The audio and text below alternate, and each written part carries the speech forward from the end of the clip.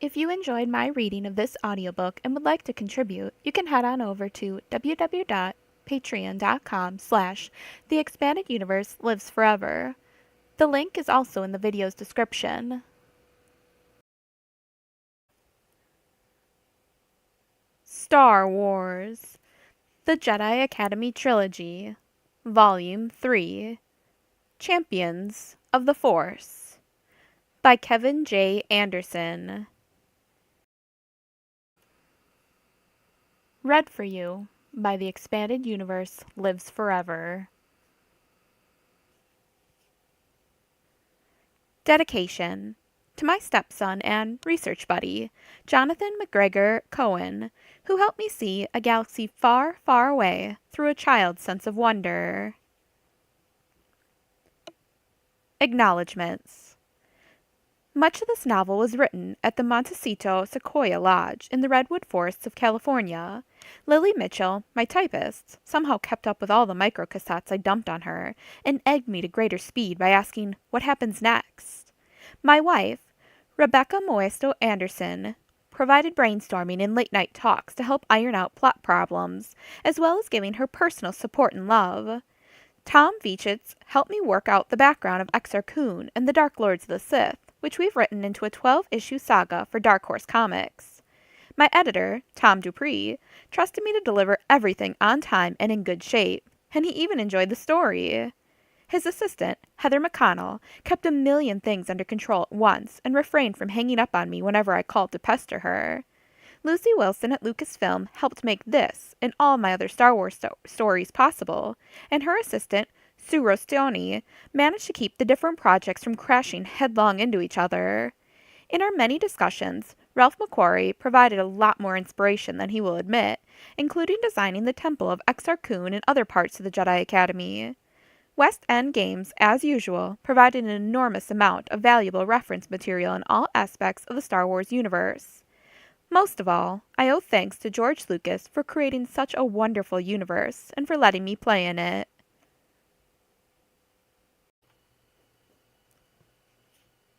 1.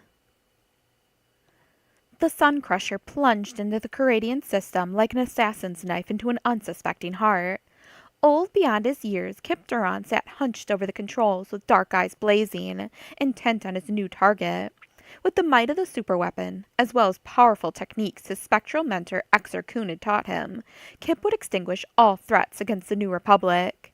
Only days before, he had annihilated Admiral Dalla and her 2 Star Destroyers in the Cauldron Nebula. On the fringes of the explosion, he had dropped off one of the Sun Crusher's coffin-sized message pods, so that the galaxy would know who was responsible for the victory. As his next target, Kip would challenge the Imperial Military Training Center on Caradia.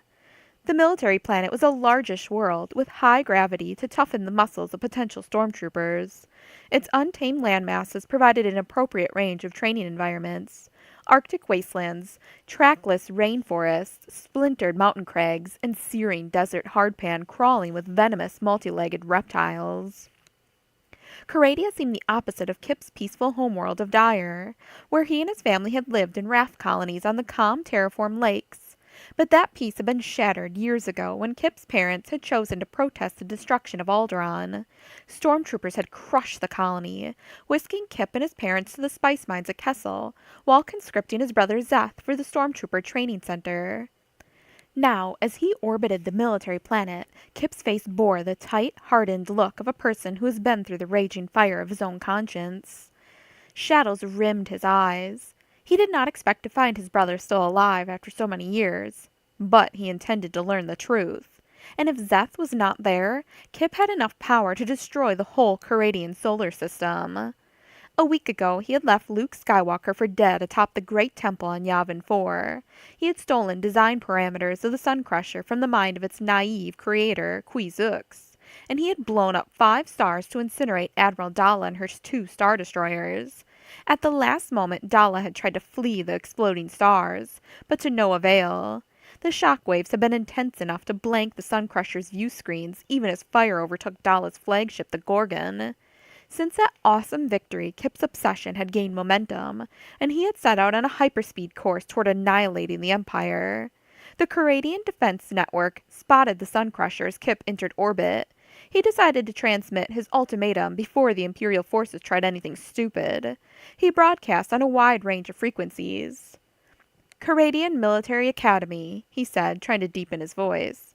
This is the pilot of the Sun Crusher. His mind searched for the name of the ambassadorial buffoon who had caused a diplomatic incident on Coruscant by tossing his drink in Mon Mothma's face. I wish to speak to Ambassador Fergan to discuss the terms of your surrender. The planet below made no response. Kip stared at the comm system, waiting for noise to burst from the speaker. His alarm consoles flashed as the Canadians attempted to lock onto the Sun Crusher with a tractor beam, but Kip worked the controls with Jedi-hand speed, oscillating his orbit at random so they could never get a positive lock. I am not here to play games. Kip's hand bunched into a fist and slammed down on the comm unit. Caradia, if you do not answer within the next 15 seconds, I'll fire a torpedo into the heart of your sun. I think you're familiar with the capabilities of this weapon. Do you understand? He began counting out loud. 1, 2, 3, 4. He got up to 11 before a brusque voice came through the comm system. Intruder, we are transmitting a set of landing coordinates. Follow them precisely or you will be destroyed. Relinquish control of your ship to the stormtroopers immediately upon landing. You don't seem to understand what's going on here, Kip said, before he bothered to stop laughing. Let me talk to Ambassador Fergan now, or your planetary system is going to be the galaxy's newest bright spot. I've already blown up a nebula to wipe out a pair of Imperial battlecruisers. Don't you think I'd destroy one minor star to get rid of a planet full of stormtroopers? Get Fergan and get me a visual. The hollow panel flickered, and the wide, flat face of Fergan appeared, shoving aside the comm officer. Kip recognized the ambassador by his heavy eyebrows and his fat, purplish lips. Why have you come here, rebel? Fergan said. You are in no position to make demands. Kip rolled his eyes, losing patience already. Listen to me, Fergan. I want to find out what happened to my brother Zeth. He was conscripted on the planet Dyer about 10 years ago, and he was brought here. Once you have that information, we'll discuss terms. Fergan stared at him, knitting his heavy, spiked brows. The Empire does not negotiate with terrorists. You don't have any choice in the matter. Fergan fidgeted and finally backed down. It will take some time to access information that old. Maintain your position in orbit, and we'll check. You have 1 hour, Kip said, then signed off. On Caradia, in the main citadel of the Imperial Military Training Center, Ambassador Fergan looked down at his comm officer, frowning with lips the color of fresh bruises. Check that boy's words, Lieutenant Doran. I want to know the capabilities of that weapon. A stormtrooper lieutenant marched in with a precise military stride that sent shivers of admiration down Fergan's spine. Report, he said to the captain. The helmet speaker amplified the stormtrooper's voice. Colonel Ardax announced that his assault team is ready to depart for the planet Anoth, he said. We have 8 MT-AT vehicles loaded into the dreadnought Vendetta, along with a full complement of troops and weaponry. Fergan tapped his fingers on the polished console in front of him. It seems an extravagant effort to kidnap a baby and overcome a single woman who's watching him. But this is a Jedi baby, and I will not underestimate the defenses the rebels may have in place. Tell Colonel Ardax to prepare his team for immediate departure. I have a minor irritation that needs to be dealt with here. And then we can go fetch a young, malleable replacement for the Emperor. The stormtrooper saluted, whirled on one polished boot, and exited through the chamber doors. Ambassador, the comm officer said, scanning readouts. We know from our spy networks that the rebels had a stolen Imperial weapon called the Sun Crusher, which can supposedly trigger the explosion of a star. And there was a mysterious multiple supernova in the Cauldron Nebula less than a week ago, just as the intruder claims. Fergan felt a thrill of anticipation as his suspicions were confirmed.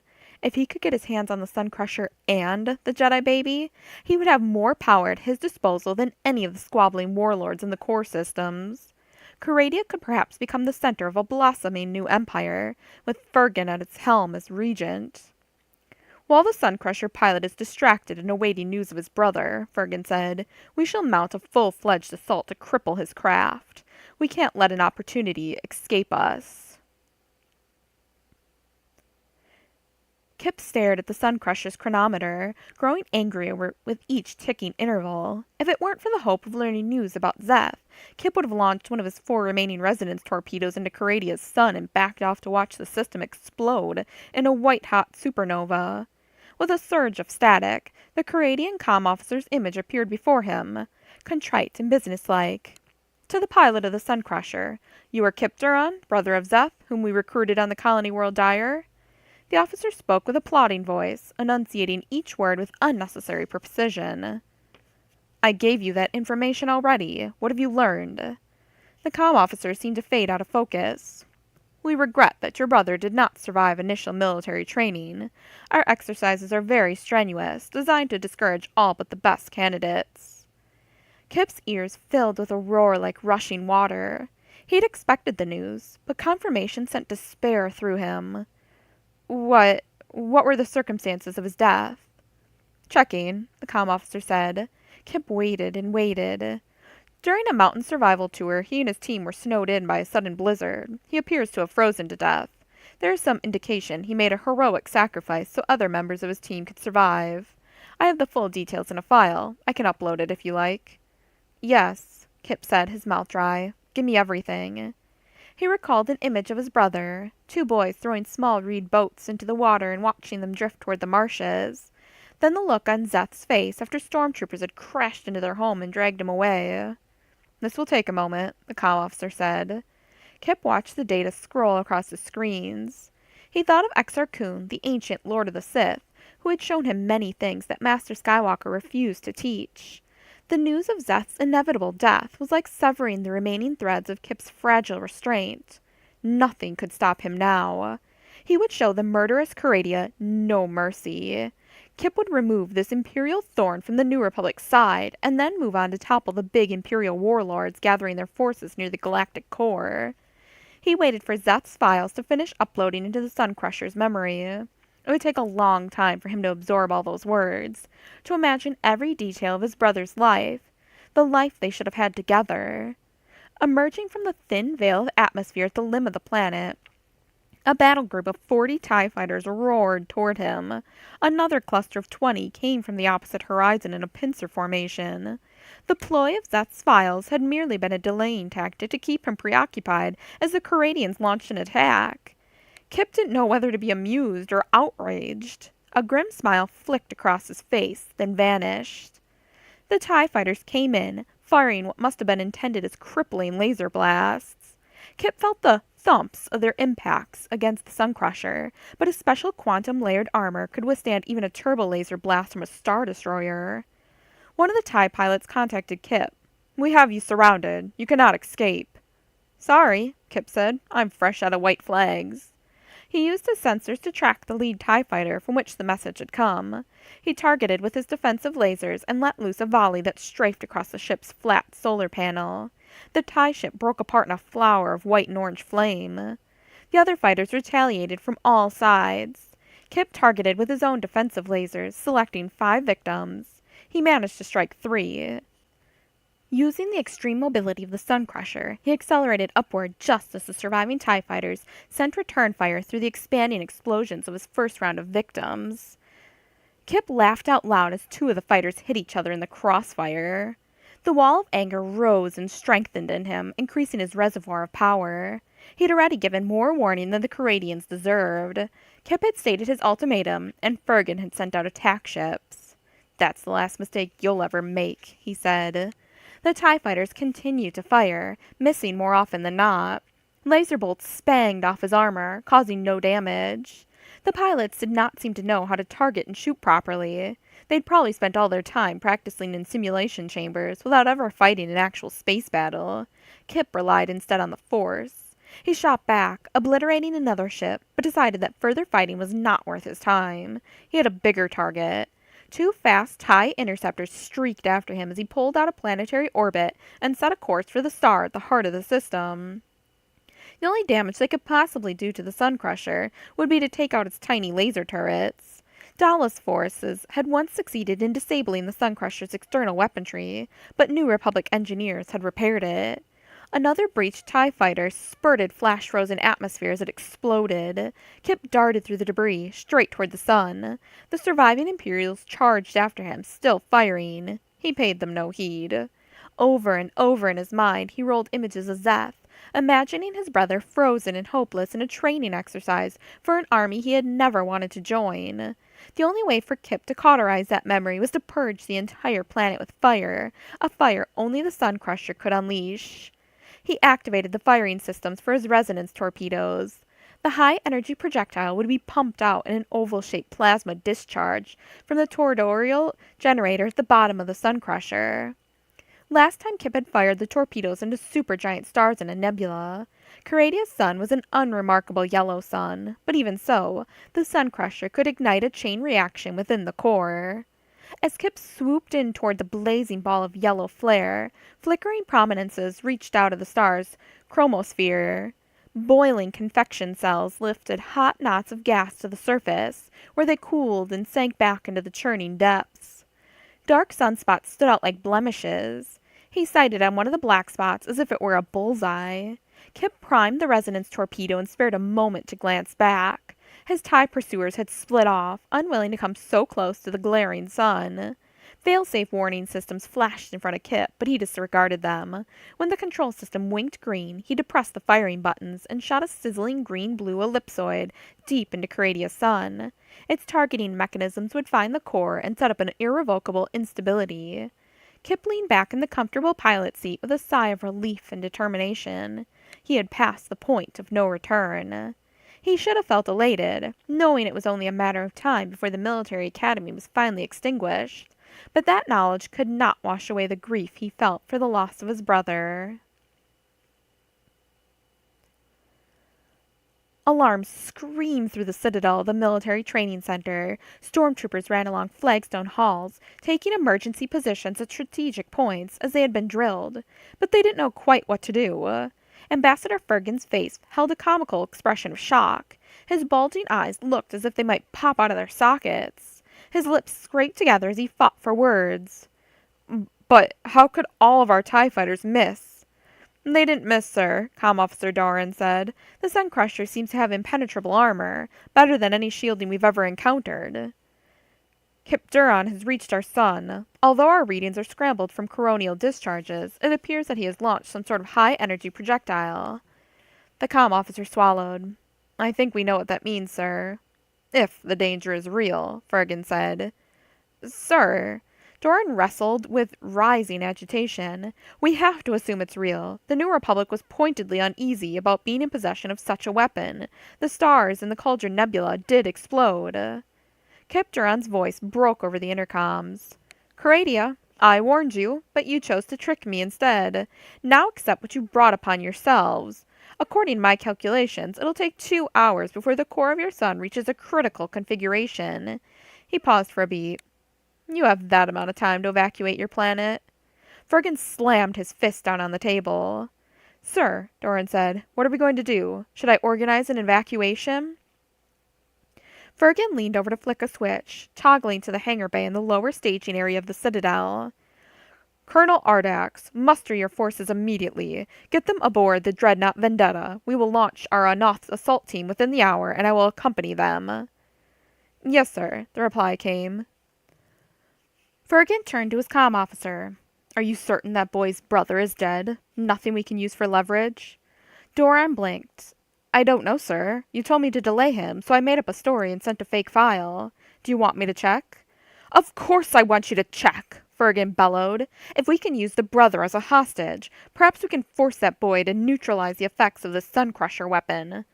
"I'll get on it immediately, sir," Doran said, and hammered his fingertips on the datapads. 6 of Fergan's training commanders, summoned by the wailing alarms, marched into the control center and saluted briskly. Standing shorter than his commanders, Fergan clasped his hands behind his back, pushing his chest out as he addressed them. "Take an inventory of all functional ships on Caradia. Everything.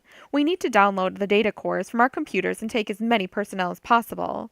I doubt we'll be able to evacuate them all. Therefore, choices will be made on the basis of rank." "Are we just going to abandon Caradia without a fight?" one of the generals said. Fergan screamed at him. The sun is going to blow up, General. How do you propose to fight that? Evacuation on the basis of rank, Doran said in a small voice, looking up from his panel. But I'm only a lieutenant, sir. Fergus scowled down at the man hunched over his control panels.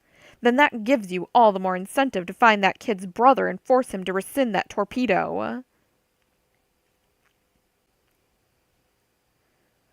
Through half-polarized viewports, Kip watched the surviving TIE fighters pull away and swoop back toward Coradia. He smiled with satisfaction.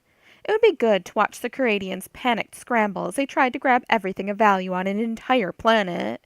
Over the next 20 minutes, he watched streams of ships launch away from the main training citadel. Small fighters, large personnel transports, Star Worker space barges, and one deadly-looking dreadnought battleship. Kip was annoyed at himself for allowing the Imperials to haul so much weaponry away. He was sure it would eventually be used against the New Republic, but at the moment, Kip took his pleasure from eradicating the solar system.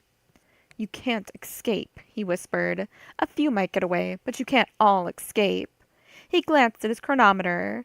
Now that instabilities had begun pulsing out of the star, he could get a more accurate determination of how long it would take for the sun to explode. The Coradians had 27 minutes before the first shockwave struck. The flow of ships had petered out, and only a few scrap-heap vessels struggled out of the gravity well. Coradia did not appear to be well supplied with vessels. Most of their prime equipment must already have been commandeered by Grand Admiral Thrawn or some other Imperial warlord. The holo panel flickered, and the image of the comm officer appeared. "Pilot of the Sun Crusher, this is Lieutenant Doran, calling Kip Duran. This is an emergency, an urgent message." Kip could well imagine that anyone still in Coradia might have an urgent message. He took his time answering, just to make the comm officer squirm. "Yes, what is it?" "Kip Duran, we have located your brother Zeth." Kip felt as if someone had thrust a lightsaber through his heart. "What? You said he was dead."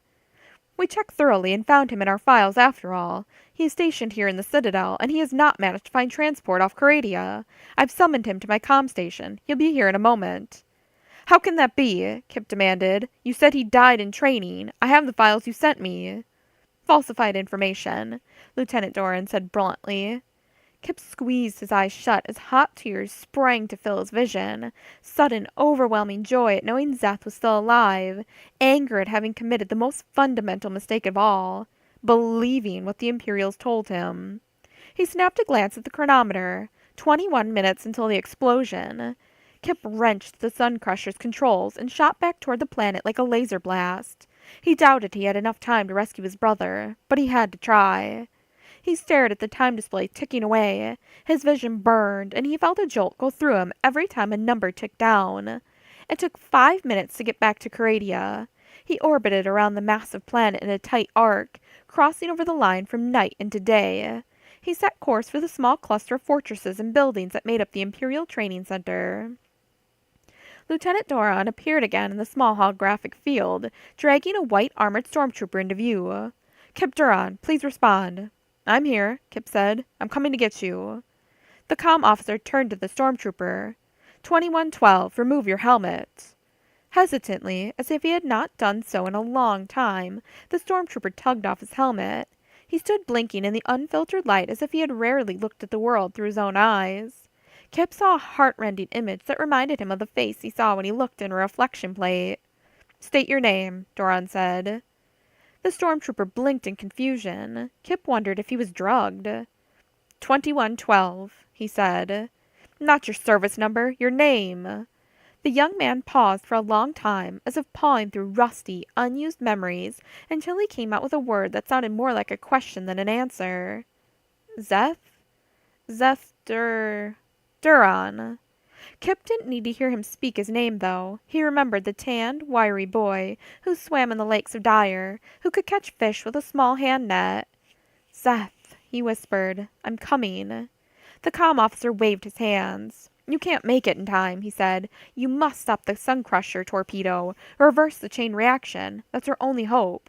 "I can't stop it," Kip answered. "Nothing can stop it." Doran screamed. "If you don't, we're all going to die."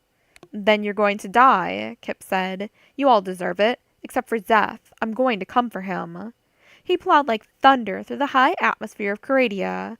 Heated air purled off the sides of the superweapon as a shock front pushed a shield in front of him. Sonic booms rippled behind him. The planet's surface approached with gut-wrenching speed. Kip soared over a cracked, blasted wasteland with craggy red rocks and fractured canyons. Out in the flat desert he saw geometric shapes, tracks of precise roads laid down by the Imperial Corps of Engineers. The Sun Crusher shot like a meteor over a cluster of bunkers and metallic huts. Isolated stormtroopers marched about in drills, unaware that their sun was about to explode. On the chronometer, 7 minutes remained. Kip called up a targeting screen and found the primary citadel. The air tugged at his ship, buffeting him with heavy winds, but Kip did not care. Flames from the ignited atmosphere flickered off the quantum armor. "Give me your specific location," Kip said. The comm officer had begun sobbing. "I know you're in the main citadel building," Kip cried. "Where exactly?" "In the upper levels of the southernmost turret," Zeth answered precisely, responding in a military manner, slipping back into stormtroopers training. Kip saw the jagged spires of the military academy rising from a cluttered plateau. Kip's scanners projected an enlarged image of the citadel, pinpointing the turret Zeth had mentioned.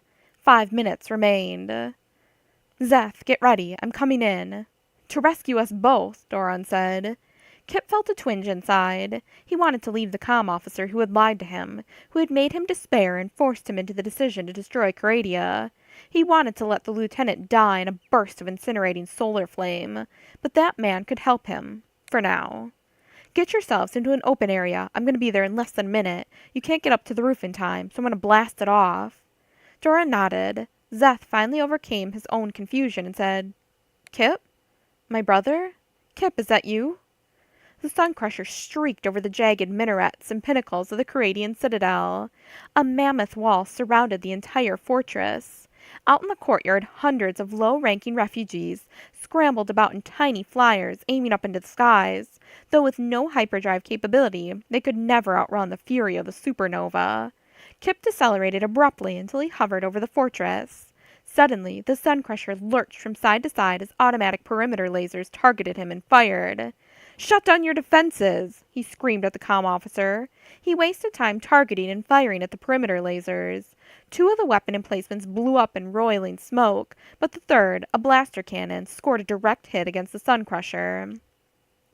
The superweapon spun end over end, out of control until it smashed into one of the tall turret walls. Kip managed to get control again and raised the vehicle up. No time to vent his anger, no time to do anything but get to the tower. Kip watched the chronometer click down from 4 minutes to 3. "Take shelter," he said. "I'm going to blast open the roof." He targeted with one of his weapons and fired, but he received an error message. The laser turret had been damaged by his collision with the tower. Kip swore and spun the ship around so he could target with a different laser. After a short controlled burst, the roof of the tower melted inward. Chunks of synth rock and metal reinforcement girders sprayed into the air. Kip flicked on his tractor beam to yank the debris away before it could collapse into the lower floors. He brought the Sun Crusher over the smoking crater that had been the rooftop. He pointed his scanners down and saw 2 people scramble out from under the desks where they had taken shelter. 2 minutes. Kip hovered over them. If he lowered his ship, they could reach the ladder to the hatch, where they could climb into the shielded Sun Crusher. He already had an escape route programmed in. As Kip dropped toward them, Lieutenant Doran stood up and battered Zeth on the back of the skull with a broken plasteel shard. Zeth fell to his knees, shaking his head and pulling out his blaster in reflex. The comm officer ran to the Sun Crusher's ladder, but Kip, furious at seeing what Doran had done, raised the ship out of the man's reach. Scrambling, waving his arms, the comm officer jumped up to reach the rungs of the ladder, but he missed and slapped his hands across the hull instead. The quantum armor was still smoking hot from Kip's fiery plunge to the atmosphere. Doran screamed as it burned his hands. Falling back to the ground, Doran turned just in time to see Zeth point the blaster at him. With precise stormtrooper training, Zeth targeted and fired. The comm officer flew backward, his chest a black hole. He collapsed among the debris. 1 minute. Kip maneuvered the Sun Crusher back into position, lowered the ladder, but Zeth collapsed to his knees, blood streaming down the back of his head, streaking the white stormtrooper armor. Zeth could not move. He had been too badly injured by the comm officer. Thinking rapidly, Kip locked onto his brother's limp form at the tractor beam, yanking him up off the floor and drawing him toward the sun crusher. This would be it. Kip left the controls and scrambled to the hatch. He would have to open the hatch, climb down the ladder, and haul his brother up inside. He reached for the locking mechanism that would open the sun crusher. And then Coradia's sun exploded. The shockwave roared through the atmosphere, bringing instant incinerating fire. The entire citadel turned into a storm of flames. The sun crusher tumbled end over end, and Kip flew against the far wall of the cockpit, his face plastered against one of the external view screens. He saw the faint after-image of Zeth's body disintegrating into a fading silhouette as the stellar energy ripped across Coradia. Kip hauled himself into the pilot's seat. In shock, he used his Jedi instincts to punch the sublight engines. The first wave from the supernova had been the prompt radiation high-energy particles shot out with the explosion of the star. A minute or so later, the heavier radiation would come. As rippling waves from the second hurricane of energy struck Coradia and cracked the planet open, the sun crusher accelerated far beyond its red lines along the pre-programmed escape route. Kip felt gravity stretching his face into a grimace. His eyelids squeezed closed, and anguished tears flowed backward across his temples with the pull of acceleration. The sun crusher blasted out of the atmosphere and entered hyperspace. As star lines formed around him and the supernova made one last grab with hands of flame, Kip let out a long, anguished cry of despair at what he had done. His scream vanished with him into hyperspace. 2. Leia Organa Solo emerged from the Millennium Falcon on Yavin 4, ducking her head as she walked down the landing ramp. She looked toward the towering edifice of the great Masasi Temple. It was a cool morning on the jungle moon, and mist rose from the ground, clinging to the low treetops and brushing against the stone ziggurat like a thin white shroud. A funeral shroud, she thought, for Luke. It had been a week since the trainees at the Jedi Academy had found Luke Skywalker's motionless body atop the temple. They had brought him inside, done their best to care for him, but they did not know what to do. The best New Republic medics had found no physical damage. They agreed that Luke still lived, but he lay in complete stasis. He responded to none of their tests or probes. Leia had little hope of doing anything herself, but she could at least be with her brother. The twins came clomping down the Falcon's ramp, seeing who could make the loudest banging noises with their small boots. Han stood between Jason and Jaina, holding their hands. "Be quiet, you two," he said. "Are we going to see Uncle Luke?" Jaina asked. "Yes," Han answered, "but he's sick. He won't be able to talk to you." "Is he dead?" Jason asked. "No," Leia answered sharply. "Come on, let's get into the temple." The twins scampered ahead down the ramp.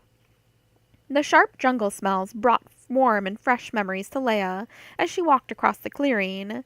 Fallen trees, decaying leaves, and flowers mixed into a potent brew of scents. She had proposed the empty ruins as a site for Luke's academy, but Leia had never managed to visit, and now she had come only to see her brother lying in state. "I'm not looking forward to this," Han mumbled. "Not at all." Leia reached over to squeeze his hand. He gripped hers, holding tighter and longer than she expected him to. Robed figures emerged from the temple, drifting out of the early morning shadows. She quickly counted a dozen. In the lead, she recognized the rusty orange face of a Calamarian female, Sigil. Leia herself had seen Jedi potential in the fish-like woman and had urged her to join Luke's academy. Sigil had managed to use her proven ambassadorial skills to hold the 12 students together in the terrible days following the fall of their Jedi master. Leia recognized other candidates gliding across the dew-damp ground. Streen, an older man with wild hair tucked haphazardly beneath a Jedi hood. He had been a gas prospector on Bespin, a hermit hiding from the voices he heard in his head. She saw tall Karana T, one of the witches of Dathomir, whom Leia and Han had encountered during their whirlwind courtship. Karana T stepped forward, flashing a bright smile at the twins. She had a daughter of her own, only a year or so older than the twins, who remained in the care of others back on her homeworld. Leia also identified Tion, with long, silvery hair that flowed down the back of her robe. Tion was a student of Jedi history who wanted desperately to be a Jedi herself. Then came hard-bitten Cam Solusar, a once corrupted Jedi whom Luke had dragged back to the light side. And Dorsk 81, a streamlined, slick-skinned alien who'd been cloned generation after generation because his society believed they'd already developed the perfect civilization. Leia didn't recognize the other handful of Jedi candidates, but she knew Luke had been diligent in his Jedi search. The call still rang out across the galaxy, inviting those with the potential to become new Jedi Knights, even though their teacher now lay in a coma. Sigil raised a flippered hand. "We are glad you could come, Leia." "Ambassador Sigil," she said, "my brother, has there been any change?" They walked heavily back toward the oppressive temple. Leia believed she already knew the answer. "No." Sigil shook her squarish head. "But perhaps your presence will do something that ours cannot." Sensing the solemn mood, the twins refrained from giggling and exploring the musty, stone-walled temple.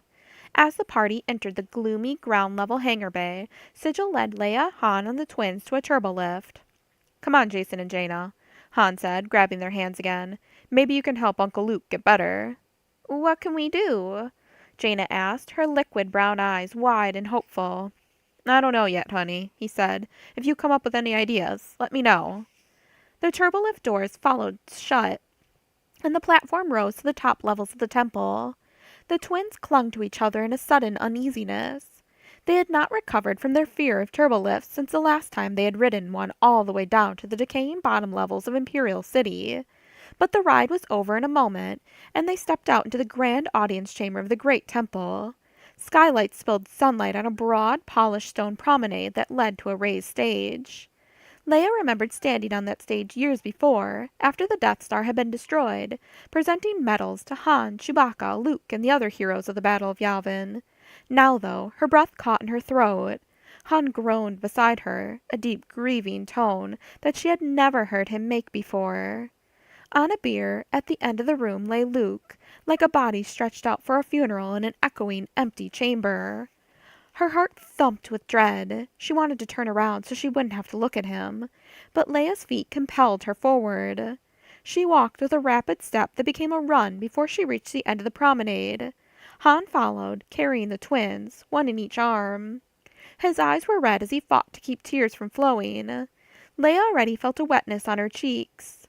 Luke lay in repose, swathed in his Jedi robe. His hair had been combed, his hands were folded across his chest. His skin looked gray and plastic-like. "Oh, Luke," she whispered. "Too bad you can't just thaw him out," Han said, "like you rescued me from Jabba's palace."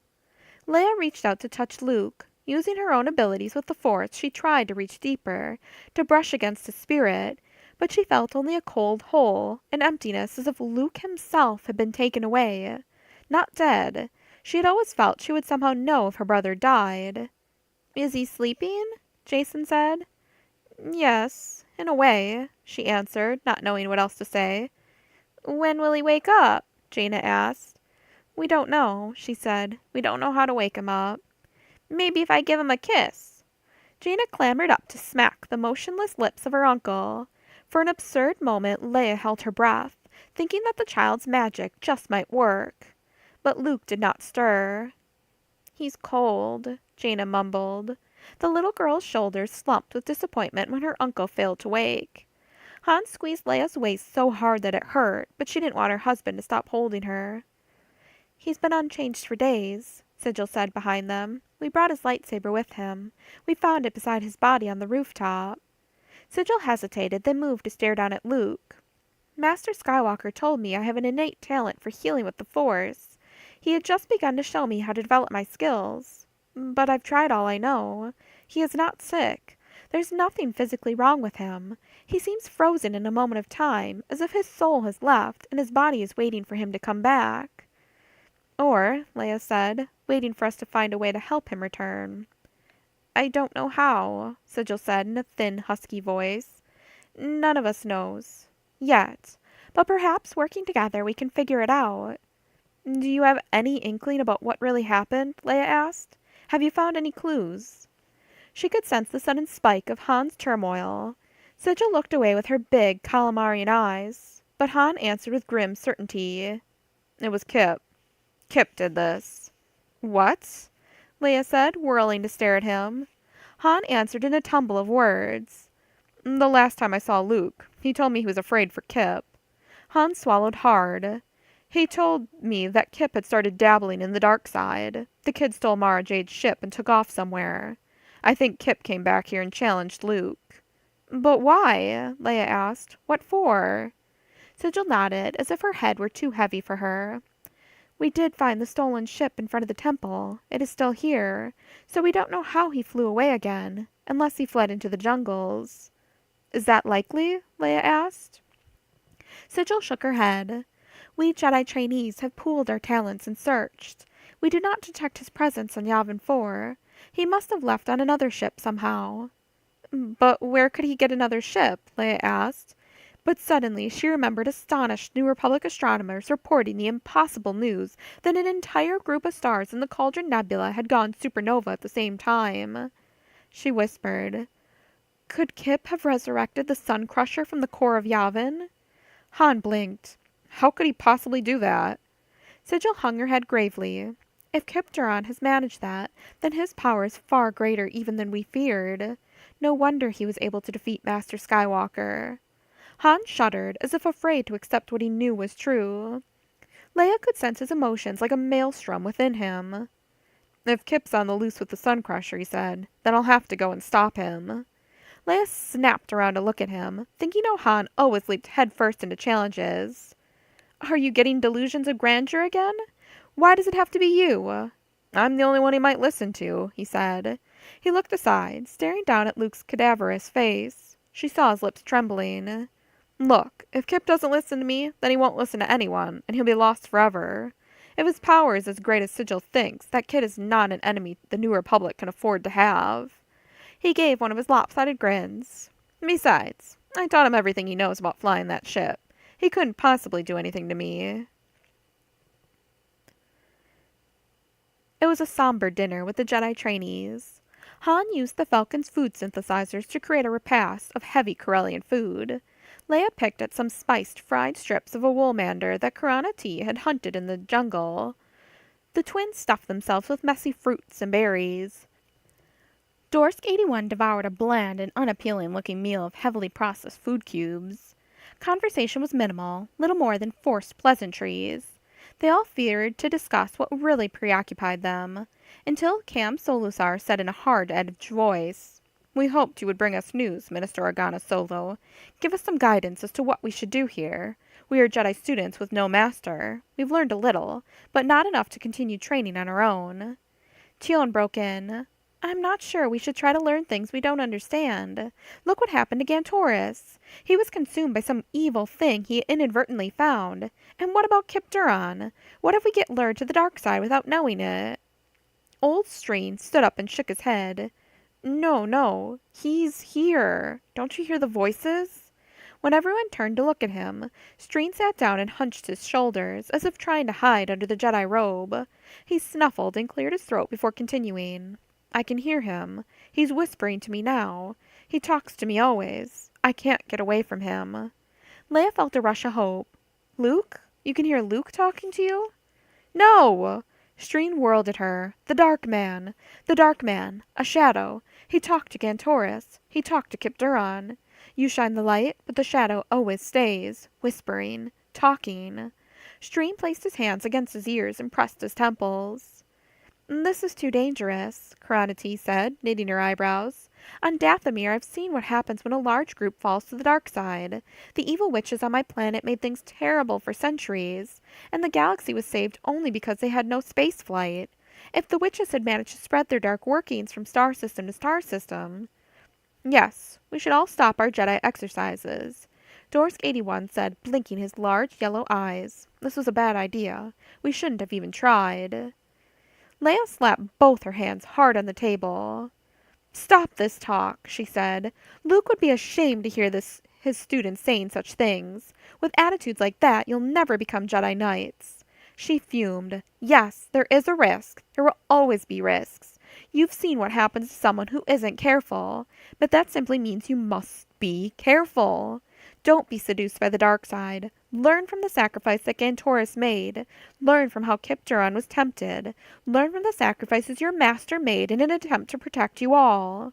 She stood and looked at each one of them. Some flinched. Some met her gaze. You are the new generation of Jedi Knights, she continued. That is a great burden, but you must bear it because the new Republic needs you. The old Jedi protected the Republic for 1,000 generations. How can you give up after the first challenge? You have to be the champions of the Force, with or without your Jedi Master. Learn as Luke learned, step by step. You must work together, discover the things you don't know, fight what has to be fought, but the one thing you can't do is give up. She is right, Sigil said in her maddeningly calm voice. If we surrender, the New Republic will have one less weapon against evil in the galaxy. Even if some of us fail, the rest of us must succeed. Do or do not, Karanates said, and Tion finished the phrase that Master Skywalker had drilled into them. There is no try. Her heart pounding, her stomach watery, Leia slowly sat down. The twins stared at their mother in amazement, and Han gripped her hand in admiration. She breathed deeply, began to let herself relax, when suddenly a strangling outcry of death shattered her soul. It sounded like an avalanche within the Force, an outcry of thousands upon thousands of lives wiped out in an instant. Around the table, the other Jedi candidates, all those sensitive to the Force, clutched at their chests or their ears. Streen let out a long wail. It's too many, too many. Leia's blood burned through her veins. Painful claws skittered down her spine, plucking her nerves and sending jolts through her body. Both of the twins were crying. Baffled, Han grabbed Leia's shoulders and shook her. What is it, Leia? What happened? He apparently had felt nothing. What? She gasped. It was a great disturbance in the Force. Something terrible just happened. With a cold wash of dread, Leia thought of young Kip Duran, turned to the dark side and now armed with the Sun Crusher. Something terrible, she said again, but she could not answer Han's other questions. 3. The Force moved through all things, weaving the universe into an invisible tapestry that tied the smallest living creature to the largest star cluster. Synergy made the total far greater than the sum of its parts. And when one of those threads was torn, ripples spread through the entire web, actions and reactions, great shock waves that affected all who could hear. The destruction of Cradius screamed through the Force, building power as it reflected off other sensitive minds. It rose to a tumult that struck and woke. Sensory perceptions rushed back to Luke Skywalker like a storm, freeing him from the smothering nothingness that had trapped him and frozen him. His final shout still echoed in his ears, but now he felt strangely numb. The last thing he remembered was the serpent-shaped tendrils of black force wrapping around him, rising from the summons of Exar Kun and Luke's misguided student Kip Duran. The serpents of Sith power had sunk their fangs into him. Luke had been unable to resist their combined might. He had tried to use his lightsaber, but even that had failed. Luke had fallen into a bottomless pit deeper than any of the black holes in the Maw cluster. He did not know how long he had been powerless. He remembered only an emptiness, a coldness, until something had jarred him loose. Now, as a sudden clamor of sensory impressions filled him, it took him some time to sort out and make sense of what he could see. The walls of the grand audience chamber, the lozenge-shaped stones, the translucent tiles set out in hypnotic patterns, the long promenade and the empty benches spread like frozen waves on the floor, where once the entire Rebel Alliance had celebrated their victory over the first Death Star. Luke's head buzzed, and he felt giddy. He wondered why he should feel so insubstantial, until he looked down, and saw his own body still lying prone and motionless before him, eyes closed, face expressionless. Astonishment and disbelief blurred Luke's vision, but he forced himself to focus again on his own features. He saw the faded scars from when the Wampa ice creature had attacked him on Hoth. His body was still draped with the brown Jedi robe. His hands crossed lightly on his chest. The lightsaber lay at his hip, a cylinder of silent plasteel, crystals, and electronic components. "What's going on?" Luke said out loud. "Hello?" He heard the words thrum through his head like vibrating transmissions, but they made no sound at all in the air. Finally, Luke looked at himself. the part of himself that was aware, and saw an insubstantial image, like a ghost reflection of his body, as if he had reconstructed a hologram using his impression of what he looked like. His spectral arms and legs appeared to be garbed in a flowing Jedi robe, but the colors were washed out and weak. Everything was sketched with a lambent blue glow that sparkled as he moved. With a rush of awe and astonishment, Luke suddenly knew what had happened. Several times he had encountered wavering spirits of Obi-Wan Kenobi and Yoda, and his own father, Anakin Skywalker. Was he dead then? It sounded ludicrous because he didn't feel dead, but he had no point of comparison. He recalled how Obi-Wan's and Yoda's and Anakin's bodies had all vanished upon their deaths. Obi-Wan and Yoda leaving only crumpled robes, Anakin Skywalker leaving only the empty body armor of Darth Vader. Why, then, had his own body remained intact, stretched out on the raised platform? Could it be because he was not yet entirely a Jedi Master, completely given over to the Force? Or could it be that he was not truly dead? Luke heard a whirring as the turbolift rose to the top chamber. The sound seemed eerie and unnatural, as if he were using senses other than his ears to hear. The turbolift doors slid open. R2-D2 extended his front-wheeled foot and rolled out, moving slowly, almost respectfully, along the polished stone promenade. The droid proceeded toward the raised platform. Luke's shimmering image stood in front of his body where it lay in state, and he watched with joy as the little astromech droid came to him. "R2, am I glad to see you," he said. He expected the droid to bleat with wild excitement, but R2 gave no indication that he had heard or detected Luke. "R2?" R2-D2 trundled up the ramp to Luke's shrouded body. The droid hooted, a low, mournful sound that expressed deep grief, if droids could feel such emotions. It tore Luke apart to see his mechanical friend looking at the body. His optical receptor winked from red to blue and back again. Luke realized that the droid was taking readings, checking on his body's condition. He wondered if R2 would detect anything different, now that Luke's spirit had been set free, but the droid gave no sign. Luke attempted to move over to R2, to touch the polished barrel-shaped body. It took him a moment to figure out how to move his ghostly legs.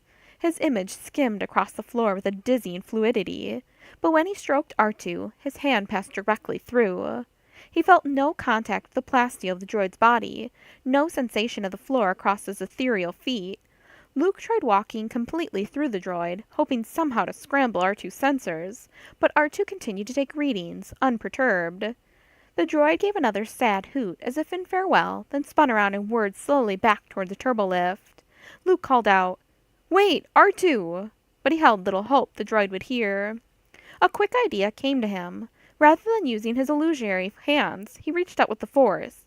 He thought of how he and Gantoris had used little nudges from the Force to rattle metal antennas in the airborne ruins of Tibananopolis on Bespin. Luke reached out invisibly to tap R2's shell, hoping to make a loud spang that would at least let the droid know something was amiss. He pushed and thumped with all his intangible might, and succeeded only in what he thought was a barely audible bump against the droid's metal casing. R2 paused, but while Luke gathered strength to make another Force assault, the droid dismissed the unexplained sound and entered the turbolift. Inside the turbolift, R2 turned his optical sensor once more toward the body of his master, made a low, sliding whistle, and the doors whisked closed. Luke heard the humming of the platform as it dropped back down to the lower levels of the great temple. Luke stood in the echoing grand audience chamber all alone. Awake again, but insubstantial and apparently powerless. He would have to find some other way to solve his predicament. He looked out through the temple skylights into the blackness of the jungle moon's deep night, and he wondered what he could do to save himself. 4. With a Wookiee bellow of impatience, Chewbacca urged the last members of the Special Forces team onto the remaining troop transport. The other transports had been shuttling up and down from Coruscant orbit all day, carrying weapons, equipment, and personnel to the strike force already assembled in space. The heavily armed battle group consisted of 1 escort frigate and 4 Corellian corvettes, enough firepower to occupy the secret Imperial think tank Maw installation and to overcome any resistance from the weapons scientists stranded there. The last 3 stragglers hustled up the ramp, clad in light armor and securing tight packs under their shoulders. Chewbacca watched the soldiers strap into their seats before he punched the all-clear button to raise the boarding ramp. "Your impatience is not helping, Chewbacca," C-3PO said. "The tension level is already substantial, and you're simply making things worse. I have a bad feeling about this mission already." Chewbacca growled at him, disregarding his comment. Impatient, he picked up the droid and dropped him with a metallic clatter into the only remaining spare seat, which was unfortunately next to Chewbacca's own. "Indeed," 3PO said as he dutifully hooked himself in. "I'm doing my best. This isn't my area of expertise, you know." Chewbacca settled into a seat that had never been designed to accommodate a creature of his massive proportions. He bent his hairy knees nearly to chest level.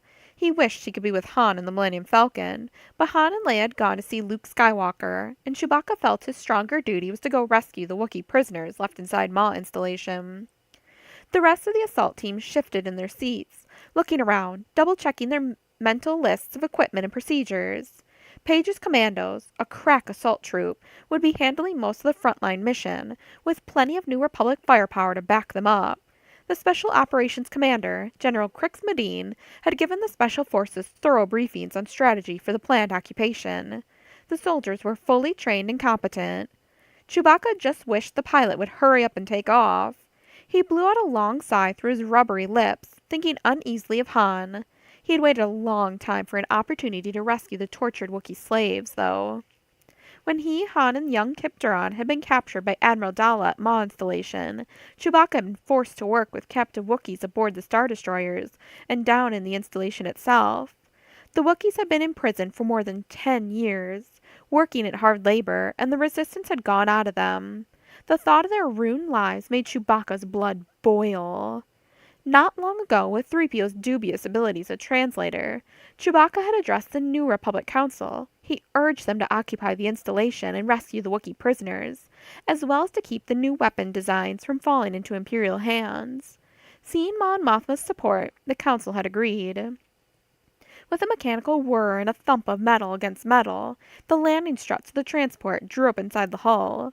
With a lurch, the transport rose on its repulsor lifts, then headed off the landing platform. Rising into the skies, the metropolis of Imperial City glittered below. 3PO began talking to himself.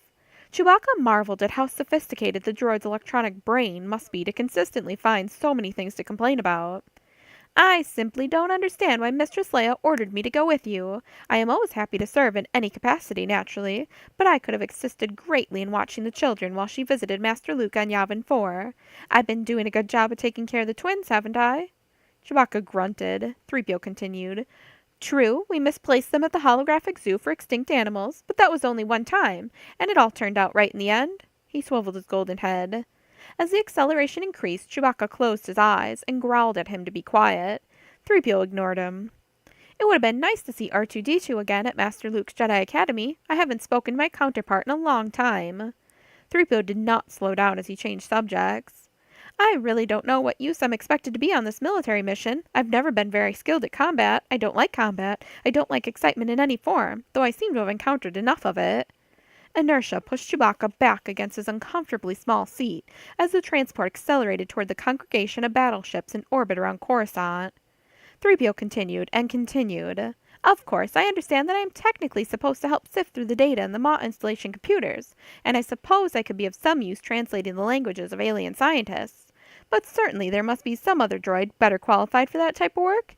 Isn't General Antilles taking along an entire team of slicer droids to get encrypted information? Page's commandos are experts in this sort of thing. Why do I have to go along and do all the hard work? It seems unfair to me." Chewbacca barked a sharp command. 3PO turned to him with his yellow optical sensors glowing in indignation. "I will not be quiet, Chewbacca. Why should I listen to you after you put my head on backward in Cloud City? If you yourself had spoken up during the preparations for putting this team together, you could have convinced them to let me stay with Mistress Leia, but you thought I might be an asset to this mission, and now you're just going to have to listen to me." With a sigh of annoyance, Chewbacca reached over and hit the power switch on the back of 3PO's neck.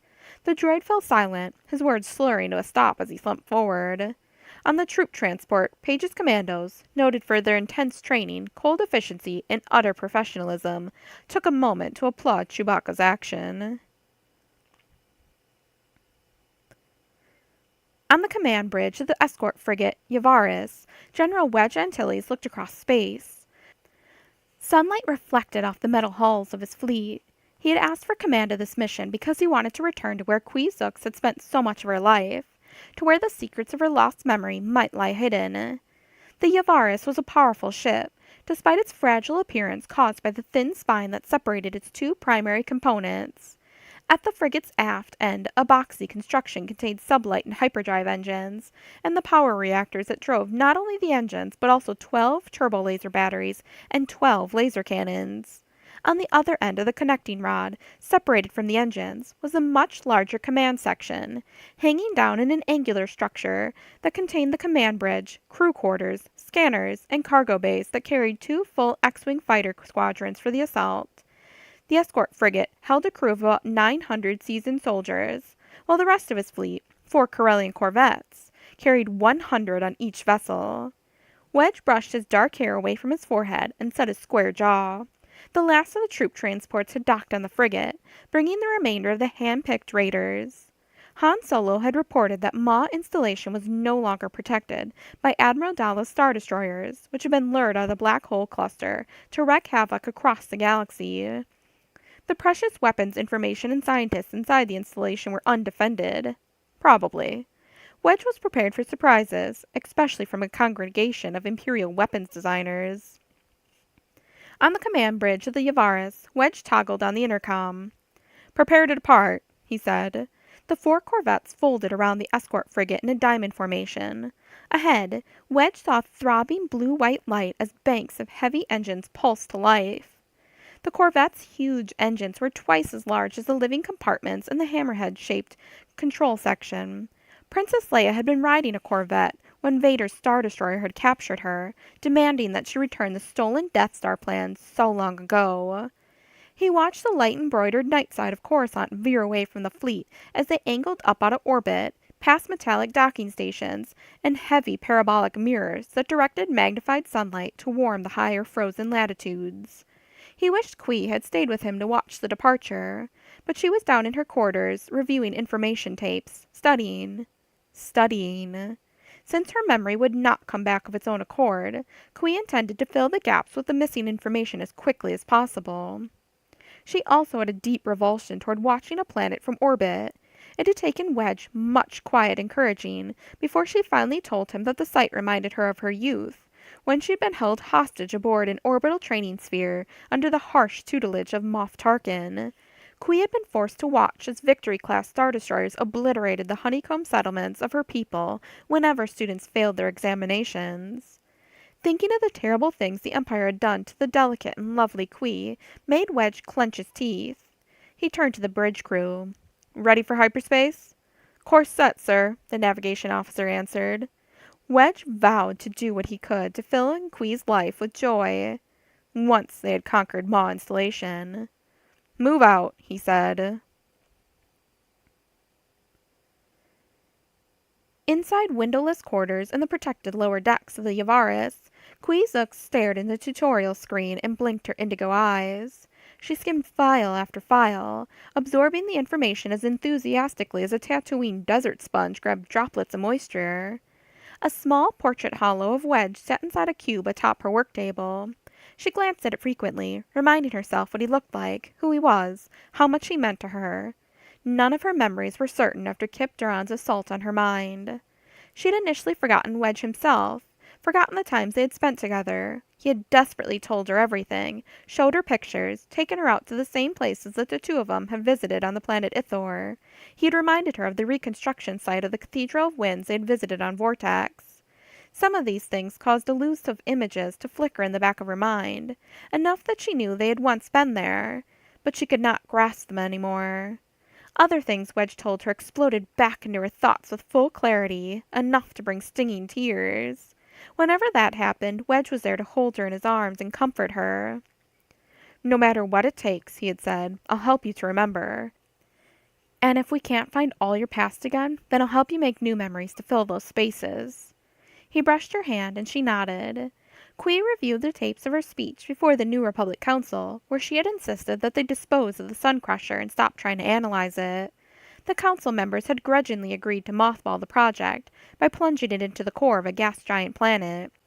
But now it appeared that this had not been sufficient to keep the superweapon away from an anger and determination as powerful as Kip Duron's. As she reviewed the holotape speech she had been given, she heard the words in her own voice, but did not remember speaking them. She placed the memories in her mind, but they were external views of herself as seen and recorded by others. She heaved a deep breath and scrolled to the next data file. A cumbersome method, but it would have to do. Much of her basic scientific knowledge remained intact, but certain things were completely gone. Insights she had gained, new weapons designs, and new ideas she had developed. It seemed that when Kip had rummaged around in her brain, yanking out anything that had to do with the Sun Crusher, he had erased whatever he found questionable. Now Qui had to rebuild what she could. It didn't bother her that knowledge of the Sun Crusher had been obliterated. She had previously vowed to tell no one how the weapon worked, and now telling would be impossible, even if she wanted to. Some inventions were better erased. The Maw assault fleet had been underway for almost a full day, heading toward the Kessel system. Qui had been studying much of the time, sparing only a moment to talk to Wedge when he came to visit, after completing his duties on the command bridge. When he brought her food, they ate together, making small talk, spending their time looking into each other's eyes. As she sat at the data terminal, Wedge would come and stroke her narrow shoulders, massaging until her tense muscles turned buttery and warm. "You're working too hard, Qui," he had said more than once. "I have to," she answered him. She recalled her youth, when she had studied desperately, cramming knowledge of physics and engineering and weaponry into her pliable young brain from Moff Tarkin. She alone had survived the rigorous training. Kip's heavy-handed scouring of her mind had left her with those painful childhood memories, memories she would just as soon forget. There were some things she could not recapture from data tapes or tutorial programs. She had to go back inside Maw installation, into the laboratories where she had spent so many years. Only then could she determine which memories would come back and how much of her past she would have to sacrifice forever. The intercom rang out, and Wedge's voice flooded into their quarters. "Qui, would you like to come up to the bridge, please? There's something I'd like you to see." She acknowledged, smiling at the sound of his voice. She took a turbolift up to the frigate's command towers and stepped out onto the bustling bridge. Wedge turned to greet her, but her indigo eyes were drawn to the broad viewport at the front of the Yavaris. She had seen the Maw cluster before, but her mouth still dropped open in awe. The incredible maelstrom of ionized gases and superheated debris screamed past the edges of the bottomless black holes in a great whirlpool of color. "We came out of hyperspace near the Kessel system," Wedge said, "and we're lining up our vector to go in. I thought you might want to watch." She swallowed a lump in her throat and stepped forward to take his hand. The black holes formed a maze of gravity wells and dead-end hyperspace paths. Only a few dangerously safe courses made passage possible through the tangled labyrinth. "We downloaded the course from the Sun Crusher," Wedge said. "I hope nothing's changed, or we'll all have a big surprise when we try to make it through." Qui nodded. "It should be safe," she said. "I double-checked the route." Wedge looked at her warmly, as if her verification gave him more confidence than all the computer simulations. The black hole cluster was an impossible astronomical oddity. For thousands of years, astrophysicists had attempted to determine its origin, whether some freak galactic combination had led to the birth of the black holes, or whether some impossibly ancient and powerful alien race had assembled the cluster for its own purposes. The Maw sent out deadly radiation and was even now drawing the Kessel system to its eventual doom. For the present, though, the Empire had found a stable island within the cluster and had built its secret laboratory there. "Let's go, then," Qui said, looking out at the brilliant gases flaring in incredible slow motion. She had much to learn, and a score to settle. "I'm ready." The ships of the Maw assault fleet spread apart, arrowing one by one into the heart of the black hole cluster.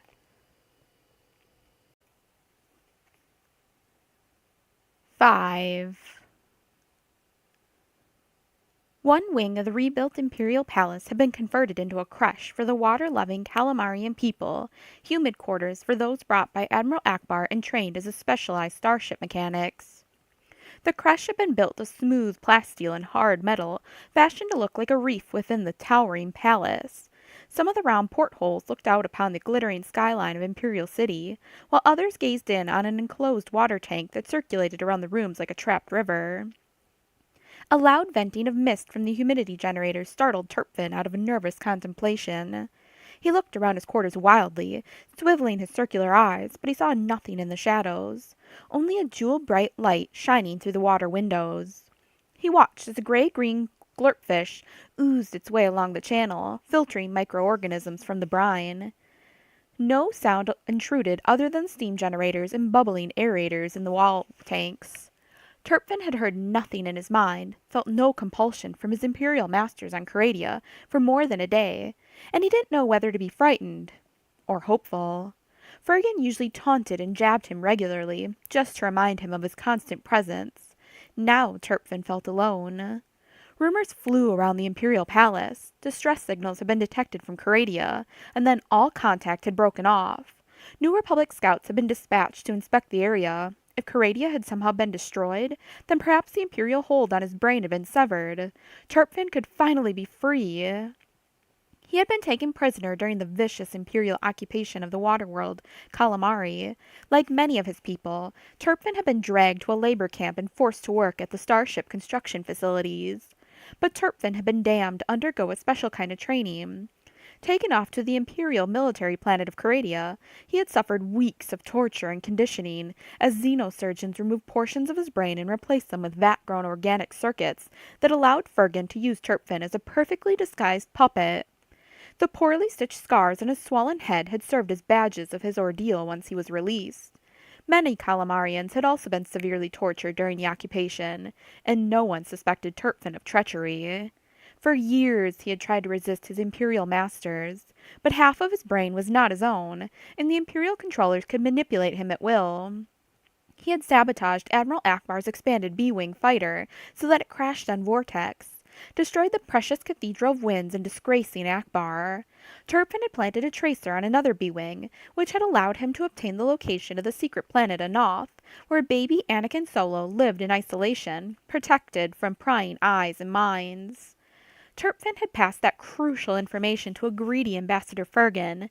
Even now the Caradians must be mounting an attack to kidnap the third Jedi child. Turpin stood before the aquarium window in his dim quarters, watching the glurpfish sluggishly go about its business. An aquatic predator swooped toward it, flailing spear-tipped fins and jagged jaws. The predator would fall upon the glurpfish, just as the Imperial forces would fall upon the helpless child and his lone protector, Winter, who had once been Leia's close companion and confidant. No!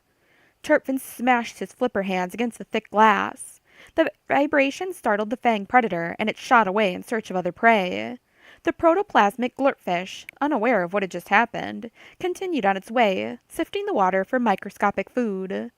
Perhaps his Caradian masters had only been distracted temporarily by other things, but if Turpin hoped to accomplish anything, he had to make his move now. He swore that it didn't matter what damage it did to his own brain. Akbar himself remained in self-imposed exile in Calamari, working with his people to repair the floating cities that had been devastated in Admiral Dalo's recent attack. Akbar claimed to have no further interest in New Republic politics. Since an assault was to be launched against young Anakin, Turpin would go directly to Leia Organa Solo. She could mobilize New Republic forces and thwart the Imperials. But she and Han Solo had just departed for the jungle moon of Yavin. Turpin would have to go there, commandeer a ship, and meet her face to face. He would confess everything and put himself at her mercy. She might execute him on the spot, as would be her right, but even that would be a just punishment for the damage he had already done. His mind made up, at least for as long as it remained his mind, Turpin took a last look around his quarters. Turning from the aquarium windows that reminded him of the homeworld he had left behind, he took a last glance at the faceted skyline with kilometer-high skyscrapers, winking landing lights, gleaming shuttles rising toward the aurora that blanketed the night. Turpin doubted he would ever see Coruscant again. He didn't have time for a ruse. Using his own security access codes, Turpin entered the starfighter servicing bay and walked briskly, confidently. His body odor was laced with tension, but if he moved fast enough, no one would notice until it was too late. The large launch doors had been sealed for the night. 2 Calamarian starship mechanics stood around one of the B-Wing fighters. A group of chattering Ugnaughts worked under the hyperdrive motors of a pair of X-Wing fighters that had been jacked together to exchange nav computer information. Turpin walked toward the B-wing. One of the Calamarians saluted him as he approached. The other lowered herself out of the pilot compartment, slinging down a webbed sack of tools.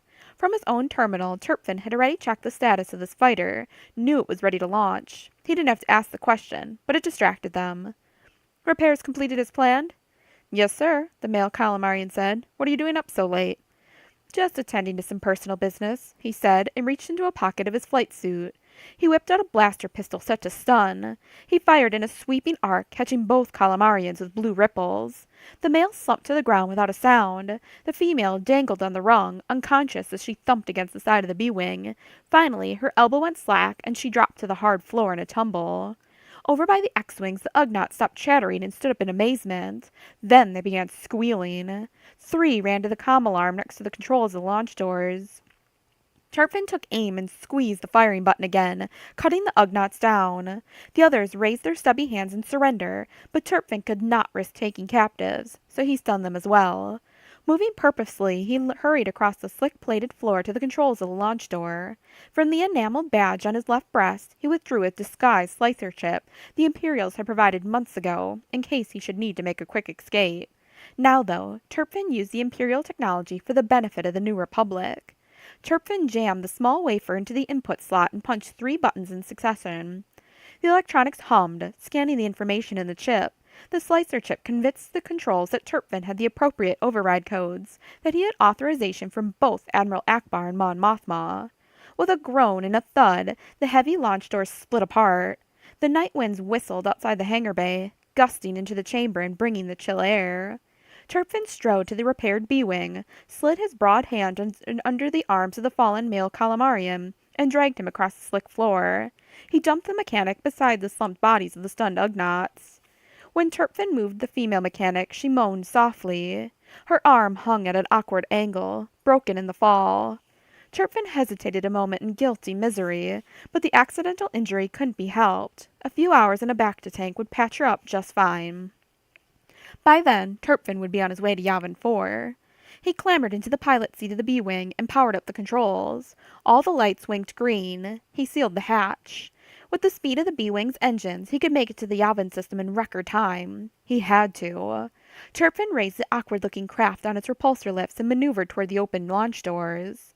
Screeching alarms penetrated the enclosed cockpit, vibrating from the service bay. Turpin twisted his head to see what had gone wrong, and spotted another Ugnaught, one who had apparently been hiding inside the cockpit of an X-Wing. The lone Ugnaught had squirmed out in a panic and scurried over to the alarm panel. Turpin cursed under his breath and knew that he had to hurry. He had hoped not to fight his way out. He punched the maneuvering jets and shot out of the wide mouth of the launching bay. His stolen B-wing streaked away from the immense towers of Coruscant and headed out on a high-energy straight-line path to orbit. He couldn't waste time fooling the New Republic security monitors. Turpin would appear to be an Imperial saboteur stealing a starfighter. If they captured him, they would interrogate him until it was too late to help young Anakin Solo. Turpin had done many terrible things against his will, but now that he was free from Imperial control, any failure would be his own fault. He could blame no one else. It surprised and dismayed him how rapidly the Coruscant security forces scrambled to intercept him. 4 X-Wings soared by at low altitude and vectored in on a single fighter. Turpin's comm buzzed. One of the pursuing pilots said, "B-Wing, you have made an unauthorized departure from the palace. Return immediately or you will be fired upon." Turpin merely increased power to the shields surrounding his ship. The B-Wing was one of Akbar's prized contributions to the rebellion, and it was far superior to the old model X-Wings. Turpin could outrun them, and his shields could probably survive several direct hits, but he didn't know if he could withstand the combined firepower of the 4 X-Wings. "B-Wing fighter, this is your last chance," the X-Wing pilot said, and fired a low-energy bolt that spattered across Turpin's shields. The warning shot nudged the B-Wing, but caused no damage. Turpin punched the throttle, kicking in the afterburners that launched him toward the Aurora in a low planetary orbit that his onboard navigational systems marked with heavy red danger lines. A year before, the battle to regain Coruscant and overthrow the warring Imperial factions had been won only at the cost of incredible destruction. Many Room battleships remained in low orbit, collected there in a great garbage pile. Crews had been dismantling them for months, repairing those that could be salvaged, sending others down to burn up as they made their spectacular descent through the atmosphere. Such work, though, had low priority during the crisis phase of the formation of the new republic. A large junkyard of debris still orbited in well-marked lanes. Turpin, however, had previously scanned the placement of the twisted hulks and made his own personal orbital chart. He had found a dangerous path through the maze, so narrow he would have to fly with no margin for error, but it seemed his best chance. He was certain the alarm had sounded across Coruscant's full security systems, and before long squadrons of fighters would come screaming in to converge on him. Turpin didn't want to fight. He didn't want to cause more death and damage. He wanted to escape as quickly and as painlessly as possible. As he left the blanket of atmosphere behind him, the X-Wings followed in his wake, firing in earnest now. Turpin refused to shoot back, although if he crippled one or more of the starfighters, he would have an easier time escaping. But he did not want the death of an innocent pilot on his conscience. He had too many deaths to deal with already. In the blackness of space, he flitted past glimmering shards of metal, reactor pods, and hull plates from blasted freighters. He skimmed up and over a tangled cluster of girders and a largely intact planar solar array from a destroyed TIE fighter. Up ahead, the breached hull of a capital ship, a Lorinar strike cruiser, hung as little more than a framework of structural beams and split plating after its hyperdrive engines had blown up during a direct hit. Turpin streaked toward the hulk, knowing that the blast cavity in its middle was wide enough for a B-wing to pass directly through. He'd already studied the path, and he hoped the risk would cause his pursuers to pull back and give him just enough time to launch into hyperspace. Without slowing, Turpin shot through a gaping opening in the strike cruiser's hull. 2 X-Wings peeled off, another managed to follow directly in his wake. The fourth shifted a micron too far and clipped its wings against a ragged strut. The X-Wing spun and slammed into the wreckage. Its fuel cylinders detonated. Turpin felt claws of dismay sink into his heart. He had never meant for anyone to die. The last X-Wing hung hotly behind him, firing repeatedly in outrage at the death of his partner. Turpin checked his shields and saw that they had begun to fall under the pummeling. He did not blame the other pilot for his anger, but neither could he surrender now. He studied his control panels. The nav computer had plotted the best course to the Yavin system. Before his shields could buckle, Turpin took a short course directly out of the orbital debris field. The X-Wing came at him again with all weapons blazing. Upon reaching open space, Turpin punched the hyperdrive engines. In an instant, the B-Wing shot forward, impossibly out of reach of the other fighter. With white star lines that looked like spears to impale him, Turpin vanished into hyperspace with a silent bang. 6. Standing in front of the Millennium Falcon, Han Solo held Leia in a long embrace. The oppressive humidity of the jungle moon clung to them like wet rags against their skin. Han hugged Leia again, smelling her scent. The corners of his lips drifted upward in a wistful smile. He could feel her trembling against him. Or perhaps it was his own hands. "I really do have to go, Leia," he said. "I've got to find Kip. Maybe I can stop him from blowing up more star systems and killing more people." "I know," she said. "I just wish we could arrange to have our adventures together a little more often." Han tried unsuccessfully to give her his famous no-care grin. "I'll work on it," he said. Then he kissed her long and hard. "Next time we'll manage." He bent down to gather the twins in his arms. Jason and Jaina clearly wanted to go back inside and play in the temples. The children had found a small group of furry woolmanders nesting in an unused wing of the great temple, and Jason claimed in his broken sentences that he knew how to talk to the creatures. Han wondered just what the hairy and noisy arboreal animals were saying back to the boy. He backed toward the boarding ramp. "You know I need you to stay here in safety with the kids," he said to Leia. "And with Luke." She nodded. They had all been through this before. "I can take care of myself. Now get going. If you can do anything to stop Kip, you shouldn't be wasting time here." He kissed her again, waved goodbye to the twins, and vanished into the ship. In a rotating cocktail lounge high up Imperial City, Lando Calrissian yanked the fruit stick out of his drink before it could take root at the bottom of the glass. He sipped the fizzy concoction and smiled across the table at Mara Jade. "Sure I can't get you another drink?" he asked. She looked absolutely beautiful with her exotic hair, high cheekbones, generous lips, and eyes the color of expensive gemstones. She hadn't touched her first drink yet, but he made certain he still shone with confidence. "No thanks, Calrissian. We got business to discuss." The windows of the observation lounge showed the glittering former imperial palace and crystal-like spires and skyscrapers that extended to the fringes of the atmosphere. Hover barges drifted above the buildings, flashing announcements in numerous languages, ferrying tourists out to watch the sunset and the brightening aurora. A pair of mismatched moons hung in the sky, shining down in the bustling city. Musical notes drifted into the air from a complex multi-layered bank of keyboards in the middle of which sat a purplish-black tentacled creature. With a flurry of cilia, the creature played a staggering number of keys at the same time. Instead of eyes on its lumpy head, it was studded with tympanic membranes of varying sizes, so it could hear music over an incredible range. Its tentacles flailed, striking upper keys, drawing out lower resonances, playing tunes both too high and too low for the human ear. Lando took another sip and leaned back in his chair with a sigh and a soft smile. He had draped his slick burgundy cape over the back of his chair. Mara Jade wore only a tight-fitting jumpsuit. Her curves looked like hazardous paths through a complicated planetary system. Lando looked across at her. "So you think the Smugglers' Alliance would be interested in an arrangement for distribution of Glitterstim spice from Kessel?" Mara nodded. "I think I can guarantee that." Maruth Duel let the spice mines fall into a shambles. Black market smuggling from the Imperial Correction facilities made the entire planet a pain in the soft parts for any self-respecting runner trying to earn a living. It took powerful crime lords like Jabba with enough strong arm just to make it worthwhile.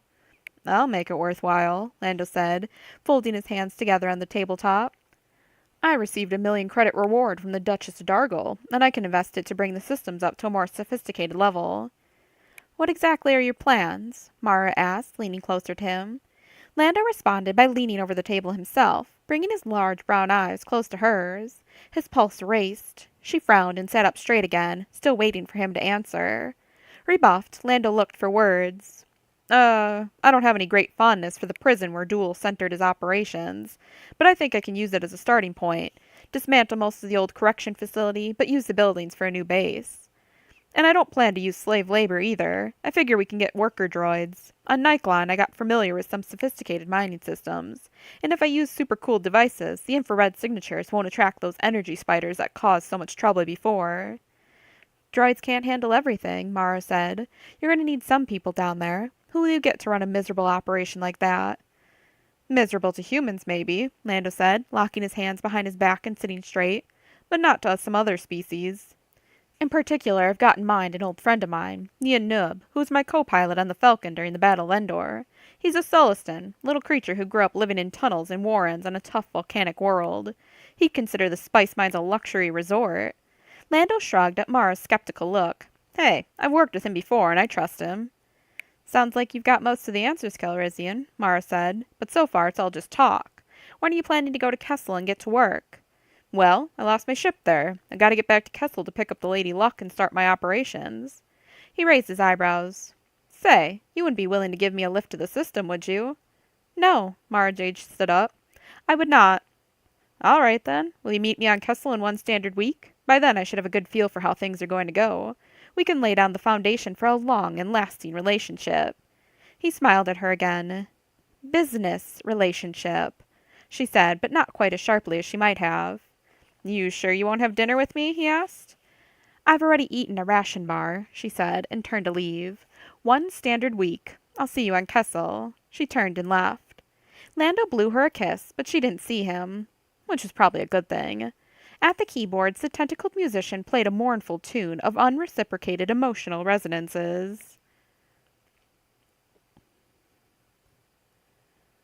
In the stuffy council chambers, Han Solo swallowed a lump in his throat before he addressed the gathered senators and generals and Mon Mothma herself.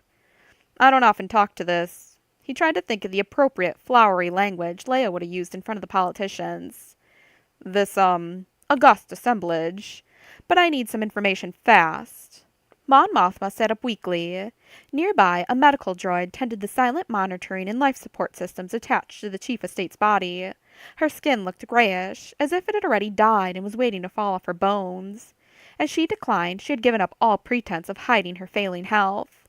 According to Leia, Mon Mothma had only a few weeks to live with her strange, debilitating disease.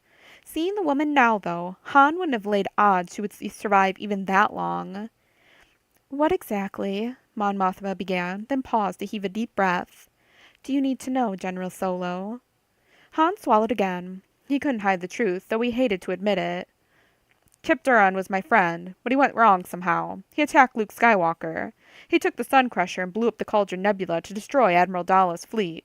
Leia and all the Jedi trainees on Yavin just experienced what they called a great disturbance in the Force, and she's convinced that Kip might have done something else.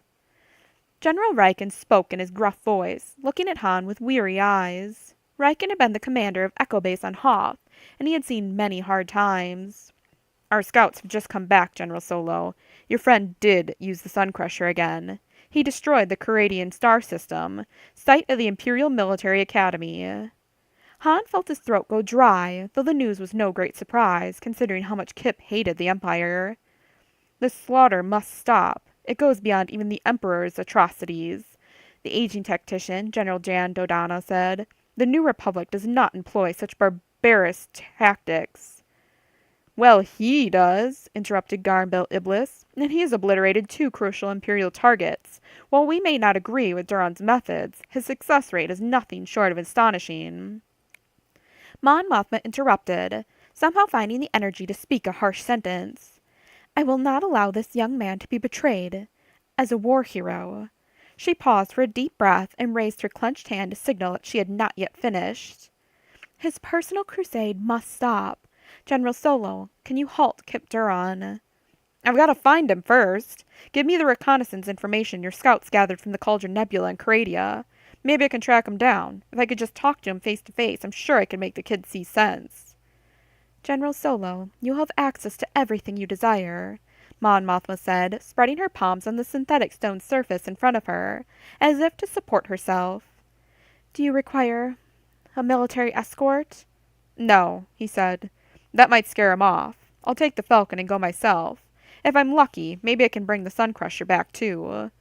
Han gazed slowly around the council chamber. And this time, let's make sure we destroy it completely. Packing the Falcon, Han had almost finished his last-minute emergency preparations when he heard a voice behind him. Han, old buddy, need some help? He glanced over his shoulder to see Lando Calrissian striding toward him across the hangar bay, ducking under the flat aerial foil of an X-Wing starfighter. Just leaving, Lando, he said. Don't know how long I'll be gone. I heard, Lando said. Hey, why not let me come along? You'll need a co-pilot with Chewbacca gone on the Maw mission. Han hesitated. I'm doing this by myself. I can't ask anyone else to go with me.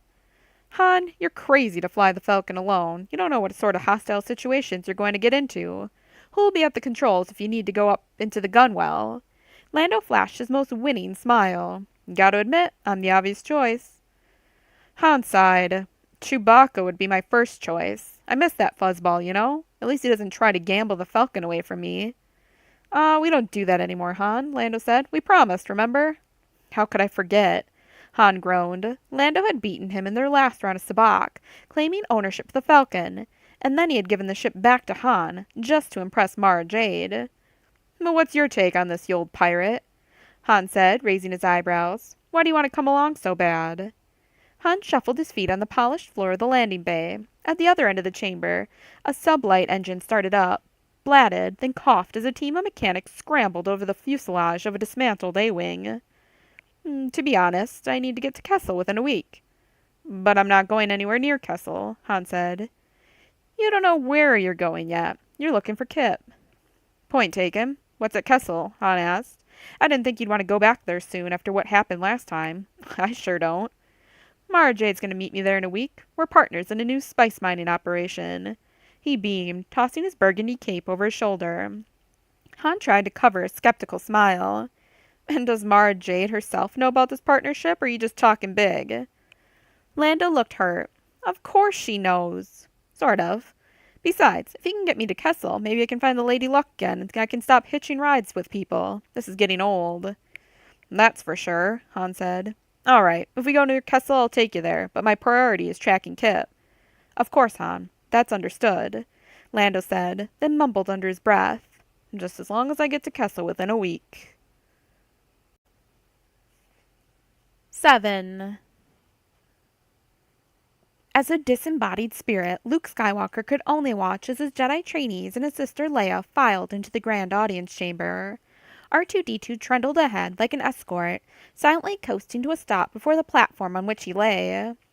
The other Jedi trainees stood in a row in front of the motionless form. They stared respectfully at his motionless body as if they were attendees at a funeral.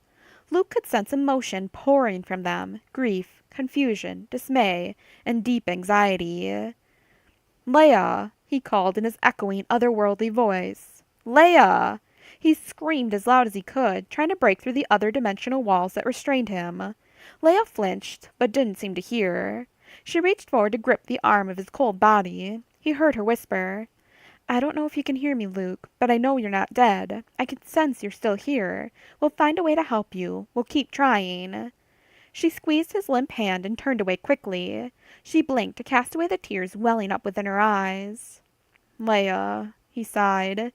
He watched as the other Jedi candidates followed her back to the turbo lift.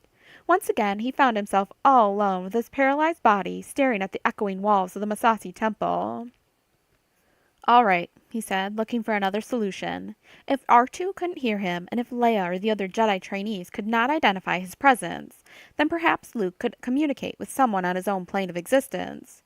Another glistening Jedi spirit he had spoken to many times before. "Ben!" Luke called.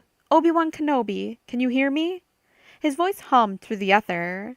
With all the emotional firepower he could dredge up from the bottom of his soul, Luke shouted into the silence. "Ben!"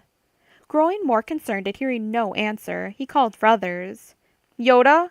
Father? Anakin Skywalker?" He waited, but there was no response.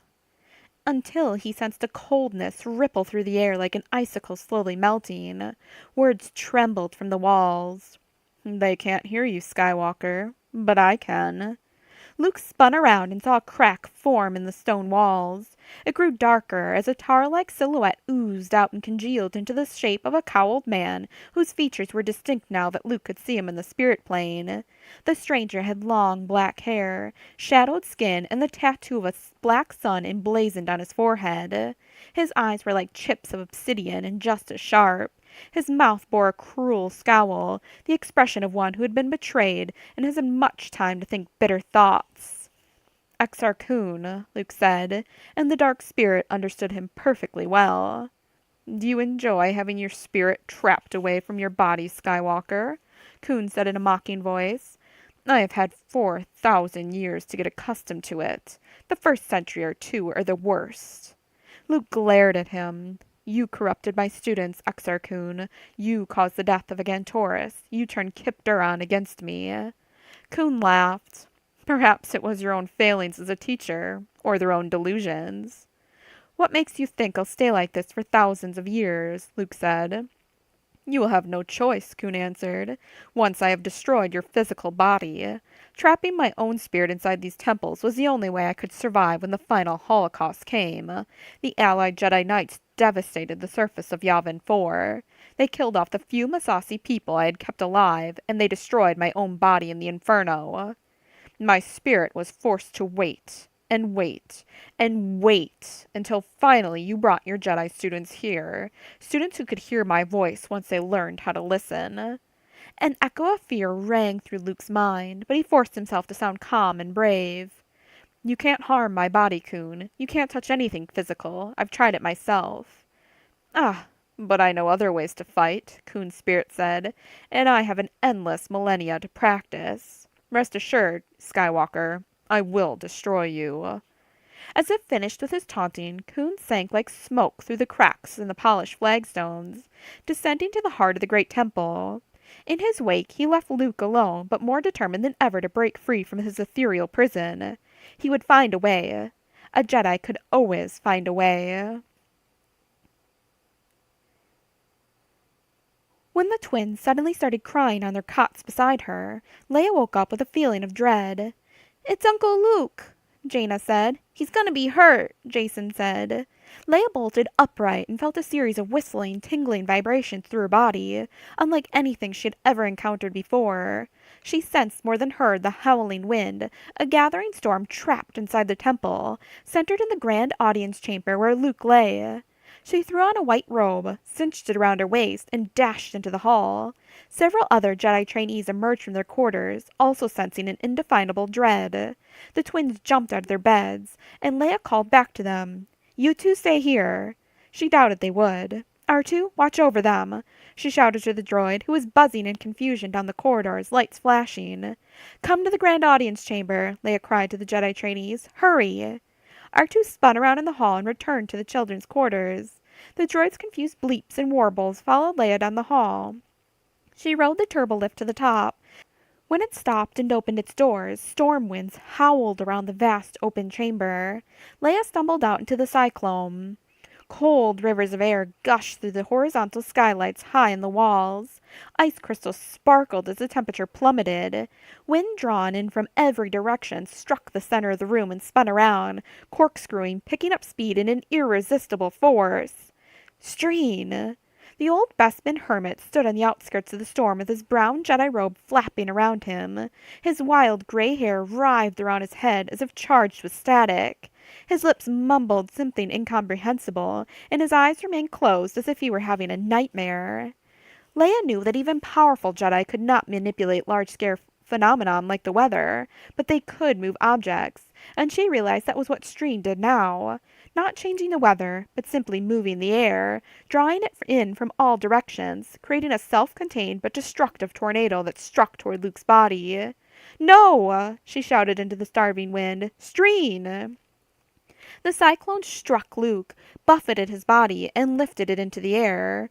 Leia ran toward her paralyzed brother, feet barely touching the ground as the powerful winds knocked her sideways. The storm wrenched her off balance, and she found herself thrown through the air, flying like an insect toward the stone walls. She spun around and reached out, calming herself enough to use her own abilities with the Force, to nudge her body away. Instead of being crushed against the stone blocks, she slid softly to the floor. Luke's body continued rising, tugged upward by the hurricane. His Jedi robe wound around him as the wind spun like a corpse launched out of a starfighter airlock into the grave of space. Streen didn't seem aware of what he was doing.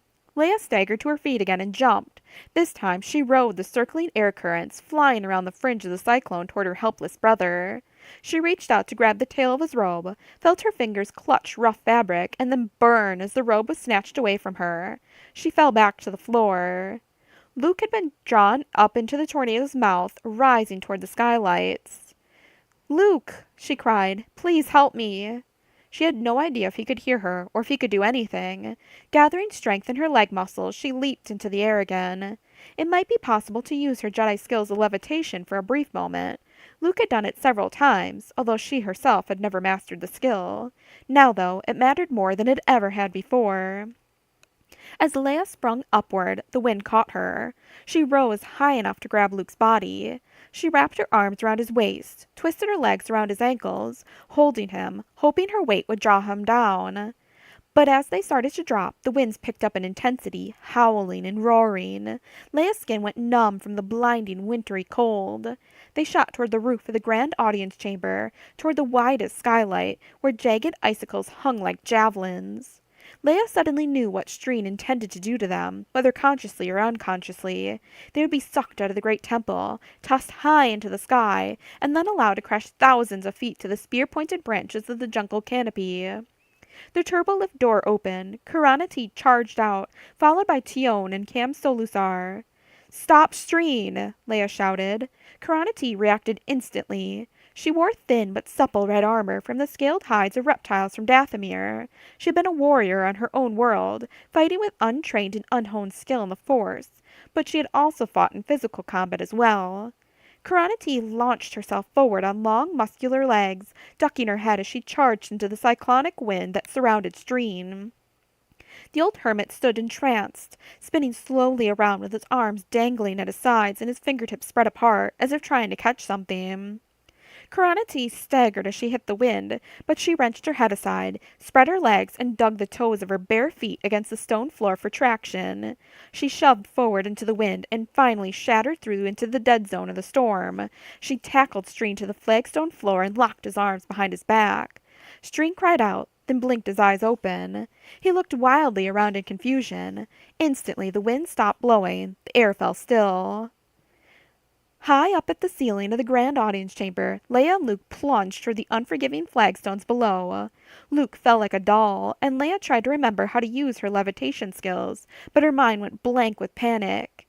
Tion and Cam Solusar raced forward, stretching out their arms, using what they had been taught. Less than a meter above the crushing stones, Leia found herself slowed, pausing in the air beside Luke's body. They drifted gently to the floor. Leia cradled Luke against her, but her brother did not respond. Strain sat up, and Cam Solusar ran over to help Karana T hold him. The old hermit began to weep. Cam Solusar gnashed his teeth and looked as if he wanted to kill the old hermit then and there, but Karana T stopped him. "Don't hurt him," she said. "He doesn't know what he was doing." "A nightmare," Strain said. "The dark man talking to me, whispering to me. He never lets go. I was fighting him in my dream." Strain looked around for sympathy or encouragement. "I was going to kill him and save us all, but you woke me." At last Strain realized where he was. He looked around the grand audience chamber until his gaze fell upon Leia holding Luke. "He tricked you, Strain," Karana T said in a hard voice. "You weren't fighting the Dark Man. He was manipulating you. You were his tool. If we hadn't stopped you, you would have destroyed Master Skywalker." Strain began sobbing. On the raised platform, Tion helped Leia lift Luke back onto the stone table. "He doesn't seem injured," Leia said. "By sheer luck," Tion said. She wondered aloud, "Did the ancient Jedi Knights have to deal with challenges like this?" "If they did," Leia said, "I hope you managed to find the old stories. We need to learn what those Jedi did to defeat their enemies." Strain stood, shaking himself free of the gripping hands of Karana T and Cam Solusar. The old man's face was filled with outrage. "We must destroy the Dark Man," Strain said, "before he kills all of us." Leia felt a grip of unbearable cold in her heart, knowing that Strain was right. 8. Being chief administrator of Maw Installation was a great enough burden under normal circumstances, but Tol Sivrin had never counted on doing it without Imperial assistance. Standing inside the empty conference room, Sivrin stroked his sensitive Twi'lek headtails and stared up the viewport into the empty space around the secret facility. He had never liked Admiral Dalla and her overbearing manner. In the years they had been stranded in the Maw, Sivrin had never felt as though she understood his mission to create new weapons of mass destruction for Grand Moff Tarkin, to whom they both owed enormous favors. Dalla's 4 Star Destroyers had been assigned to protect Sivrin and the precious weapons scientists, but Dalla had refused to accept his subordinate position in the scheme of things. She had let a few rebel prisoners steal the Sun Crusher and kidnap one of Sivrin's best weapon designers, Qui Zux. Then Dalla had abandoned her post to chase after the spies, leaving him alone and unprotected. Sivrin paced the conference room, puffed with pride and saddled with disappointment. He shook his head, and his 2 worm-like head appendages slid across his tunic with a tingle of sensory perceptions. He gripped one of the headtails and wrapped it heavily around his shoulders. The handful of stormtroopers Dalla had left behind served little purpose. Tol Sivrin had compiled a full tally of the soldiers, 123. He'd filled out official reports, gathered their service records, compiled information that might someday be useful. It wasn't clear to him exactly how this information would be useful, but Sivrin had based his career on compiling reports and gathering information. Someone, somewhere, would find it worthwhile. The stormtroopers obeyed his orders. That was what stormtroopers did, after all. But he was no military commander. He didn't even know how to deploy the soldiers if Maw Installation was ever attacked by rebel invaders. During the last month, he'd kept the Maw scientists working harder to come up with better prototypes and functional defenses, writing contingency plans and emergency procedures, outlining scenarios and prescribed responses to every situation. Being prepared is our best weapon, he thought. Tol Sivrin would never stop being prepared. He had requested frequent progress reports from his researchers, insisting that he be kept completely up to date. The storage room adjacent to his office was piled high with hard copy documents and demonstration models of various concepts. He didn't have time to review them all, of course, but it comforted him to know they were there. He heard footsteps approach and saw his 4 primary division leaders escorted to the morning briefing by their designated stormtrooper bodyguards. Tol Sivrin did not turn to greet them, staring with a thrill of pride at the huge spherical skeleton of the Death Star prototype, rising over the cluster of rocks like a framework moon. The Death Star was the installation's greatest success. Grand Moff Tarkin had taken one look at the prototype and given him a medal on the spot, along with Bevel Lemelisk, its main designer, and Qui Zux, his primary assistant. The four division leaders took their seats around the briefing table, each bringing a hot beverage, each munching on a reconstituted morning pastry. Each carried a hard copy printout of the morning's agenda. Severin decided he would keep the meeting brief and to the point, no longer than 2, possibly 3 hours. They didn't have much to discuss anyway. As the Death Star orbited out of sight overhead, he turned to face his four top managers. Doxson was a man wider than he was tall, completely bald except for very dark, very narrow eyebrows that looked like thin wires burned into his forehead. His lips were thick enough that he could have balanced a stylus on them when he smiled. Doxson was in charge of high-energy concepts and implementations. Next to him sat Golanda, tall and hawkish with an angular face, pointed chin, and aquiline nose that gave her face the general shape of a star destroyer. She was about as beautiful as a Gundark. Golanda led the artillery innovations and tactical deployment section. In 10 years she had not stopped complaining about how foolish it was to do artillery research in the middle of a black hole cluster, where the fluctuating gravity ruined her calculations and made every test a pointless exercise. The third division leader, Yem, was a demonic-looking Deveronian who excelled in saying the right thing at the right time. He supervised documentation and legal counsel. Last of all, seated at the far corner of the table, was Worm, a tall, one-armed brute. His skin had a purplish-green cast that left his origin in question. Worman was in charge of plant operations and keeping Maw installation up and running. "Good morning, everyone," Tol Sivrin said, seating himself at the head of the table and tapping his needle claws on the tabletop. "I see you've all brought your agendas with you. Excellent." He scowled at the 4 stormtroopers standing outside the door. "Captain, please step outside and close the door. This is a private, high-level meeting." The stormtrooper made no answer as he ushered his companions outside and sealed the door with a hiss of compressed gases. "There," Tol Sivrin said, shuffling papers in front of him.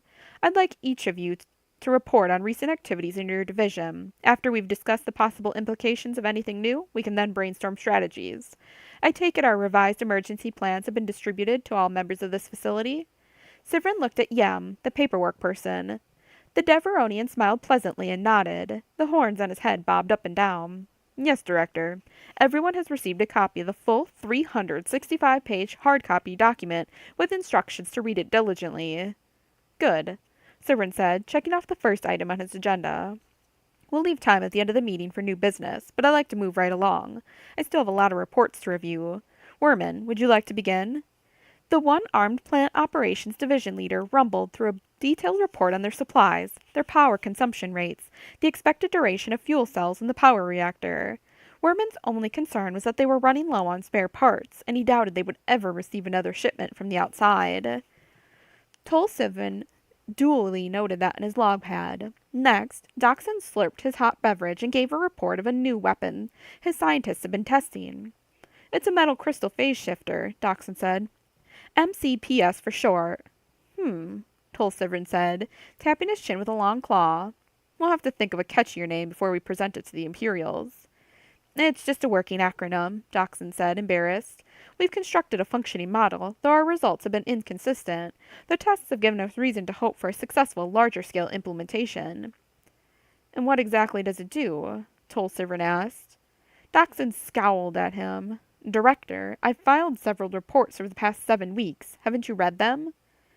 Sivrin flinched his head-tails instinctively. "I'm a busy man, and I can't recall everything I read," he said, "especially about a project with such an uninspired name. Refresh my memory, please." Doxson grew animated as he spoke. "The MCPS field alters the crystalline structure of metals, i.e., those in starship hulls. The MCPS can penetrate conventional shielding and turn hull plates into powder. The actual physics is more complicated, of course. This is just an executive summary." Yes, Tol Sivrin said. "That sounds very good. What were these problems you encountered?" "Well, the MCPS worked effectively over only about 1% of the surface area on our test plate." "So it might not be terribly useful?" Tol Sivrin said. Doxson rubbed his fingers across the polished table surface, making a squeaking sound. "Not exactly true, Director. The 1% effectiveness was distributed over a wide area, leaving pinhole failures over the entire surface. Such a loss of integrity would be enough to destroy any ship." Sivrin grinned. Ha! Very good. Continue your studies and continue filing those excellent reports. Golanda, the hatcheted-faced woman in charge of artillery deployment and tactical innovations, talked about cluster resonance shells based in part upon preliminary theoretical work for the Sun Crusher. Yem interrupted Golanda's summary by standing up and crying out. Severin frowned at him. It's not time for new business, Yem. But, Director, Yem said, gesturing madly toward the viewport. The other division leaders stood in uproar. Severin finally whirled to see silhouettes against the gaseous backdrop of the maw. His twilight headtails uncurled and stood out straight behind him. A fleet of rebel warships appeared inside the maw. The invasion force he had dreaded for so long had finally arrived. With 2 Corellian corvettes at point and 2 at his flanks, General Wedge Antilles brought the escort frigate Yavaris toward the mismatched cluster of rocks that formed Maw Installation. Queezook stood pale blue and beautiful at the observation station behind him, looking tense yet eager to ransack her old quarters for clues to her lost memories. Maw Installation, Wedge said into the comm channel. This is General Antilles, commander of the New Republic Occupation Fleet. Please respond to discuss terms of your surrender. He felt arrogant as he said it, but he knew they had no way of fighting off his fleet. Hidden in the midst of the black holes, without Admiral Dalla's star destroyers to defend it, the installation depended on inaccessibility rather than firepower for protection. As his ships approached the cluster of rocks, Wedge received no response. But when the open metal framework of the Death Star prototype orbited up from behind the planetoids, he felt a stab of terror. Shields up, he said instinctively, but the Death Star did not fire, gracefully orbiting back out of view again. As Wedge brought his fleet in closer, a tracery of laser fire shot toward them from small buildings and habitation modules on the misshapen asteroids. Only a few of the beams managed to strike, reflecting harmlessly off the ship's shields. All right, Wedge said. 2 corvettes, surgical strikes only. We want to remove those defenses, but don't damage the installation itself. He shot a glance at Quee. That place holds too much important data to risk losing it. Wedge watched the enormous banks of engines behind the foremost 2 corvettes as they rained destructive blasts upon the asteroids. Bright red spears lanced down to pulverize the rocks. This is too easy, Wedge said. A desperate signal came from one of the corvette captains. His image flickered as he beamed a transmission on the emergency channel. Something's happening to our hull. Shields aren't effective. Some new kind of weapon. Hull walls are weakening. Can't pinpoint where. The transmission cut off as the corvette became a ball of fire and shrapnel. Back off, Webb shouted into the open channel, but the second corvette plunged forward, choosing instead to use his full complement of dual turbo-laser cannons as well as a pair of proton torpedoes that had been specially installed for the occupation mission. Captain Ortola, back off! The captain of the second corvette blasted the nearest planetoid. The proton torpedoes sizzled with uncontained energy. Turbo-laser blasts ignited volatile gas and flammables, reducing the small planetoid to incandescent dust. That won't be a problem anymore, sir, Captain Ortola said. You may deploy the strike forces at your leisure. Howling warnings shrieked through the Maw installation's intercom so monotonously that Severin found it difficult to plan a speech. Your attention, please, he said into the intercom. Remember to follow your emergency procedures. Outside, stormtroopers hustled up and down the white-tiled corridors. The stormtrooper captain was yelling and directing his troops to set up defensive positions at vital intersections. No one bothered to refer to the carefully written and tested contingency scenarios Severin and his managers had spent so much time developing. Gritting his pointed teeth in annoyance, Severin raised his voice into the intercom. If you need another copy of your emergency procedures, or if you have difficulty finding one, contact your respective division leader immediately. We will see to it that you receive one. Hanging above Maw installation, the rebel ships looked like nightmarish constructions, brushing aside the installation's defensive lasers as if they were mere insects. Dockson sat by an interlaboratory communication station and cheered as he saw one of the rebel corvettes crumble, disintegrating into a cloud of pulverized metal plate and escaping fuel and coolant gases. It worked, Dockson said. The MCPS worked. He tapped the receiving jack in his ear, listened, and frowned with his enormous lips. When Dockson wrinkled the brow on his bald head, the ridges rippled all the way up to his crown like rugged terrain treads. Unfortunately, we won't get a second shot, Director. The MCPS seems to have malfunctioned. Doxson said, but I do believe the original success against an actual target has proved the system worthy of additional development. Indeed, Tolsivrin agreed, looking admiringly at the expanding cloud of debris from the Corvette. We must have a follow-up meeting. The system is presently offline, Doxson said. The second rebel corvette came in with all weapons blazing, and the asteroid housing the offices and labs of the high-energy concepts incinerated under the barrage. It seems to be unquestionably out of commission, Sivrin said. Doxson was deeply disappointed. I will never conduct a post-shot analysis, he said with a sigh. It's going to be hard to compile a full report without actual data. A loud whump reverberated through the facility. Tolsivrin peered out into the hall as his division leaders crowded to get a view. White and gray smoke curled down the corridors, clogging the ventilation systems. The screens on the computer monitors inside the conference room went blank. As Sivrin stood up to demand an explanation, the lights in all the offices winked out, replaced by a pale green glow of emergency systems. The stormtrooper captain rushed up with a clatter of boots on the tiled floor. "Captain, what's going on?" Tolsivrin said. "Report." "We have just successfully destroyed the main computer core, sir," he said. "You did what?" Sivrin said. The captain continued in a staccato voice. "We need your personal codes to access the backup files, Director. We will irradiate them to erase the classified information." "Is that in the emergency procedures?" Tolsivrin looked from right to left for an answer for his division leaders. He picked up the hard copy of the emergency procedures manual. "Captain, which page did you find that on?" "Sir, we cannot allow our vital data to fall into rebel hands. The computer backups must be destroyed before the invaders take possession of this facility." "I'm sure we addressed that contingency when we wrote the manual," Galanda said with a shrug, flipping pages as well. "Perhaps we'll have to put that in an addendum," Yum suggested. Standing, Werman shuffled through the pages with his one meaty hand. "Director, I see here in section 5.4, in the event of rebel invasion, paragraph C, if such an invasion appears likely to succeed in gaining possession of the installation, I am to lead my team in a mission to the power reactor asteroid and destroy the cooling towers so that the system will go supercritical and wipe out both this base and the invaders as well." "Good, good," Tolsivrin said, finding the right page and verifying the words for himself. "Get to it." Werman stood up. His swarthy, greenish-purple skin flushed darker. "All these procedures have been approved, Director, but I don't quite follow our next step. How is my team going to get to safety? In fact, how are any of us going to get to safety once I've set up the chain reaction?" A stormtrooper's voice cut through the alarm chatter on the intercom. "Rebel troops have entered the base! Rebel troops have entered the—" The words ended in a squawk of dead static. "Sound the evacuation order," Sivrin said, beleaguered. He stared out the sweeping viewing window with his close-set, beady eyes. Rebel battleships pummeled the installation. Then a glinting metal framework rose into view, an armory sphere the size of a small moon.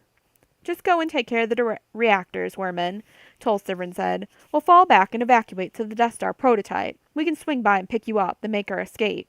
We'll abandon the rebels to their deaths and take our precious knowledge back to the Empire." 3 transports bearing New Republic strike teams landed on the installation's central asteroid, blasting through the closed bay doors with their forward laser cannons. As the transports opened egress doors like mechanical wings, the teams flooded out of the passenger compartments and fanned into defensive phalanxes. Crouched low, heads ducked behind blaster-resistant armor, they held high-energy rifles in front of them. Chewbacca let out a Wookiee bellow as he thumped on the ramp, holding his bowcaster in front of him. He squeezed a hairy paw around the stock and pointed the crossbow-shaped weapon. His fur bristled. He smelled smoke, oil, and coolant fumes. Chewbacca scooped the air with his hairy paw, gesturing for the elite team of Page's commandos to follow. Blaster shots rang out as 4 stormtroopers fired from ambush. A member of one of the other strike teams went down, then 40 blaster bolts converged on the Imperial soldiers. Chewbacca remembered being a prisoner in the Maw installation, when he'd been forced to perform maintenance on Admiral Dalla's ships. He'd been tempted to sabotage one of their Gamma-class assault shuttles, but knew it would only get him killed while causing no irreparable damage to the Imperial forces. Now, though, Chewbacca kept thinking of the other Wookiee slaves. He remembered their bowed heads and patchy fur, their gaunt frames. The fire in their eyes had gone out after years of hard and hopeless labor. With a barely contained snarl, he also remembered the sadistic lump of a man who had served as the Wookiee keeper, watching over the slave detail no matter where they were assigned. His blazing eyes, broken glass voice, and deadly force whip had kept the Wookiees in line through intimidation. Alarms shrieked through the intercoms, pumping Chewbacca's adrenaline and anger. He growled for the teams to hurry. He thought about C-3PO still on board the flagship Yavaris, and was glad the protocol droid would not be in all the crossfire now. Chewbacca didn't want to have to put 3PO back together all over again. He approached a vast rock-walled workroom where he remembered performing endless hours of heavy labor. The door stood sealed by heavy blast shields with rivets the size of Chewbacca's knuckles. He hammered on the metal door with his flat palm. Behind him, Page's commandos rummaged in their packs. Two members rushed forward with thermal detonators in each hand. They placed the detonators at critical junctures on the blast door and flicked the timer switches. Amber lights winked on and off, counting down. "Back away," one yelled. Chewbacca loped after the team as they ran around the corner just in time to hear a muffled explosion. An instant later, a much louder sound reverberated as the heavy blast door clanged to the floor. "Move out," the strike team leader said. Chewbacca charged forward through the smoke as he pushed into the sealed bay. He heard thin hissing sounds, like lightning strikes, mixed with outraged bellows of pain. The captive Wookiees were in such a frenzied state that they had forgotten their own language. As the smoke cleared, Chewbacca was disappointed to find the battle already over, but he was elated that the Wookiees had finally taken a stand upon hearing the alarms and sensing the tide of their misery had turned. 9 Wookiees had converged on the Keeper, who now stood backed against a half-disassembled Lambda-class Imperial shuttle. The Keeper was barrel-shaped with oily skin enhanced by a sheen of terrified sweat. His lips pulled back in a snarl of defiance, and he kept lashing out with serpent strikes of his force whip. The Wookiees growled, trying to come close enough to rip him apart with their claws. Chewbacca let out his own roar of challenge. Some of the Wookiees glanced up at the rescue force, but other hairy giants were so transfixed by their chance to get the Keeper that they paid no heed. "Drop your weapon," the commando team leader said to the Keeper. All of the blaster rifles were directed toward him. It amused Chewbacca to see the cruel man glance at the New Republic force with an expression of relief. The Wookiees continued to snarl. They looked worse now than they had appeared only months earlier. No doubt, without the protection of Admiral Dalla's fleet, the Keeper had forced the slaves to work even harder to arrange other defenses for Maw installation. "Drop your weapon, I said," the strike team commander insisted. The Keeper flicked his force whip once more, driving the Wookiee mob back. Chewbacca saw the 3 largest males in front, their fur streaked and patchy, burned from lashes of the whip and shiny with wax-like welts from old scars. The oldest gray-furred Wookiee, whom Chewbacca remembered as Nahroon, crouched by the edge of the shuttle, hiding under the sharp panels of the ship's unfolded wings. The old Wookiee's bones seemed twisted and crushed from years of labor, but the anger in his eyes was brighter than a star. The Keeper raised his force whip, stared at the Wookiees, then at Page's commandos. The human team leader fired a warning shot, which spanged off the chamber walls. The Keeper raised his other hand in surrender, then let the handle of his force whip fall to the ground. It clinked on the smooth deck plates. "All right now, back away," the team leader said. Chewbacca offered his own words in the Wookiee language. The astonished prisoners stood tense for a moment. The Keeper looked ready to collapse in terror, when suddenly old Nahroon dived to the floor, lunging with a hairy paw to snatch the handle of the whip. He fumbled the activation switches. The Keeper shrieked and backed against the wall, looking for some place to hide. Chewbacca yowled for the Wookiees to stop, but they didn't hear him as they all surged forward, claws extended, ready to shred the Keeper into bloody pieces. Nahroon sprang upon the man's barrel-like form. Though he was misshapen and old, the hunched Wookiee gripped the force whip like a club and tackled the Keeper to the floor. The burly man screamed and flailed. The other Wookiees fell upon him. Nahroon jammed the handle of the force whip into the Keeper's face and switched on the weapon to full power. The lance of lashing energy drilled into the Keeper's head, squirreling fireworks inside his brain pan. Sparks came out of his eye sockets until the Keeper's skull shattered, showering the historical Wookiee prisoners with gore. Silence thundered down upon the chamber. Chewbacca walked carefully forward as the surviving Wookiees withered. Without any stamina or fury, they backed away from the corpse of their tormentor. Old Nahroon stood again and stared blankly down at the force whip in his hand. He let it drop. It struck the floor with a hollow sound, and Nalrun crumpled beside it. His body shuddered, and he made hollow sounds as he wept. Tol Sivrin tried to find a comfortable place to sit back and relax in the pilot compartment of the Death Star, but the prototype had not been designed for niceties. Racks of equipment stood surrounded by bare wires and clumsy welds. Girders and reinforced framework blocked his view of most of the embattled installation, but he could see that the rebel forces had overrun the facility.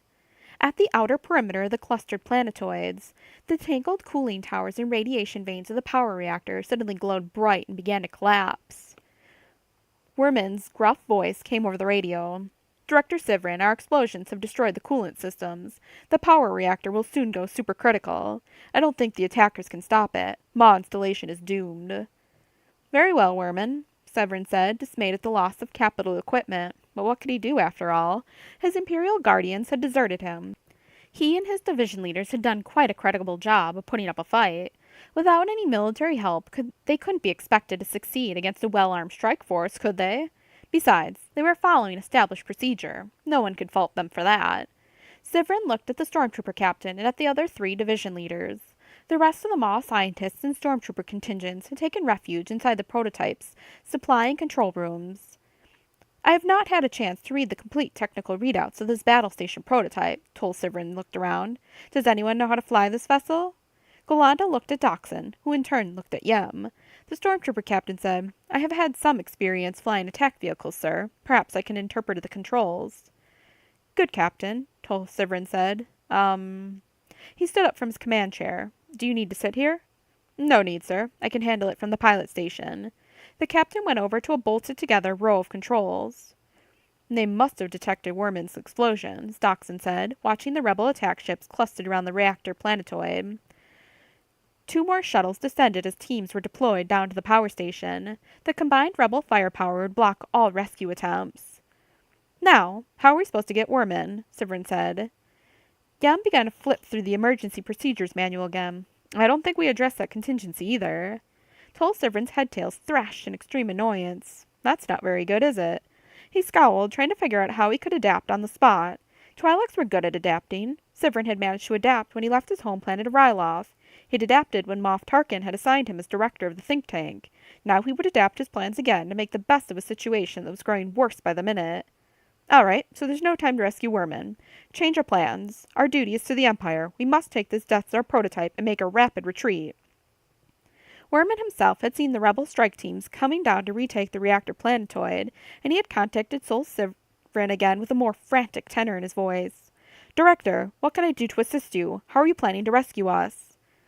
Tol Sivrin opened the channel and said in his gravest, most sincere voice, Werman, I just want you to know how much I admire and respect you for your years of service. I regret that your retirement cannot be as long and as happy as I had hoped it would be. Once again, accept my appreciation. Thank you.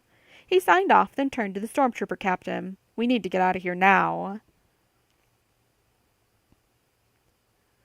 When the heaviest fighting began to die away, Kweezuk shuttled down to the installation with Wedge and Tilly's. Kwee saw the planetoids growing larger as they approached. She had spent most of her life down there, but she remembered little of it. Other than the destruction of the first corvette, the New Republic fleet had suffered minimal losses. The Maw scientists had put up even less resistance than Wedge had feared. Kwee looked forward now to going through her old labs, eager to find her own files in hopes of answering some of the questions, but afraid to learn the answers. Wedge reached over to hold her hand. It'll be fine. You'll be a great help. Wait and see. She looked longingly at him with her large eyes. I'll do my best. But something caught her attention and she pointed quickly. Look, Wedge, we've got to stop it. The Death Star prototype rose away from Maw installation under its own power, glistening in the reflected light of the gas cloud. According to my own records, Maw installation had a fully functional prototype, Kwee said. If they take that Death Star into New Republic space... Before she could complete her sentence, the gigantic sphere of the Death Star shot away toward the edge of the black hole cluster and vanished into the masking clouds of superhot gas. 9. Turpin stood in the looming shadow of the great temple as Yavin's early daylight increased, warming the jungles until mists rose in the air. Paralyzed with fear in front of the towering ancient ziggurat, Turpin swiveled his large circular eyes to look back to the landing area where his stolen B-wing fighter rested, humming and ticking as it cooled among the cropped weeds. He saw discolored smears on its hull from where the pursuing X-wing fighters on Coruscant had scored direct hits. Looking up, he spotted several of the Jedi candidates, tiny figures atop the temple. As the jungle moon orbited around the gas giant, the configuration of the system set up an unusual phenomenon that had filled the rebels with wonder when they first established the small moon as a secret base. Bright sunlight streaming through the upper layers of the Yavin primary refracted in many different colors, then struck the moon's atmosphere, filtered through the rising mists, to let loose a shower of rainbows that lasted only minutes with each dawn. The Jedi trainees, gathered to watch the rainbow storm high above, had seen his ship land. They were coming. In a slick fighter jumpsuit that bore no insignia, Turpin felt his heart pounding, his mind whirling. Confessing his traitorous acts frightened him the most, but Turpin had to face it. He tried to rehearse his words, but decided that it would not help. There was no good way to share the terrible news. He felt dizzy, ready to faint, and grasped the cool, moss-covered blocks of the temple with one flippered hand.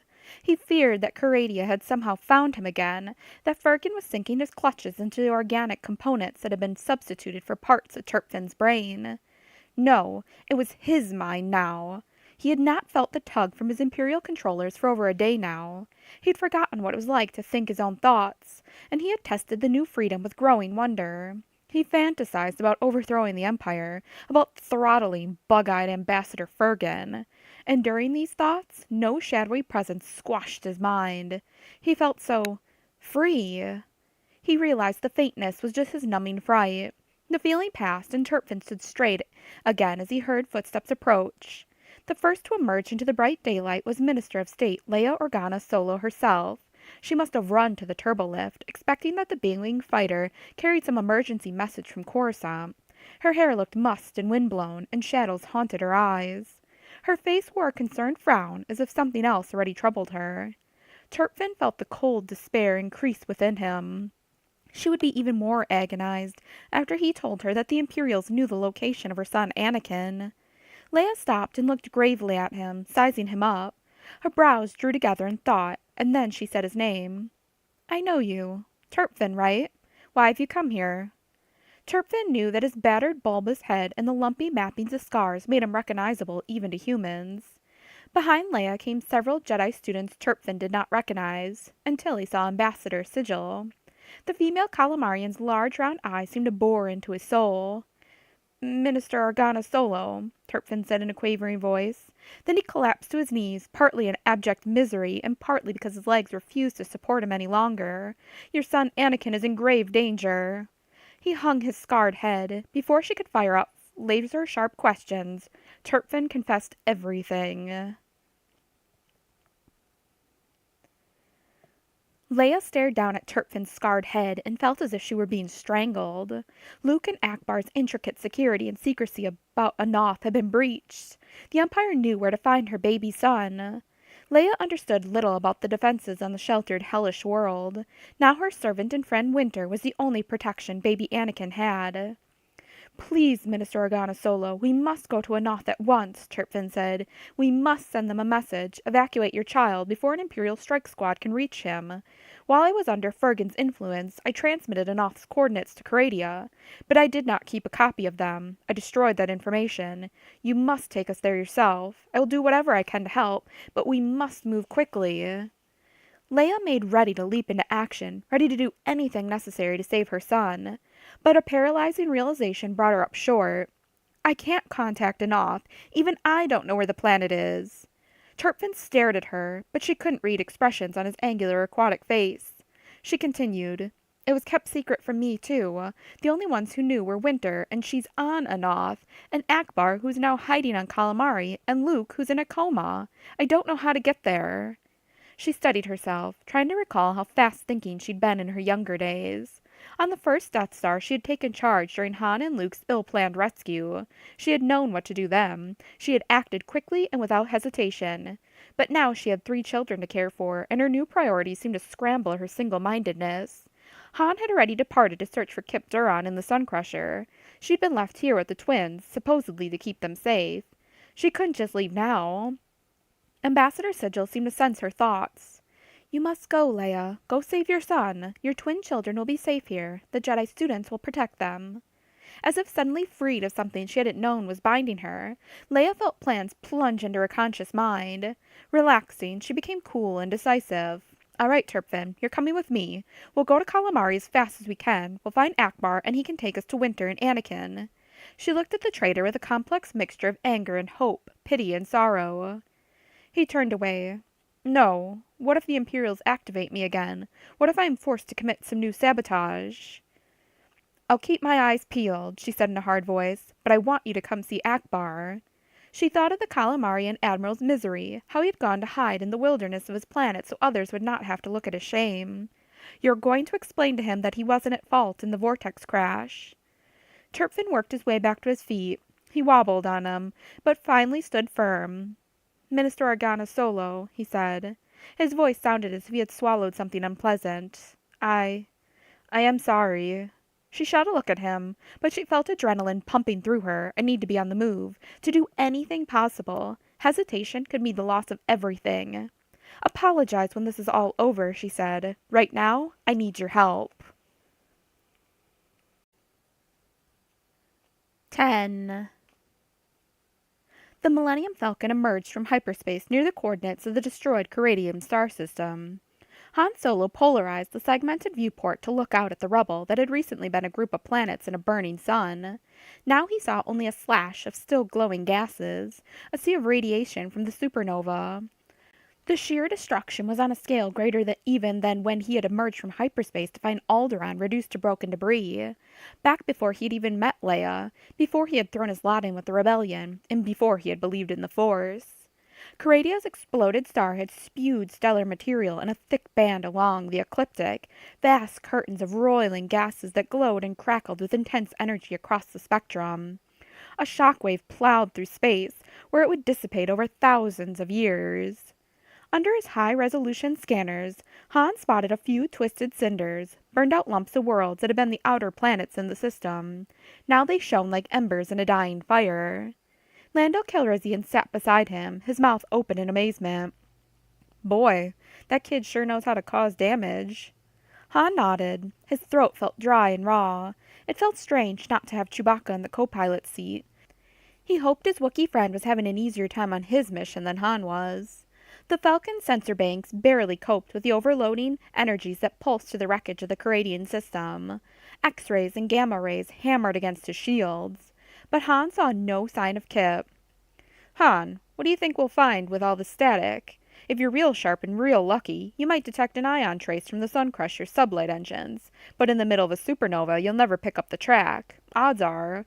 Han cut him off with a raised hand. Never quote me the odds. You know better than that. Lando grinned. I know. So what are you going to do? What was the point of coming to this system? Han pressed his lips together, searching for an answer. It had felt right to come to Caradia to pick up Kip's trail. I want to see what he saw, he said. Think like he might have been thinking. What was going through his mind? You know him better than I do, buddy. If he ignited the Cauldron Nebula to wipe out Admiral Dalla, and now he blew up the Imperial Military Training Center, where would he go next? Think for yourself. What would be your next target? Han stared out at the inferno of what had been Caradia's sun. If my goal was to strike out at the Empire, causing as much damage as possible, I would head for... He turned sharply and looked at Lando. Lando's deep brown eyes flew open. That's too dangerous. He wouldn't go there. Han said, I don't think dangerous has anything to do with it. Let me guess. Next you'll say we're going to follow him to the core systems. You got it, buddy. Han set the coordinates in the nav computer and he heard Lando mumble to himself. No, I'll never get to Kessel on time. The glowing gases of Caradia's exploded star funneled around them as space elongated. The Falcon shot into hyperspace, heading far behind enemy lines and deep into the heart of the remaining forces of the Empire. Near the bright heart of the galaxy, where stars lay close together in uncharted configurations, the resurrected Emperor had gathered his defenses to make a last stand. But since Palpatine's destruction, the Imperial warlords had fought each other for control. With no military genius like Grand Admiral Thrawn to unify the remnants, the Imperial war machine had withdrawn into the protected core systems. The warlords had left the victorious New Republic to lick its wounds while they vied for supremacy in their own corner of the galaxy. But when one military leader managed to come out on top, the forces would strike against the New Republic, unless Kip Duron destroyed them first. Han and Lando found an exploded red dwarf star on the fringes of the core. The small, dim sun had been unremarkable, and according to the Falcon's planetary atlas, had no habitable worlds. However, scouts had determined that the red dwarf system sheltered a starship construction yard, weapons depot, and storage for archives shielded in thick vaults deep within several lifeless rocky planets. Han looked out the viewport and saw that the small star had exploded in a less spectacular fashion than Caradia's sun, a fizzle without enough mass to generate a significant chain reaction. But the shock fronts had still pulverized and incinerated the closely orbiting planets. "He's done it again," Han said. "You can't miss a trail like the one Kip is leaving." Lando squinted at the scanners. "I'm tracking 11 Victory-class Star Destroyers heading out of the system." "That's just great," Han said. He had enough to worry about with Kip and the Sun Crusher. He didn't want to tangle with an Imperial fleet at the same time. "Have they picked us up yet?" "Don't think so. There's still a lot of radiation and interference from that explosion. Looks to me like they just packed up and ran." Han felt hope blossom in him. "You think this happened recently? Kip just triggered the star explosion?" "Could be." "Alright, then you better scan for—" "Already got him, Han. The Sun Crusher's sitting high above the ecliptic like he's just watching." "Plot a course," Han said, sitting up straight. "We're going after him. Full speed." He punched the thrusters, and the Falcon's bank of sublight engines blazed white. The acceleration shoved Han and Lando back into their seats as the ship made a graceful loop, heading above the orbital plane and approaching the blip on their sensors. As the Falcon closed the gap, though, the Sun Crusher began to flit away. "He spotted us. After him," Han said. "If he jumps to light speed, we've lost him." The Falcon shot forward. Han sighted on a bright speck moving across their path against the starfield. "Want me to power up the lasers, Han?" Lando asked. "We're not going to shoot him, are we? What if he doesn't stop?" Wouldn't do us any good to shoot him. Not with that quantum armor of his."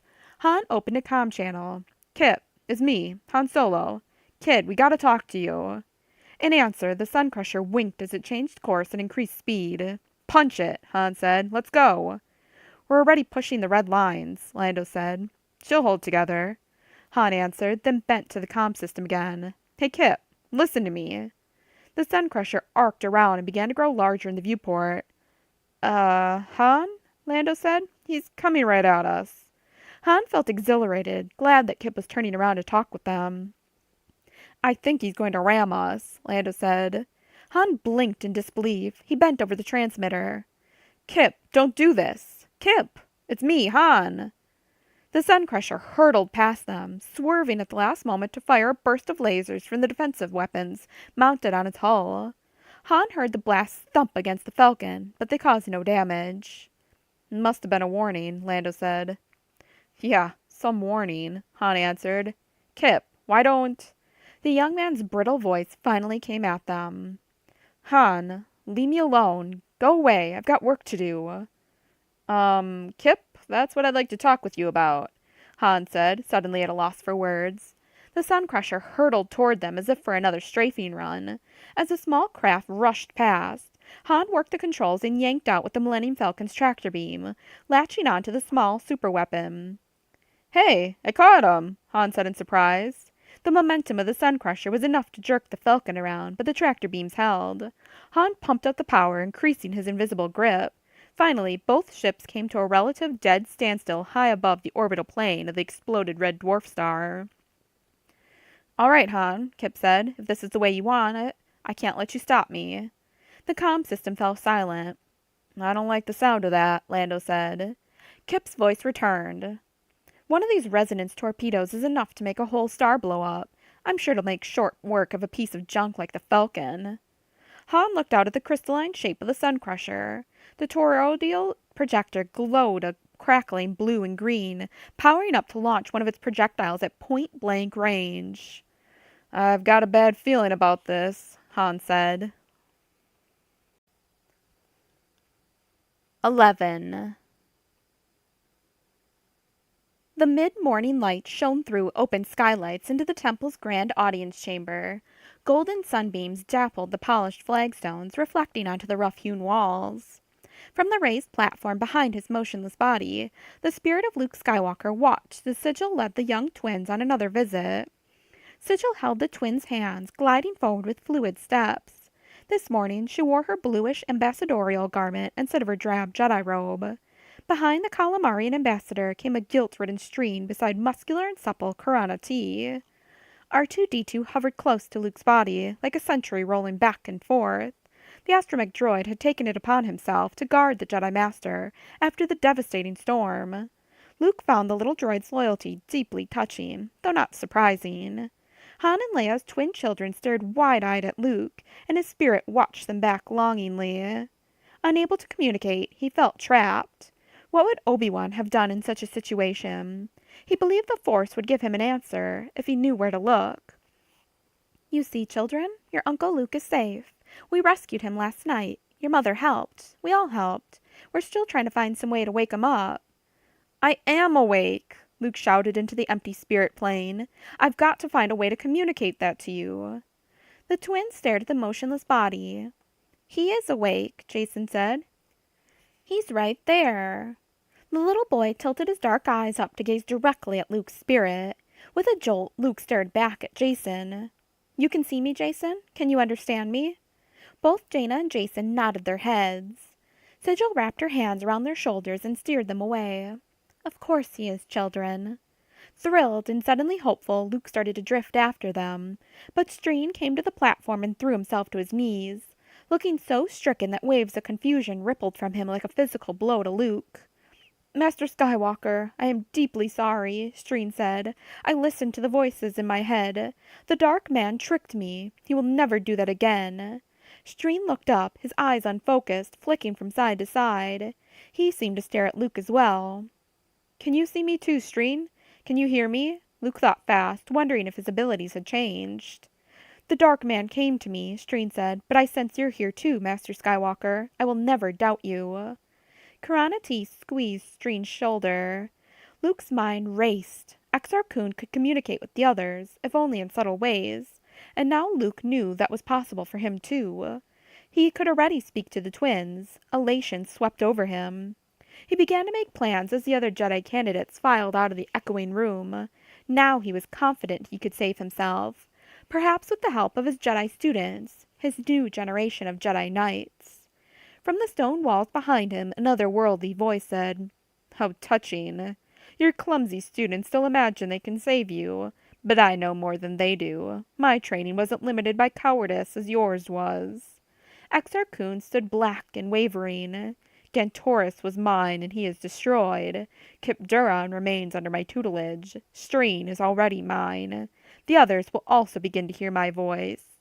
He raised his spectral arms. "It is all falling into place. I shall resurrect the Brotherhood of the Sith, and with your Jedi trainees I shall form the core of an invincible, force-wielding army." Luke rounded on him, still not knowing how to fight this intangible enemy. Exar Kun laughed, as if an idea had just occurred to him. "I came to you first in a dream disguised as your fallen father, Skywalker. Perhaps I should appear to them in your own form. They will certainly follow the teachings of the Sith if the words come from your mouth." "No!" Luke said. With his astral body, he leaped to tackle the shimmering silhouette of the Sith Lord, but though his sparkling body passed smoothly through the shadow, Exar Kun did seem to discorporate momentarily. Luke felt a spear of ice plunge through his core as he touched Kun, but he stood firm while the Dark Lord reeled against the stone wall, seeping back into the cracks to escape. "I've already been tempered by the dark side," Luke said. "I came out stronger. You are weak because you know only the evil teachings. Your understanding is no greater than that of my apprentices." Before he vanished, Exar Kun called back, "We shall see who is stronger."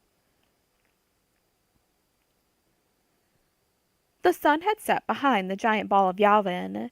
With the onset of the moon's half-night, the sky was lit only by an orangish glow reflected from the gas giant, giving the jungle a ruddy appearance. Colonies of jabbering woolmanders settled down in the high branches for the night. In the underbrush, predators and prey moved through dances of survival. Sapphire blue piranha beetles buzzed low over the sluggish rivers in search of victims. Other insects hummed their mating songs. Far deeper in the jungle, though, night creatures rose out of the shadowy caves and flapped their jagged wings. Hissing and mindless, they followed a burning compulsion that drove them toward the great temple. The creatures' wings made sounds like wet cloth striking stone as they flapped against downdrafts in the rapidly cooling air. Purplish veins pulsed as their black hearts beat swiftly, giving them energy for the long flight. Two heads spread out on long, sinuous necks from each muscular torso. A wicked tail dangled behind each creature, ending in a hooked stinger that glistened with crystals of poison. Iridescent scales glittered in the coppery dusk light, as if illuminated by stoked embers. Yellow reptilian eyes widened their pupil slits, seeking their target. Alchemical monsters created long ago during the dominion of Exarchun on Yavin 4. These creatures had lived for generations in the black and dripping grottos of distant mountains. Now 3 of them had awakened, called to destroy the body of Luke Skywalker. The flying creatures struck the open skylights at the apex of the ziggurat. With metallic claws they scrabbled on the weathered stones that framed narrow windows. Each creature's double heads bobbed up and down, hissing and snapping in anticipation.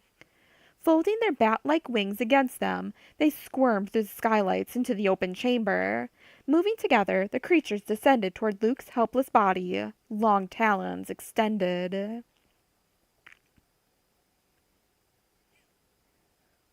Luke's image shimmered but cast no light in the dim chambers where the twins lay sleeping. The door was open. Sigil sat up studying in her own room across the corridor, but she could not yet hear Luke's voice. The boy, Jason, could, and Luke had no time. "Jason," he said with his muffled, inside-the-head voice. The boy stirred. Beside him, Jaina sighed and rolled over in her sleep. "Jason," Luke said again. "Jaina, I need your help. Only you can help me." The boy woke up, blinking his dark eyes. He scanned the room, yawned, then fixed his eyes upon Luke's image. "Uncle Luke," he said. "Help? Okay. Wake your sister and follow me. Tell her to raise the alarm and bring all the other Jedi. But you have to help me now. Maybe you can hold them off long enough." Jason didn't ask questions. By the time he shook his sister, she had already started to awaken. She too saw Luke, and the boy needed only a few words to explain the situation. Jason trotted down the hall on his little legs. Luke drifted in front of them, urging Jason faster, faster toward the turbolift. Jaina ran into Sigil's quarters and screamed, "Help! Help!" at the top of her lungs. "Uncle Luke needs help!" The Jedi trainees surged out of their quarters. Suddenly, alarms rang out. Luke realized that R2, still standing sentry duty in the grand audience chamber, must have triggered them. He didn't know, though, what the astromech droid could do against the monstrous winged creatures summoned by Exarchun. Jason hesitated inside the turbolift while Luke showed which button to push. "Hurry, Jason," Luke said. The turbolift shot upward and spilled them into the vast, dim chamber. Down at the end of the promenade, R2 hummed back and forth, whistling and warbling shrilly. His arc-welding arm extended, flashing blue sparks, but the reptilian creatures flapped into the air, circling around the sluggish droid as they considered R2 to be no threat. 2 of the creatures flapped up from the raised platform upon hearing the turbolift doors open. They honked and hissed, spitting at the very small boy who emerged alone to challenge them. R2 squealed, as if thankful for any sort of help. The alarms continued to hammer through the temple. The 3rd creature perched at the edge of the long stone table on which Luke's body lay. Its 2 heads bobbed forward to let out a dual squeal of annoyance. One of the heads snapped down to tear a mouthful of cloth from Luke's robe. The other head curled back scaled lips and flashed a jagged row of fangs. "They're angry," Jason said, as if he had some kind of empathy with the creatures. "They're wrong." "Chase them away from my body, Jason," Luke said, eyeing the poisonous stingers on their tails, the vicious teeth, the sharp claws. "Go help R2. The others will be here in just a few seconds." Without fear, Jason shrieked like a wild warrior as he ran toward the monsters on his stubby legs. He flailed his arms, yelling.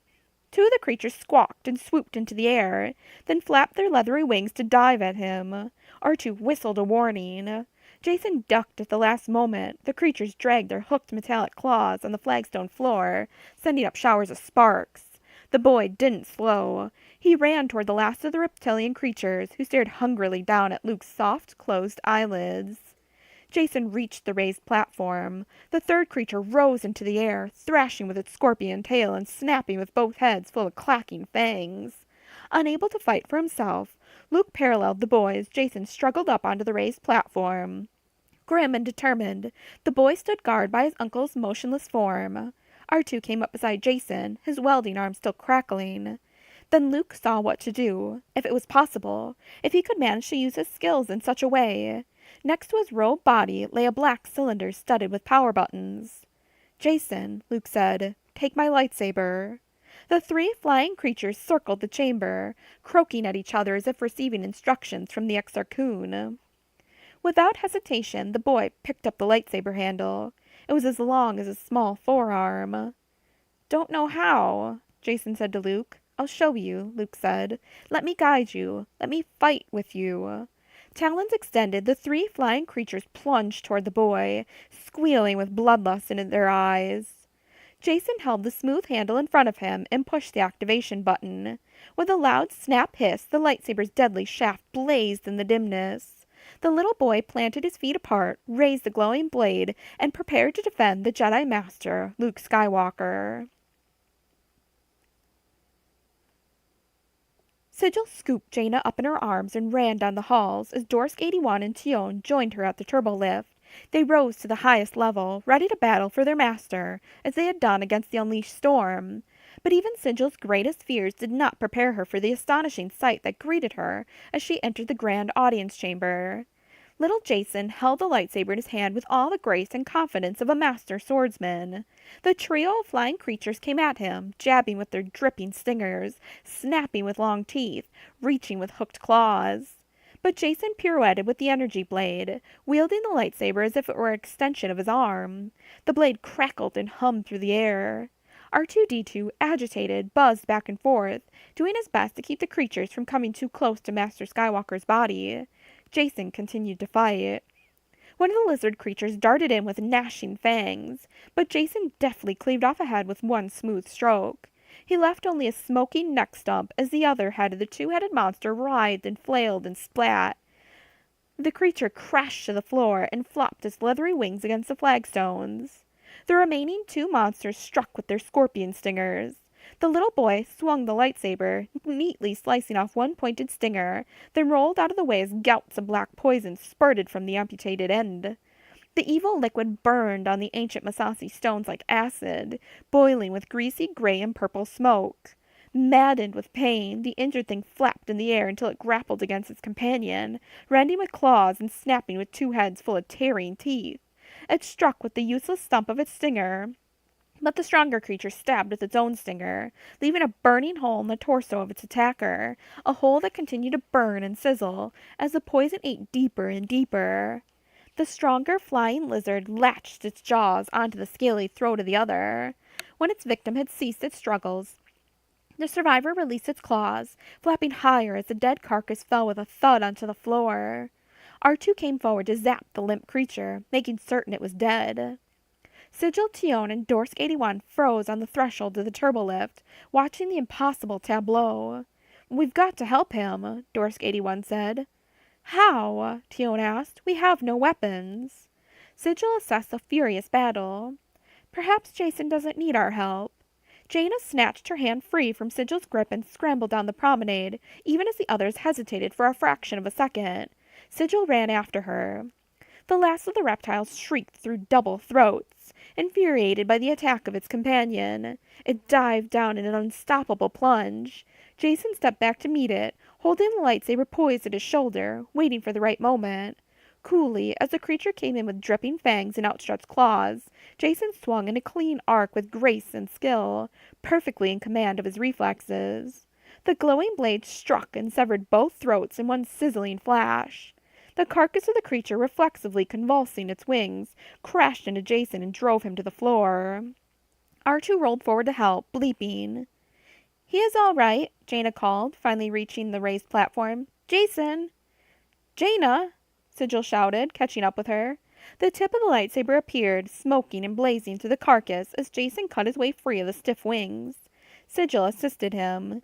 In surprise, Jaina looked up to see the first fallen creature lurch back up, clinging to life with its remaining head, still desperate to kill Luke. With one stump of its severed neck still oozing dark blood, it clutched the edge of the stone table and hauled itself up, snapping its scorpion tail in convulsive twitches and preparing to sting. Its wings flapped, helping it balance on the table where it could rip apart Luke's body. In one last moment of defiance, pushed on by the evil spirit controlling it, the wounded creature struck toward Luke's unprotected throat. But Jaina arrived first. The little girl jumped up and grabbed its wings, yanking backward with all her weight. Writhing and snapping, the creature tried to bite down on the hands holding its leathery wings. A mere second behind Jaina, Sigil wrapped her powerful calamarian hands around the creature's long, serpentine throat, even as Jaina continued to yank backward at its wings.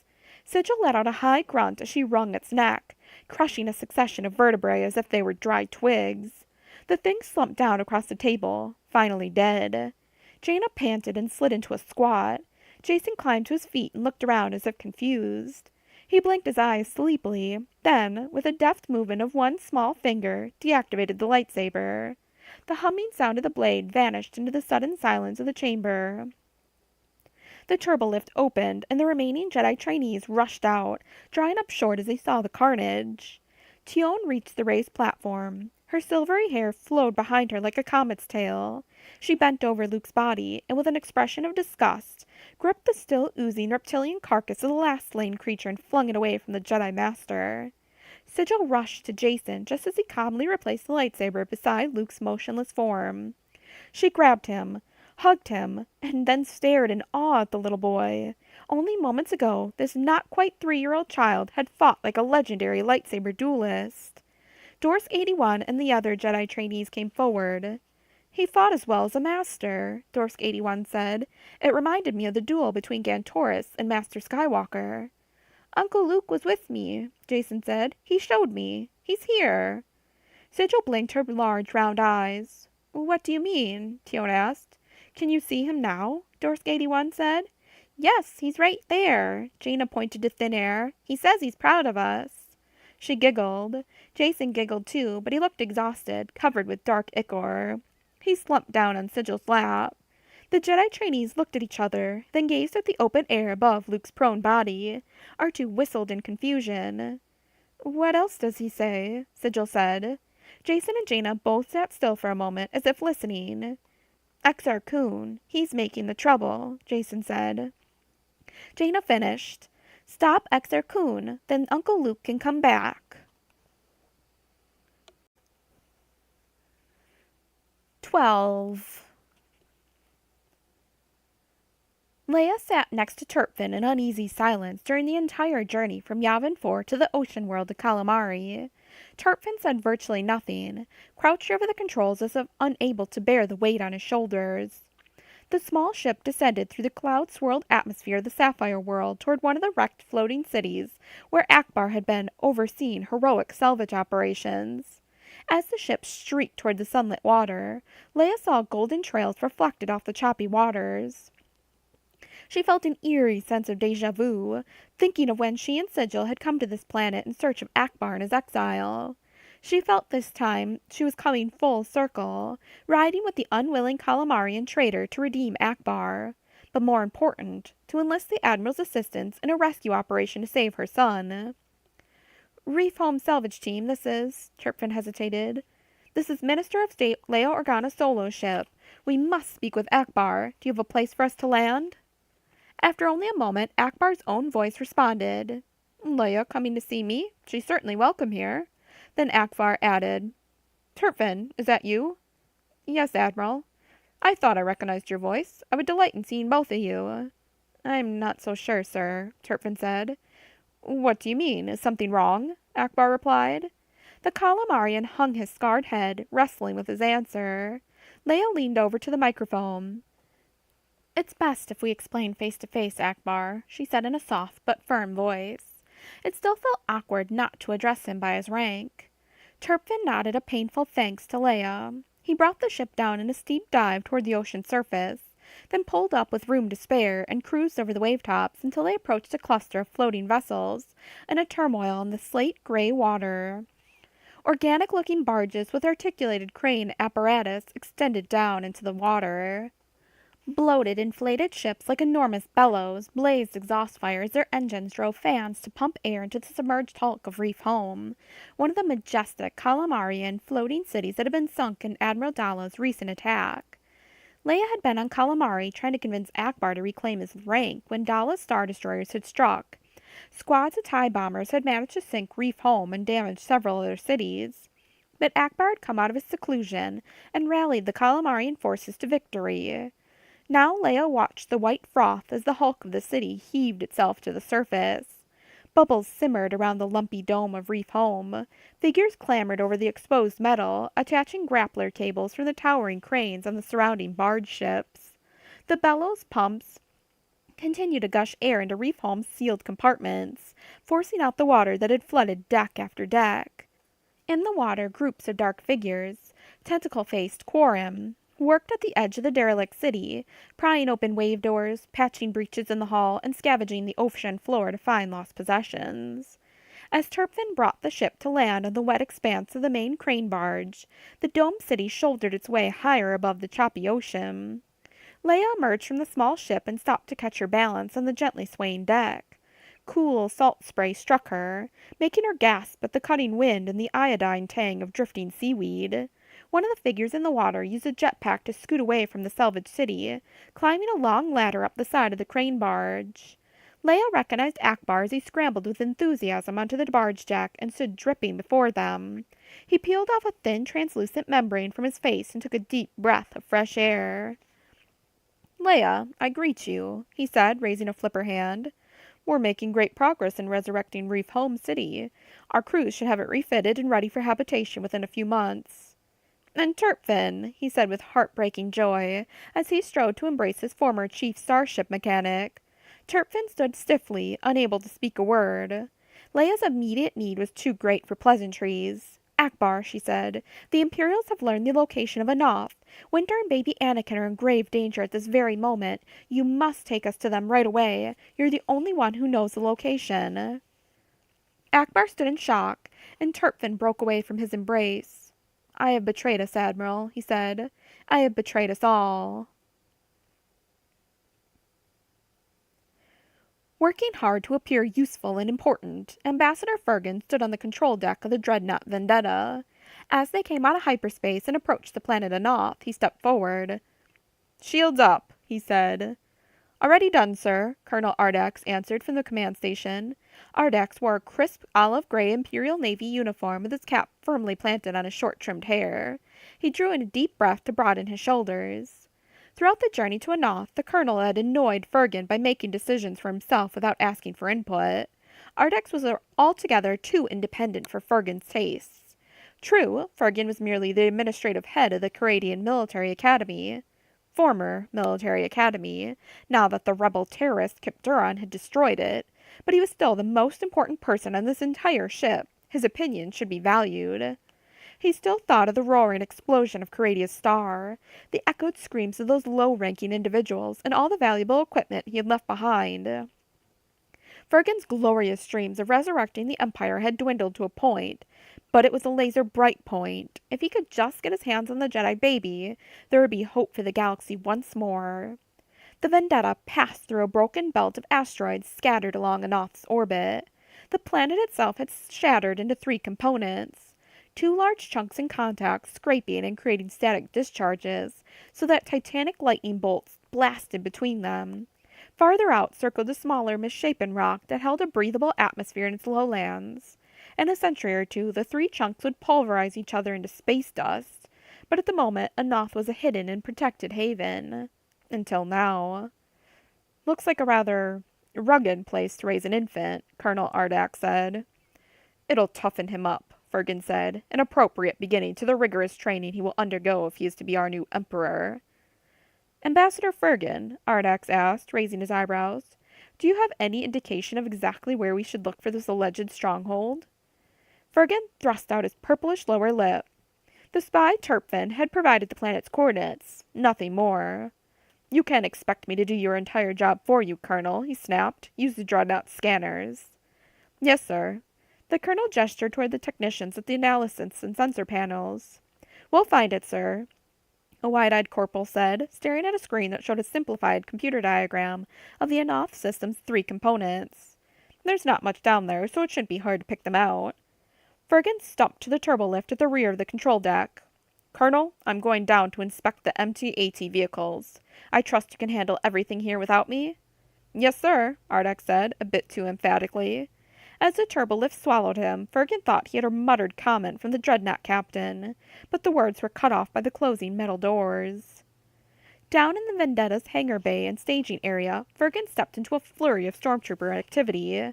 White armored troopers jogged in tight formation across the metal-plated floor, carrying weapons, stashing siege gear and power packs inside the cargo holds of the MT-ATs. On Coradia, Fergan had followed the design and development of the new mountain terrain assault transports, and he relished the opportunity to see them used in actual combat. He would follow in the rear of the assault, letting fully trained troopers face the initial hazards. Though there was little to worry about. A woman and a child hiding on a rock? How much resistance could they offer? Fergan ran his stubby fingers across the polished knee joint of one of the MT-AT walkers. Designed for ground assaults on remote mountain citadels, the MT-AT's articulated joints and sophisticated claw footpads could scale even vertical surfaces of rock. On each joint were mounted supercharged lasers that could penetrate a half-meter thick blast door. 2 small blaster cannons hung on either side of the low-slung pilot's compartment to shoot down harrying fighter ships out of the sky. Fergan stared at the beautiful construction, smooth lines and glossy armor, marveling at the MT-AT's incredible capabilities. Splendid machine, he said. The stormtroopers paid no attention to him as they finished their preparations. Colonel Ardax's voice came over the intercom. Your attention, please. After some difficulty with electrical discharges and ionization interference in this system, we have pinpointed the secret base. Prepare to deploy the strike force immediately. Let's make this a clean and quick kill. That is all. Ardax signed off. You heard the colonel, Fergan said as the stormtrooper teams began to clamber aboard their MT-AT vehicles.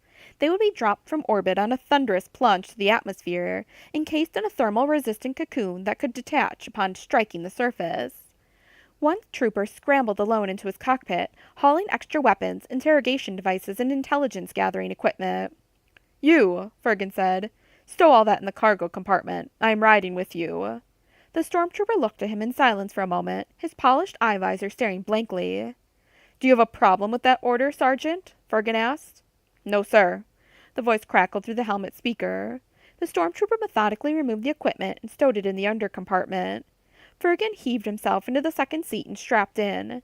He pulled 2 sets of the crash webbing around his body to make sure he landed without injury. He didn't want to limp in triumph into the defeated rebel stronghold. He waited impatiently as the rest of the stormtroopers completed preparations, slipped aboard their assault transports, and locked themselves down. When the launching bay dropped out from beneath his feet like a trap-door, Fergan grabbed the arms of his chair and cried out. The transports plunged like heavy projectiles into the waiting atmosphere. Even in its thick cocoon, the MT-AT jounced and rocked as if it were being struck by cannon blasts. He tried unsuccessfully to stop his yell of panic. Beside him, the stormtrooper pilot said nothing. Inside the stronghold on Anoth, Leia's personal assistant Winter glanced at the chronometer and at the giggling dark-haired baby. It was time to put young Anakin to bed. Though the triple planet Anoth had its own unusual cycle of days, nights, and twilights, Winter insisted on keeping their chronometers set to Coruscant Standard Time. Outside, the thin skies rarely brightened to more than a dark purple, with flashes of searing yellow as electrical discharges blasted across space. The planetoid was a stormy world, its surface covered with stone pinnacles like mammoth cathedrals reaching up to the limits of Anoth's low gravity, riddled with caves from thousands of geological inclusions that had weathered in volatiles away during centuries of planetary stresses. The rock spires provided a sheltered hiding place.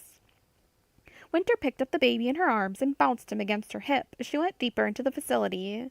Anakin's shielded bedroom was brightly lit and decorated with soothing pastel colors.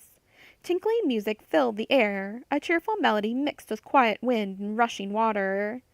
A boxy rectangular GNK power droid waddled from station to station in the room, charging the batteries of Anakin's self-aware toys.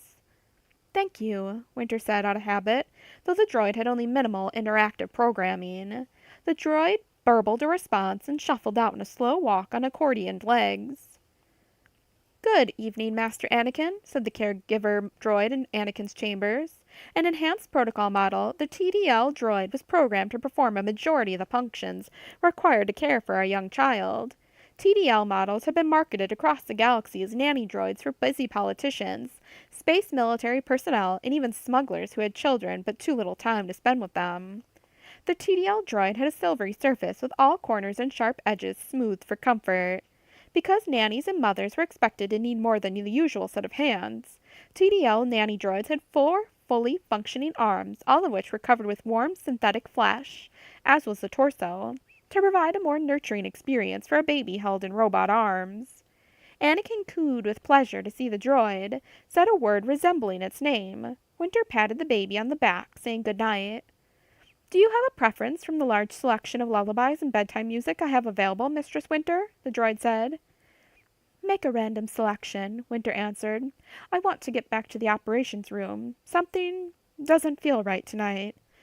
Very well, Mistress Winter, the nanny droid said, cradling Anakin in her arms. Wave good night. She plucked up Anakin's pudgy hand and puppeted a wave. Winter made it to the door of the operations room just before the intruder alarms went off. She rushed into the control center, scanning the big screens that showed outside images of the stark landscape. Sonic booms thundered through the thin air as large objects streamed down in a tight cluster. Winter saw the last of a group of projectiles impact at the base of the nearest spire of rock. Winter activated the automated defense systems. She closed the massive shield doors that covered the entrance to the hangar grotto.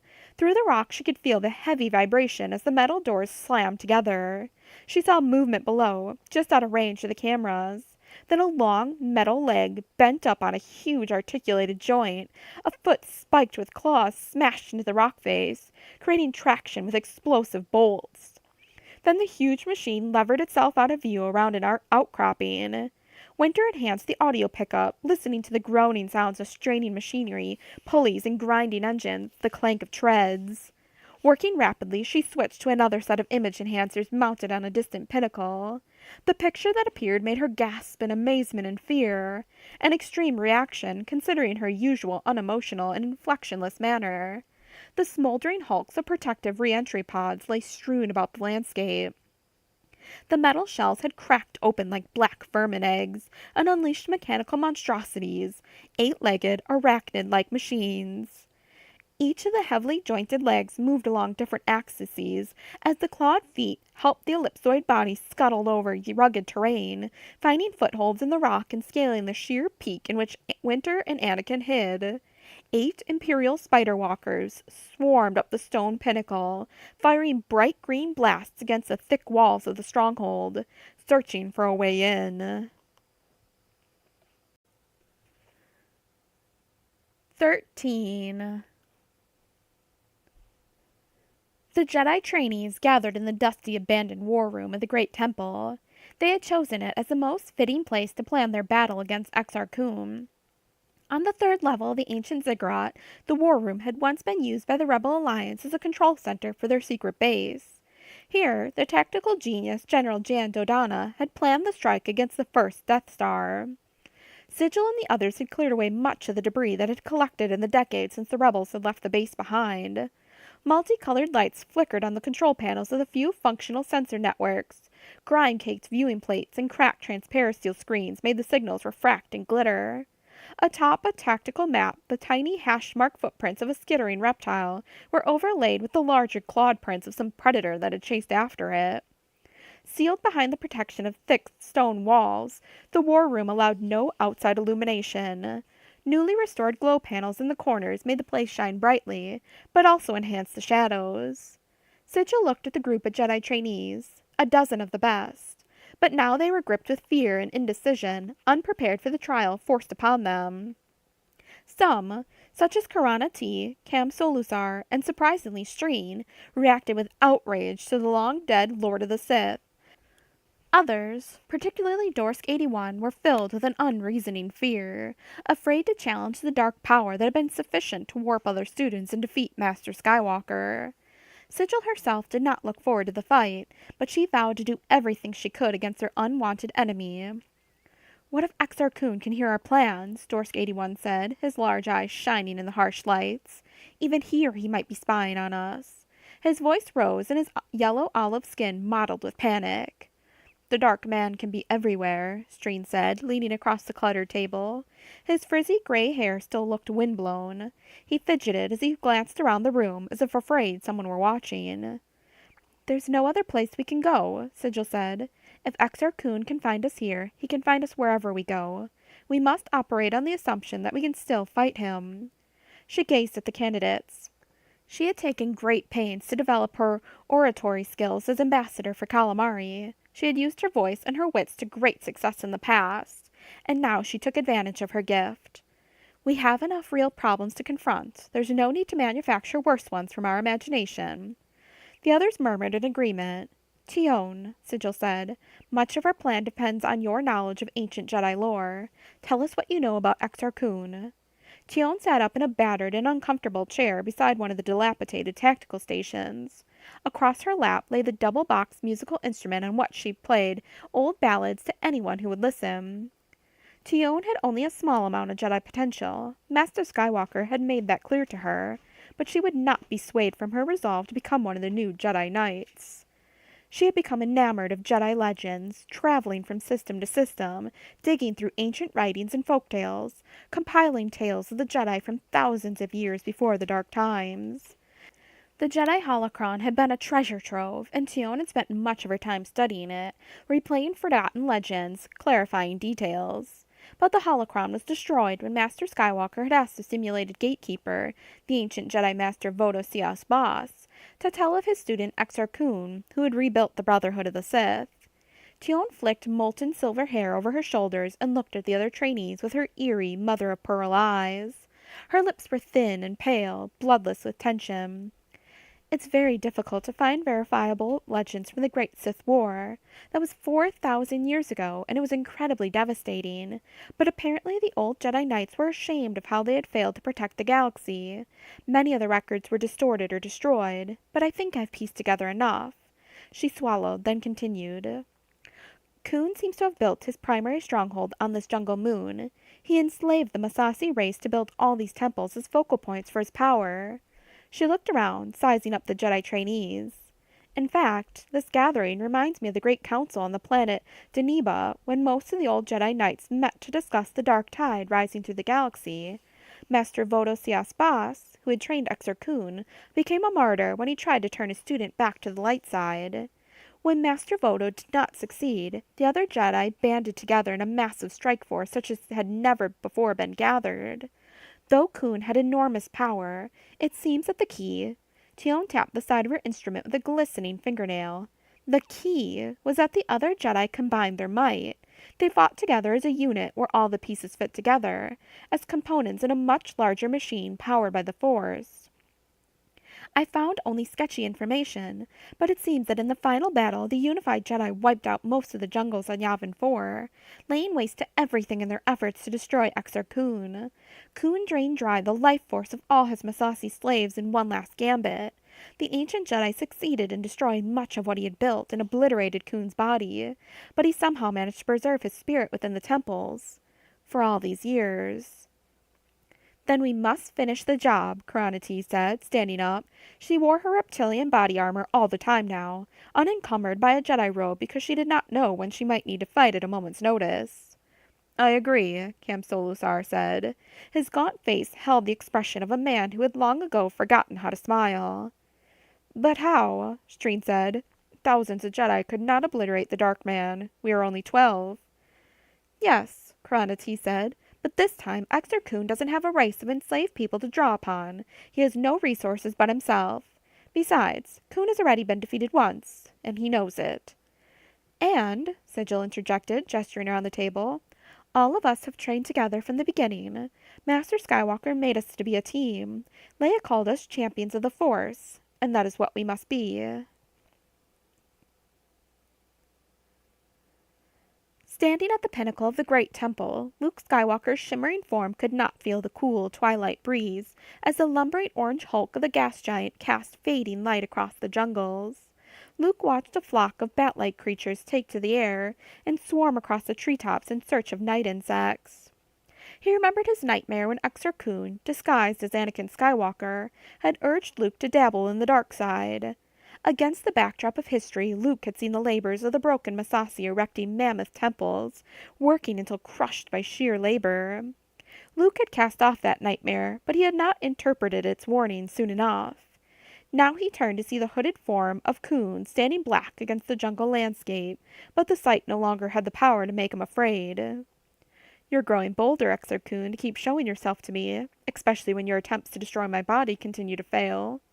In the aftermath of the reptilian creature's attack, Luke had watched Sigil tend his body's minor wounds, cleaning them and binding them with the meticulous care and empathy he had sensed from her first days at the Jedi Academy. Sigil was a born Jedi healer. She had spoken aloud to Luke's spirit, though she couldn't see him. "We will do whatever we can, Master Skywalker. Please keep faith in us." Luke had indeed maintained his faith. He felt it throbbing within him as he confronted Exar Kun atop the temple, where the Sith Lord and Kip Duran had defeated Luke once before. "I have been toying with you." Kun waved his silhouette hand. "Nothing will affect my plans. Some of your students are already mine. The others will soon follow."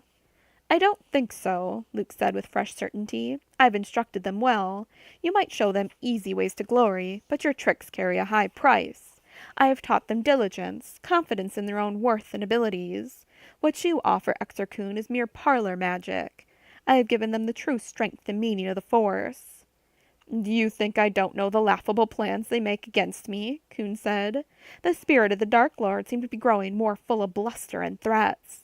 Perhaps his confidence was shaken. "That doesn't matter," Luke answered. "They will defeat you anyway. Your imagined power is your weakness, Exar Kun." "And your faith in your friends is yours," Kun snapped back. Luke laughed, feeling his strength and determination increase. "I've heard talk like that before. It was proved wrong then, and it will be proved wrong now." The black outline of Exar Kun rippled in an unseen breeze. As the shadow vanished, Kun's last words were, "We shall see." 14. Standoff. Han Solo felt cold sweat spring from his forehead as he looked out from the cockpit of the Millennium Falcon. In front of him, the Sun Crusher powered up its supernova torpedo launcher. Han pounded his fist on the console. "Hold it, kid," he shouted. "Just hold it. I thought you were my friend." "If you were my friend," Kip's voice croaked through the speaker, "you wouldn't try to stop me. You know what the Empire did to my life, to my family. The Empire lied to me one last time, and now even my brother is dead." At the co-pilot station, Lando scrambled at the controls. His big eyes flicked back and forth, and he turned to Han, waving frantically for him to shut off the voice pickup. "Han," he whispered, "remember when you and Kip took the Sun Crusher away from Maw Installation, and Luke and I were there waiting to intercept you?" Han nodded, not sure what Lando was getting at. "Sure. Back then, we linked the ships together because the Falcon's nav computer wouldn't work." He raised his eyebrows and spoke very slowly. "Listen, we still got the Sun Crusher's control codes in here." Suddenly, Han understood. "Can you do anything with that? You're not even familiar with the Sun Crusher's systems." "Don't have much choice, do we, buddy?" "All right," Han said in a needlessly low voice because the voice pickup was switched off. "I'll keep him talking. You work to deactivate the Sun Crusher." Lando, with a skeptical but determined frown, continued his programming. Han toggled on the communication system again. "Kip, don't you remember when we went turbo-skiing at the poles of Coruscant? You led me down one of the dangerous paths, but I went after you because I thought you were going to fall on your face. Don't you remember that?" Kip didn't answer, but Han knew he had struck home. "Kid, who broke you out of the spice mines at Kessel?" he said. "Who broke you out of the detention cell on Gorgon? Who was with you during the escape from the Maw? Who promised to do everything he could to make your life worth living again after years of misery?" Kip answered in a halting voice. It didn't work. But why not, kid? What went wrong? What happened on Yavin 4? I know you and Luke didn't get along. It had nothing to do with Luke Skywalker. Kip snapped so defensively that Han knew it wasn't true. There in the temples I learned things Master Skywalker would never teach. I learned how to be strong. I learned how to fight the Empire, to turn my own anger into a weapon. Look, kid, Han said, I don't claim to understand anything about the Force. In fact, I once said it was a hokey religion full of mumbo-jumbo. But I do know that what you're saying sounds dangerously close to the dark side. After a deep pause, Kip said haltingly, Han, I... Got it, Lando whispered. Han nodded and Lando punched in the control sequence. A rapid succession of lights twinkled on the control panel as the override command was transmitted across the narrow bridge of space. And the black gulf lit only by a backwash of dull light from the exploded red dwarf star, the Sun Crusher suddenly went dark. The lights in its cockpit, the aiming beacons on its laser cannons, and the blaze of plasma at the end of its torpedo generator. Yes! Lando shouted. Han gave a whoop of triumph, and the two of them reached out to slap their hands together. Let me talk to him, Han said. Does he still have power to his comm system? Channel open, Lando said, but I don't think he's very happy. You tricked me! Kip's voice screamed through the speaker panel. You claimed to be my friend, and now you betrayed me. It's just like Exar Kun said. Friends betray you. A Jedi has no time for friendship. You should all die. Astonishingly, the power in the Sun Crusher surged back to life again, despite Lando's overrides. The lights came on in a blaze. It's not my fault, Lando squawked, scrambling to reroute the command. I didn't know he could bypass it so fast. Kip can do things with the Force that you and I can't understand, Han said. The energy torpedo launcher fired up with a flare of intense plasma, brighter than before, ready to launch at the Falcon. And this time, Kip did not hesitate. 15.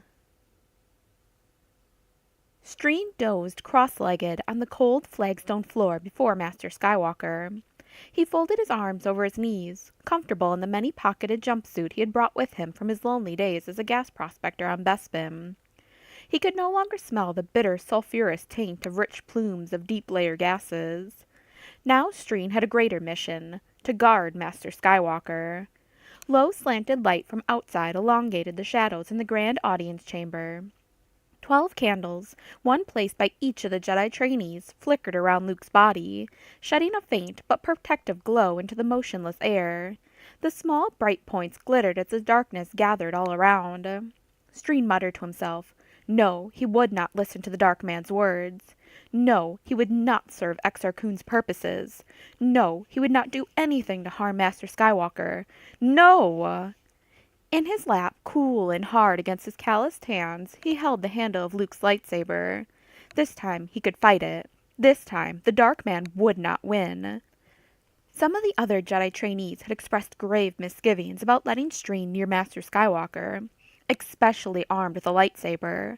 But Streen had begged for his chance at restitution, and Karana T had spoken on his behalf. The others would watch over him. Master Skywalker would be in danger, but they had to take the risk. Streen let the fuzzy caress of sleep work its way into his mind. His grizzled head nodded to his chest. Whispering voices sounded like breezes in his mind, forming gentle words, soothing phrases, cold promises. The words demanded that he wake up, but Streen resisted them, not knowing if they were evil suggestions or the insistences of his companions. When Streen felt he had waited long enough, he allowed himself to snap awake. The voices fell silent as he blinked his eyes. Another voice, external this time, replaced the silence. Wake up, my student. The winds are blowing. Streen focused on the black form of Exar Kun in the center of the throne room. In the flickering candlelight and dim rays from the dying day, Streen could see chiseled features on the onyx silhouette, more detailed than he had ever seen before on the shadow of the dark man. Exar Kun turned a well-defined face toward him, completely ebony as if molded from lava stone, high cheekbones, haughty eyes, a thin, angry mouth. Long black hair like carbon wires swept over his shoulder, gathered in a thick ponytail. Padded armor covered his body, and the pulsing tattoo of a black sun burned from his forehead. Streen climbed slowly to his feet. He felt calm and strong, angry at how the dark man had set up a sharp hook in his own weakness and had dragged him along. I won't do your bidding, dark man, he said. Exarchun laughed. Then how do you propose to resist? You are already mine. If you believe that, Streen said, and took a deep breath, strengthening his voice, then you have made your first mistake. He brought up the handle of Luke's lightsaber, igniting it with a loud snap hiss. Exarchun's shadow flinched backward, much to Streen's surprise and satisfaction. Good, Kuhn said with false bravado. Now take the weapon and cleave Skywalker in two. Let us be done with this. Streen took one step toward Exarchun, holding the green lightsaber before him. This blade is meant for you, dark man. If you think that weapon will have any effect on me, Kuhn said, perhaps you should ask your friend Gantoris. Or have you forgotten what happened to him when he defied me? A vision flashed through Streen's mind. Gantoris' crisp corpse, incinerated from the inside out, his body turned to ash from the incredible fires of the dark side. Kuhn must have intended for that memory to drive Streen to despair. Gantoris had been his friend. He and Gantoris were the first two trainees Master Skywalker had found on his Jedi search. But rather than causing panic or dismay, the memory increased Streen's determination. He strode forward, staring down the shadowy man. You are not wanted here, Exarchun, he said. To his continued surprise, the shadow of the ancient Sith Lord drifted back from him, down the promenade. I can find other tools, Streen, if you prove difficult. I will show you no mercy when I have gained control once more. My Sith brothers will use the power stored within this network of temples. If you defy me, I can find new ways of inflicting pain far beyond the capabilities of your imagination, and you will endure all of them. Kuhn's shadow drifted farther away, and a tall figure emerged from the left stone stairwell into the grand audience chamber. Karana T, clad in her polished reptilian armor, her muscles rippling in the pale candlelight, her curves making her look supple yet deadly. Are you running away, Exarchun? Karana T said, frightened off so easily. Streen held his position, still gripping the lightsaber. Another foolhardy student, Kuhn said, whirling to face her. I would have come to you in time. The witches of Dathomir would be fine additions to a new Sith Brotherhood. You'll never get a chance to ask them, Exarchun. You are trapped here. You won't leave this chamber. She pressed forward to intimidate him by her very closeness. Kuhn's shadow distorted, but he held his ground. You cannot threaten me. Kuhn loomed over her. Streen felt a stab of cold fear at the movement, but Karana T ducked swiftly, fluidly into a fighting stance. She reached to her waist and snatched one of the tools hanging there. A loud crackle seared the air. She stood holding another ignited lightsaber. A long amethyst and white blade extended from the handle, humming like an angry insect. She thrashed the lightsaber from side to side. Where did you get that weapon? Kuhn demanded. It belonged to Gantoris, she said. He once tried to fight you and failed. She slashed with the lightsaber, and Kuhn flinched back toward Streen. But I will succeed. Karana T stalked toward the platform where Luke's body lay, where Streen stood on guard with the other lightsaber. Kuhn was trapped between them. Another Jedi trainee emerged from the right side stairwell, grim and wiry Cam Solusar. And if she fails, he said, I will pick up the lightsaber and fight you. He marched forward, closing the distance to join her. Then Tion came from the opposite stairwell, throwing her challenge at Exarchun as she walked up to the platform. And I will fight you as well. Sigil stepped in with Jason and Jaina, each holding one of her hands. And we will fight you. We will all fight you, Exarchun. The remaining Jedi trainees flooded into the chamber, converging in a group that surrounded the Dark Lord of the Sith. Kuhn raised his opaque arms in a sudden, brisk gesture. With a flicker of wind, the 12 candles around Master Skywalker's body snuffed out, plunging the room into deep shadow. We're not afraid of the darkness, Tion said in a firm voice. We can make our own light. As his eyes adjusted, Streen saw that all 12 of the Jedi candidates were aligned with the faintest sheen of an iridescent blue glow that grew brighter as the new Jedi converged around Exarchun. Even joined together, you are too weak to fight me, the shadowy man said. Streen felt his throat constrict, his windpipe closed. He choked, unable to breathe. The black silhouette turned, staring at those who resisted him. The Jedi trainees grasped their throats, straining to breathe, their faces darkening with the effort. Kuhn's shadow expanded, growing darker and more powerful. He towered over Streen. Streen, take your lightsaber and finish these weaklings. Then I will allow you to live. Streen heard the blood sing in his ears as his body strained for oxygen. The rushing sound reminded him of the blowing wind, gale-force storms. Wind, air. He grasped the wind with his Jedi powers, moving the air itself and making it flow into his lungs, past Kuhn's invisible stranglehold. Cool, sweet oxygen filled him, and Streen exhaled and inhaled again. Reaching out with his power, he did the same for all the other Jedi students, nudging air into their lungs, helping them breathe, helping them grow stronger. "We are more powerful than you," Dorsk 81 said, gasping, in a tone that Miss challenged with amazement. "How you must hate me," Exar Kun said. Desperation tinged the edges of his voice. "I can feel your anger." Sigil used the silken ambassadorial voice she had worked so hard to develop. "There is no anger," she said.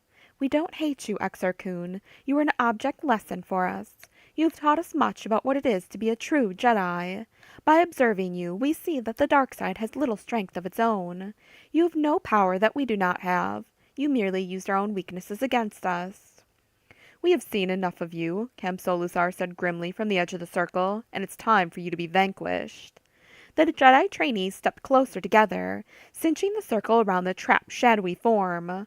Streen held his lightsaber high, while across the circle Karana T raised hers to a striking position. The nebulous glow around the new Jedi Knights grew brighter, a luminous fog that joined them in an unbroken ring, a solid band of light forged by the power of the Force within them. "I know your flaws," Kuhn said stridently. "You all have weaknesses. You." The shadow lunged toward the streamlined form of Dorsk 81. The clone Jedi candidate flinched, but the other trainees gave him strength. "You, Dorsk 81, a failure," he sneered. 80 generations of your genetic structure were perfect, identical, but you were an anomaly. You were an outcast, a flaw." But the olive-skinned alien would not back down. "Our differences make us strong," he said. "I've learned that." "And you," Exar Kun whirled to Tion, "you have no Jedi powers. You are laughable. You can only sing songs about great deeds, while others go out and actually do them." Tion smiled at him. Her mother-of-pearl eyes glittered in the dim light. "Someday the songs will tell of our great victory over Exar Kun, and I will sing them." The glow continued to brighten as the synergy between the trainees grew more powerful, weaving threads to reinforce their weak spots, to emphasize their strengths. Streen wasn't sure exactly when another image joined the Jedi candidates. He saw a new form without a physical body, short and hunched, with withered hands held in front of it, a misshapen funnel face, whiskered with tentacles, stared with small eyes hooded by a shelf of brow. Streen recognized the ancient Jedi Master Vodo Siosk Boss, who had spoken to them from the holocron. Kuhn's image also saw the ancient Jedi Master, and his expression froze in a sculpted grimace of astonishment. "Together, Jedi can overcome their weaknesses," Master Vodo said in a bubbly, congested voice. "Exar Kun, my student, you are defeated at last." "No!" The shadow screamed in a night-rending voice as the silhouette fought to discover a part of the circle he could breach. "Yes," came another voice, a strong voice. Opposite Master Vodo glimmered the faint, washed-out form of a young man in Jedi robes. Master Skywalker. "The way to extinguish a shadow," Sigil said in her calm and confident voice, "is to increase the light." Karana T stepped forward with the lightsaber that had been built by Gantoris. Streen met her with Luke Skywalker's lightsaber. The two stared into each other's eyes, nodded, and then struck with the brilliant, luminous blades. Their beams crossed in the middle of Exar Kun's shadowy body, pure light intersecting pure light with an explosion of lightning. The flash of dazzling white seemed as bright as an exploding sun. Darkness flooded out of the shade of Exar Kun. The blackness shattered, and fragments flew around the circle, seeking a weak heart in which to hide. Streen and Karana T kept their lightsabers crossed, the energy sizzling and searing. With the Force, Streen touched the winds again. The air inside the grand audience chamber swirled with increasing Coriolis forced to form a whirlwind. The cyclone grew tighter in an invisible knot around the shredded shadow, trapping it and carrying it up toward the rooftop and out, flinging it into the vast emptiness. Exarchun vanished with only a brief, curtailed scream. The Jedi Knights stood joined together for a final moment, relishing the shared force. Then, in exhaustion and relief and triumph, they separated from each other. The unearthly glow dissipated around them. The image of the alien master Vodo Sios Boss stared toward the ceiling, as if to catch the last glimpse of his conquered student, and then he, too, disappeared. With a wheezing cough as he expelled long trapped air from his lungs and drew in a fresh breath, Master Skywalker groaned and sat up on the stone platform. "You've done it," Luke said, gaining strength with each lungful of cool, clean air. The new Jedi Knight surged toward him. "You have broken the bonds." With squeals of delight, Jason and Jaina ran to their Uncle Luke. He pulled them into his arms. They giggled and hugged him back. Luke Skywalker smiled out at his students, his face glowing with pride for the group of Jedi Knights he had trained. "Together," he said, "you make a formidable team indeed. Perhaps we need no longer fear the darkness."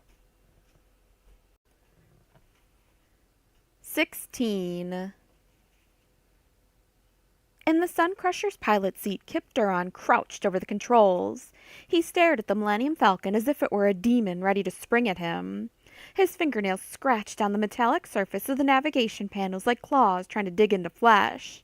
His mind had been swimming with the bittersweet memories of happy times with Han. How the two of them had careened over the ice fields in a frantic turbo-ski run. How they had made friends in the blackness of the spice mines. How Han had pretended not to be all choked up when Kip left for the Jedi Academy. Part of him was appalled at the idea of threatening Han Solo's life, that he would want to destroy the Millennium Falcon. It had seemed an easy threat, the obvious thing to do, but it came from a dark shadow in the back of his mind. The whispering voice chewed at his thoughts, haunted him constantly. It was the voice he had heard during his training on Yavin 4 in the deepest night, and in the echoing obsidian pyramid far out in the jungles, and on top of the great ziggurat from which Kip had summoned the Suncrusher out of the core of Yavin. Troubled by that voice, Kip had stolen a ship and fled to the forest moon of Endor to meditate beside the ashes of Darth Vader's funeral pyre. He had thought to go far enough away to escape Kuhn's influence, but he no longer thought that was possible. Kip had traveled to the core systems, but still he felt the chains binding him to the Dark Lord, the malevolent obligations required by the Sith teachings. If he tried to resist and think for himself, the angry tauntings returned with full force, the snapped words, the coercions, the veiled threats. But Han Solo's words tugged at him too, weapons of a different sort that made his heart grow warm, melting the ice of anger. Right now, Exarchun's voice seemed distracted and distant, as if preoccupied with another challenge.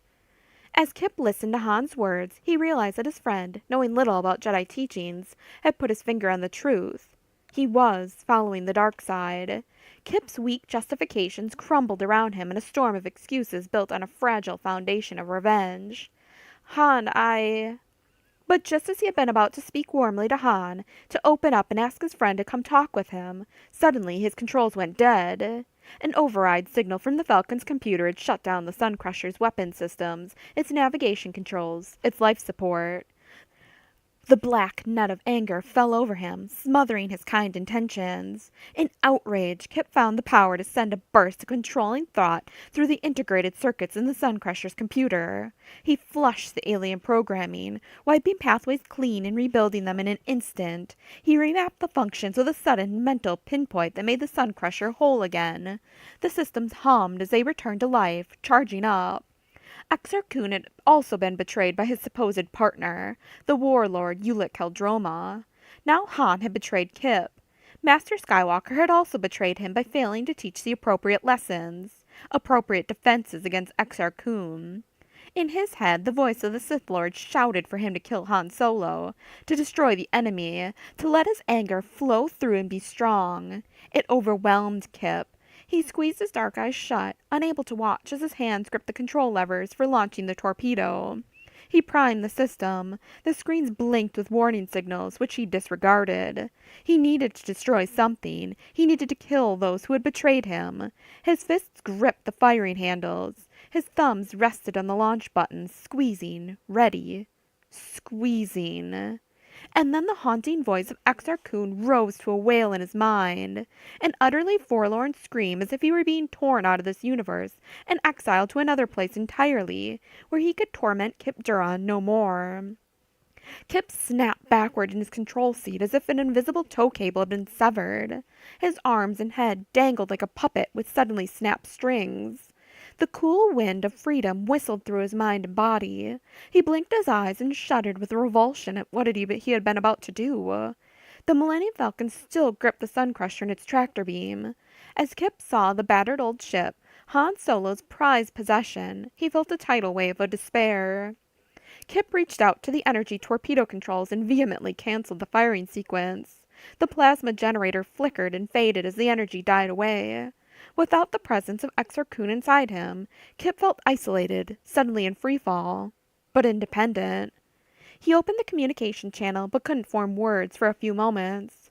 His throat was dry. It felt as if he hadn't had anything to eat or drink in 4,000 years. Han, he croaked, and said louder, Han, this is Kip. He paused, not knowing what next to say, what else he could say. He hung his head and finally finished. I surrender. 17. The Twi'lek Tol Sivrin still felt jangled from his horrendous passage through the maw, escaping from the rebel invasion force and riding the gravity between black holes. His long head-tails tingled with a rush of impressions, delighted to see that the information he had long ago stolen from Dalla's secret files, the list of torturous safe routes through the black hole cluster, had been accurate. If the course map had been the least bit imprecise, he and his retreating crew would not be alive now. The Death Star prototype lurched under full power as it emerged safely from the cluster. But just as it sped away from the sinuous, brilliant gases, the propulsion systems fizzled and went offline. Sparks showered from panels as the stormtrooper captain shut down the engine power and rerouted systems. Yum attempted to use a manual fire-extinguishing apparatus to squelch flames licking out of a nearby console, but he succeeded only in short-circuiting the intercom systems. Golanda and Doxson flipped furiously through repair manuals and design specifications. Director, the stormtrooper captain said, we have successfully broken free from the maw, though the strain has caused a good deal of damage. Doxson looked up scowling. I remind you that this was a non-hardened prototype, never meant to be actually deployed. Yes, sir, the stormtrooper said in an inflectionless voice. As I was about to say, I believe the damage can be repaired in only a few days. It is a simple matter of bypassing circuits and reinitializing computer systems. I believe after this shakedown, the prototype will be in much better shape for combat. Tol Sivin rubbed his hands together and smiled. Good, good. He leaned back in the pilot's chair. That will give us time to select a suitable target for our first attack. Golanda called up a navigational chart displayed across the view screen. Director, the Kessel system's very close, as you know. Perhaps we should... Let's get the propulsion systems up and running again before we plan too far ahead, Doxson interrupted. Our ultimate strategy may depend on our capabilities. Yum tore the cover off the communications panel and squinted down into the morass of blackened wires, sniffing the burned insulation. Golanda kept studying her station, calling up readings from the prototype's exterior sensors. Director, I found something puzzling. Looking at the gas turbulence that surrounds the black hole cluster, it appears that another very large ship has recently entered the maw, only moments ago. It seems to have followed one of the other paths Admiral Dalla designated as a safe route through the installation. She looked at him, and Tol Sivrin flinched away from her unpleasant face. We just missed them. Sivrin didn't know what she was talking about, nor why it should concern him. All of these frantic problems were like stinging insects buzzing around his head, and he swatted at them. We can't do anything about that now, he said. It's probably another rebel ship coming to mop up the invasion of our facility. He sighed. We'll get back at them as soon as we get the Death Star up and running again. He leaned back in his pilot's chair and closed his beady eyes, longing for just a moment's peace. He wished he had never left his home planet Ryloth, where the Twi'lek people lived deep within mountainous caverns, in the habitable band of twilight that separated the baking heat of day from the frigid cold of endless night. Tol Sivrin thought of more peaceful days, breathing the stale air through gaps in his pointed teeth. The heat storms on Ryloth brought sufficient warmth into the twilight zone to make the planet habitable, though desolate. The Twi'leks built their society around the governance-ship of a 5-member head clan, who led the community in all matters until such time as one of them died.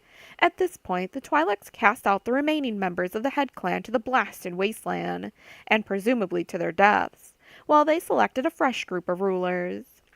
Tol Sivrin had been a member of the head clan, pampered and spoiled by the benefits of power. The entire clan was young and vigorous, and Sivrin had expected to reap the benefits of his position for many years. Spacious quarters, Twi'lek dancing women renowned throughout the galaxy, delicacies of raw meat that he could tear with his pointed teeth and savor the spicy liquid flavors. But the good life had lasted barely a standard year. One of his idiot companions had lost his balance on a scaffolding while inspecting a deep grotto construction project, and had fallen to impale himself upon a 10,000-year-old stalagmite.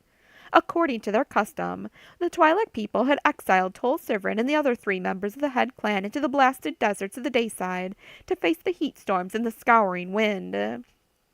They had resigned themselves to death, but Tol Sivrin had convinced the other 3 that if they worked together, they could survive, perhaps eke out an existence in an uninhabited cave farther down the Spina Mountains. The others had agreed, clinging to any hope, and then, as they slept that night, Tol Sivrin had killed them all, taking their meager possessions to increase his own chances of survival. Covering himself with thick layers of garments stripped from the dead bodies of his companions, he had trudged across the fiery landscape, not knowing what he was searching for. Tol Sivrin had thought the glittering ships were mere mirages, until he stumbled into the encampment. It was a rugged training base and refueling station for the Imperial Navy, frequented by smugglers but supported by the Empire. Tol Sivrin had met a man named Tarkin there, an ambitious young commander who already had several ships and who intended to make the small outpost on Ryloth a strategically important refueling station in the Outer Rim. Over the years, Tol Sivrin had worked for Tarkin, proving himself to be an unparalleled manager, a skillful arranger of the complex business that Tarkin, then Moff Tarkin, then Grand Moff Tarkin, had underway. Sivrin's career had culminated in his directorship of Maw Installation, which he now fled in the face of a rebel invasion. If Tarkin was still alive, the embarrassing retreat would no doubt figure negatively in Tol Sivrin's next performance appraisal. He had to do something to make up for it, post-haste. "Director," Yem said, interrupting his thoughts, "I think the comm system is functioning again. It'll be ready to use as soon as I log the modifications into its maintenance record." Sivrin sat up. "At least something works around here." Yem entered numbers into one of the computer stations and nodded his horned head at Tol Sivrin. "Ready, Director." "Turn it on," he said. "Let me speak to the crew." His last words echoed through the speakers, startling him. He cleared his throat and leaned closer to the voice pickup on the pilot's chair. "Attention, everyone. Hurry with those repairs," he snapped into the intercom. His voice sounded like the commands of a deity as he spoke through all levels. "I want to destroy something as soon as possible." He switched off. The stormtrooper captain turned to him. "We will do our best, sir. I should have final repair estimates within a few hours." "Good. Good." He stared across the open emptiness of space, looking at all the possible starpoint targets. Tol Sivrin had in his possession one of the most devastating weapons in the galaxy, but it remained untested. For now. 18. The second time detonation occurred just as Wedge Antilles and his assault squad charged into the Maw installation's power reactor complex. Shaped charges planted by a sabotage crew exploded at the base of the reactor's cooling towers, shutting down the enormous generator that powered the facilities, the laboratories, the mainframe computers, and life support systems. Wearing mottled brown and gray body armor, Wedge had led his assault team across the connector tube catwalks to the power asteroid, but just as the squad entered, gouts of gray smoke spurted through the tunnels, carrying dust and debris along with a hot wind. Wedge shook his head to clear his ringing ears. He climbed to his knees and then to his feet again. "I need an assessment of the damages," he shouted. "Quick!" 3 of the leading soldiers raced down the hall, only to encounter a group of Maw installation personnel fleeing the wreckage. The saboteurs were led by a one-armed brute of a man, with purplish-green skin and a sour expression. Wedge's team snapped up their weapons, training the barrels of their blaster rifles on the saboteurs, who halted with a clatter like machine components locking into place. The one-armed man skidded to a stop and looked around wildly. The rest of his crew glared at the New Republic soldiers. "Drop your weapons," Wedge said. The large brute raised his single hand, palm outward, to show that he carried no weapons. Wedge was surprised to see that the others were also unarmed. "It's too late to stop anything," the one-armed man said. "I am Worman, division leader for plant operations. Accept my surrender. My team and I would appreciate it if you'd get us off this rock before the whole thing explodes." Wedge pointed to 4 of his soldiers. "Use binders. See that the prisoners are secured. We've got to get that power reactor functioning again, or we'll have to evacuate." The Maw saboteurs did not resist as the squad took them into custody. The Wedge's men looked confused about how to apply binders to Worman's single arm. Wedge and the technicians proceeded cautiously into the reactor housing. The heat struck him like a sand whirl during the hot season on Tatooine. The air smelled thick with acrid lubricants, molten metal, and charred high-energy explosive.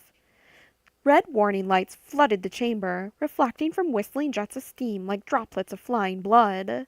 Laboring pumps and engines thudded with a pounding beat that made Wedge's skull ache. A large reactor component had been slagged, left with ragged, dripping edges. He squinted as the techs ran forward, yanking handheld detectors from their belts to study radiation leaks. One trotted up to Wedge. "Both the primary and the backup cooling pumps have been destroyed. Our friend Worman was right. He's initiated a meltdown, and there's nothing we can do to stop it. We can't fix this equipment." "Can we shut down the reactor?" Wedge said. "It's been locked on, and the controls are destroyed," the tech answered.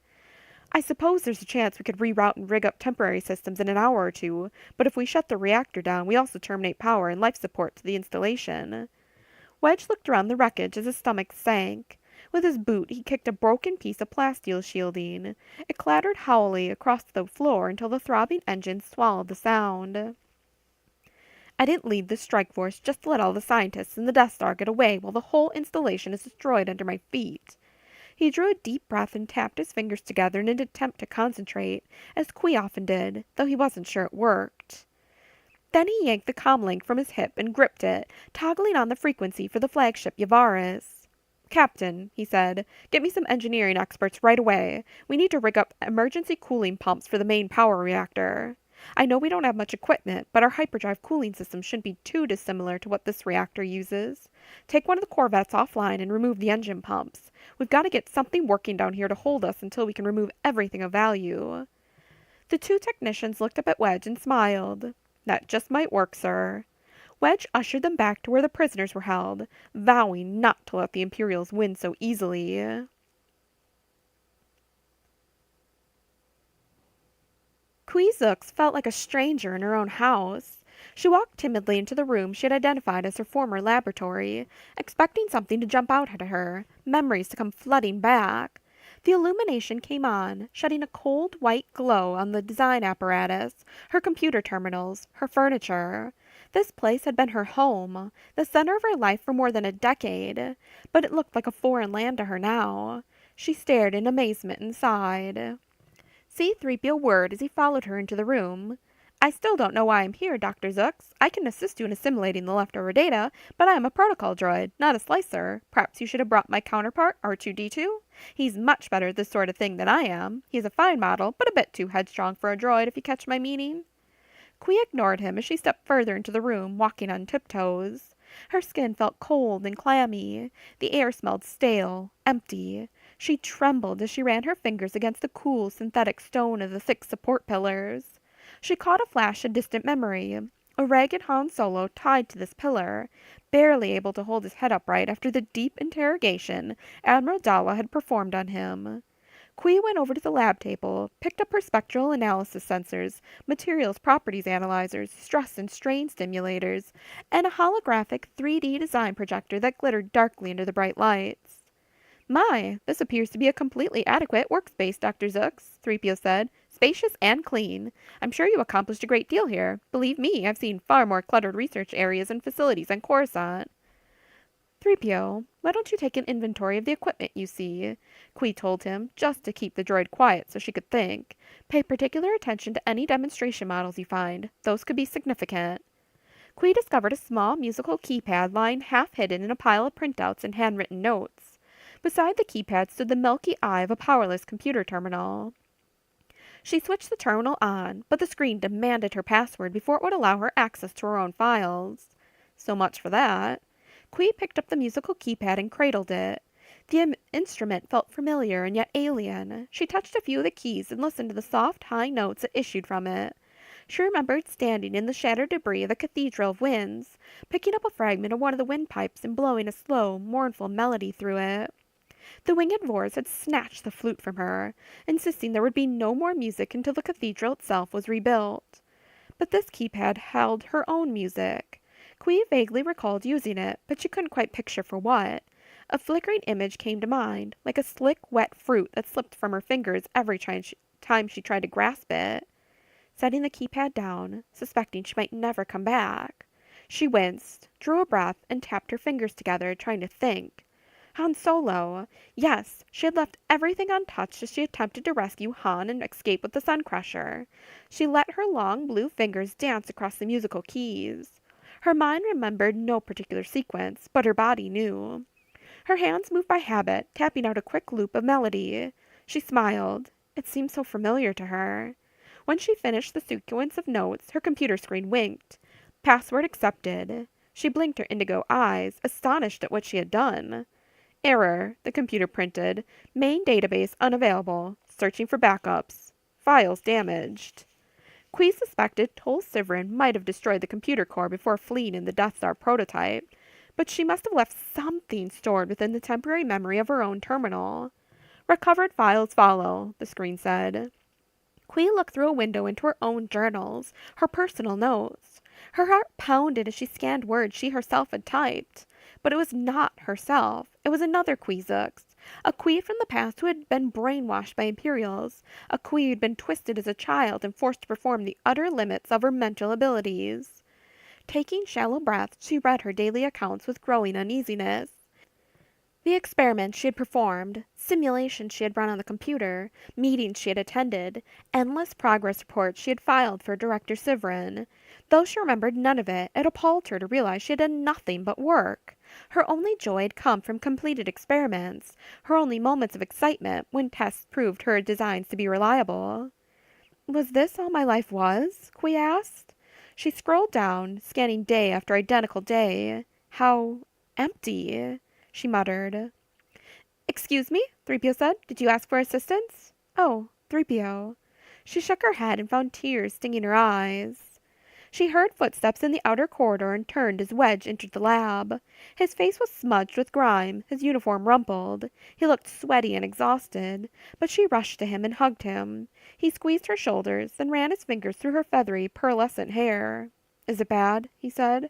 Sorry I couldn't be here when you first entered the lab. I had an emergency. Qui shook her head. No, I had to face this myself anyway. Find anything useful?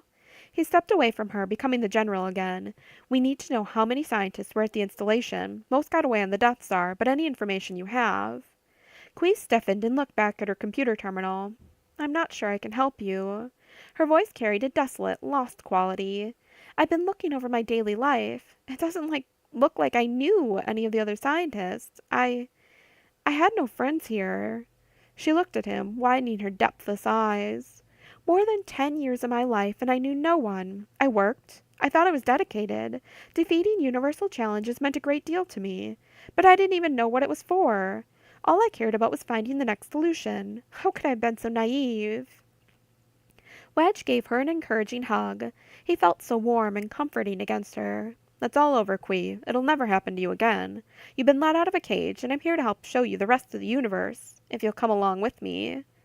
Yes, Wedge. She looked up at him with a faint smile. Of course I'll come with you. Wedge's comlink beeped at him from his waist, and he pulled it out with a sigh. Yes, what is it? He said. General Antilles, we've brought down some temporary equipment to the reactor facility. We've modified the critical components taken from one of the corvettes, as you suggested. We've managed to emplace them, and the systems are marginally functional. The core temperature levels of the reactor have begun dropping, and we expect them to go down below the red lines within the next several hours. Good. Do we have a time limit here, then? Wedge said. Well, the technician's voice answered, the reactors are still shaky, but they're stable for now. Good work, Wedge said. Pass along my commendations to your people. Yes, sir. Wedge switched off and smiled at Quee. See? Everything's working out after all, he said. She nodded, raising her face to look through the long, narrow window at the top of the wall. Pools of hot gas drifted around the mall as black holes. They seemed safe here, walled off from the conflicts of the galaxy. Quee had fought her greatest personal battles, and now she could allow herself to relax just a little. But before she could turn away, she saw a shadow appear in a multicolored nebula, a huge triangular shape, like a spear point plunging through the gases and emerging into the safe gravitational island. Quee stiffened, biting back an outcry of panic. Wedge let go of her and whirled, looking up. "Oh, dear," 3PO said. Battered and blackened, an Imperial Star Destroyer came through the mall with its weapons already powering up. Its once white hull was blistered and streaked with burn marks, its shielding plates damaged by an inferno of destruction. Admiral Dalla's flagship, the Gorgon, had returned to Maw installation. 19. The Imperial Spider Walkers ascended the steep, pitted stone pinnacle, their long metal legs bent at odd angles as their claws hauled them toward the heavy blast doors protecting Winter and baby Anakin. Winter stood in the operations room, her jaw clenched, her eyes narrowed as she viewed the progress of the assault transports. They had reached her first line of defenses. When establishing the Anoth hiding place, Admiral Akbar and Luke Skywalker had been unwilling to rely entirely on secrecy. They had tried to plan for every possible attack scenario. Winter had hoped she would never need to test those contingency plans, but now she had to fight for the child's life. And her own. Winter looked down at her status panels. The foreign intruder defense organism was primed and ready for automatic strike. She anticipated that Fido could take out at least 2 of the spider walkers. She watched, gripping the edge of the console to steady herself. Scuttling up the rock wall with insectile legs, the spider walkers reached a line of caves, small openings to a labyrinth of dead ends and grottos within the stone. Winter tensed as the first 2 MT-ATs passed, unsuspecting over the black openings. The uppermost assault walker paused and fired a preemptive strike against the blast doors above with 2 forward lasers. A muffled thump and clang reverberated through the sealed installation. As the second spider walker also prepared to fire, masses of whip-like tentacles lashed out of the hidden caves, long ropes each ending in a razor-sharp pincer claw. The tentacles took the spider walkers completely by surprise. 2 of Fido's writhing arms locked around the first walker and ripped it from the cliff face. Before the machine could use its pneumatic claws to grasp the rock again, Fido tossed the spider walker over the edge. The MT-AT tumbled in a long clatter of wildly gesticulating legs. On its way down, the walker clipped another of the assault transports. The 2 plummeted together and exploded in a fiery crash on the jagged ground below. The second spider walker fired with its laser cannon into the dark caves. One of Fido's tentacles, black and smoking, withdrew like a flicked whip, vanishing deep into the tunnels. But other tentacles emerged from different openings to wrap around the walker in a stranglehold. In desperation, the turbo laser fired again, dislodging chunks of rock. Fido squeezed, bending the articulated legs until their hinged groaned and thick rivets popped out. Sensor-tipped tentacles comprehended what the cockpit of the MT-AT was for.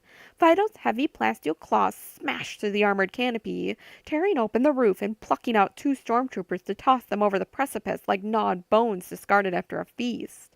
Unmanned, this walker skidded down the cliff face as the remaining 5 assault transports scuttled out of the way. Winter clenched her fist and swallowed her shallow breathing.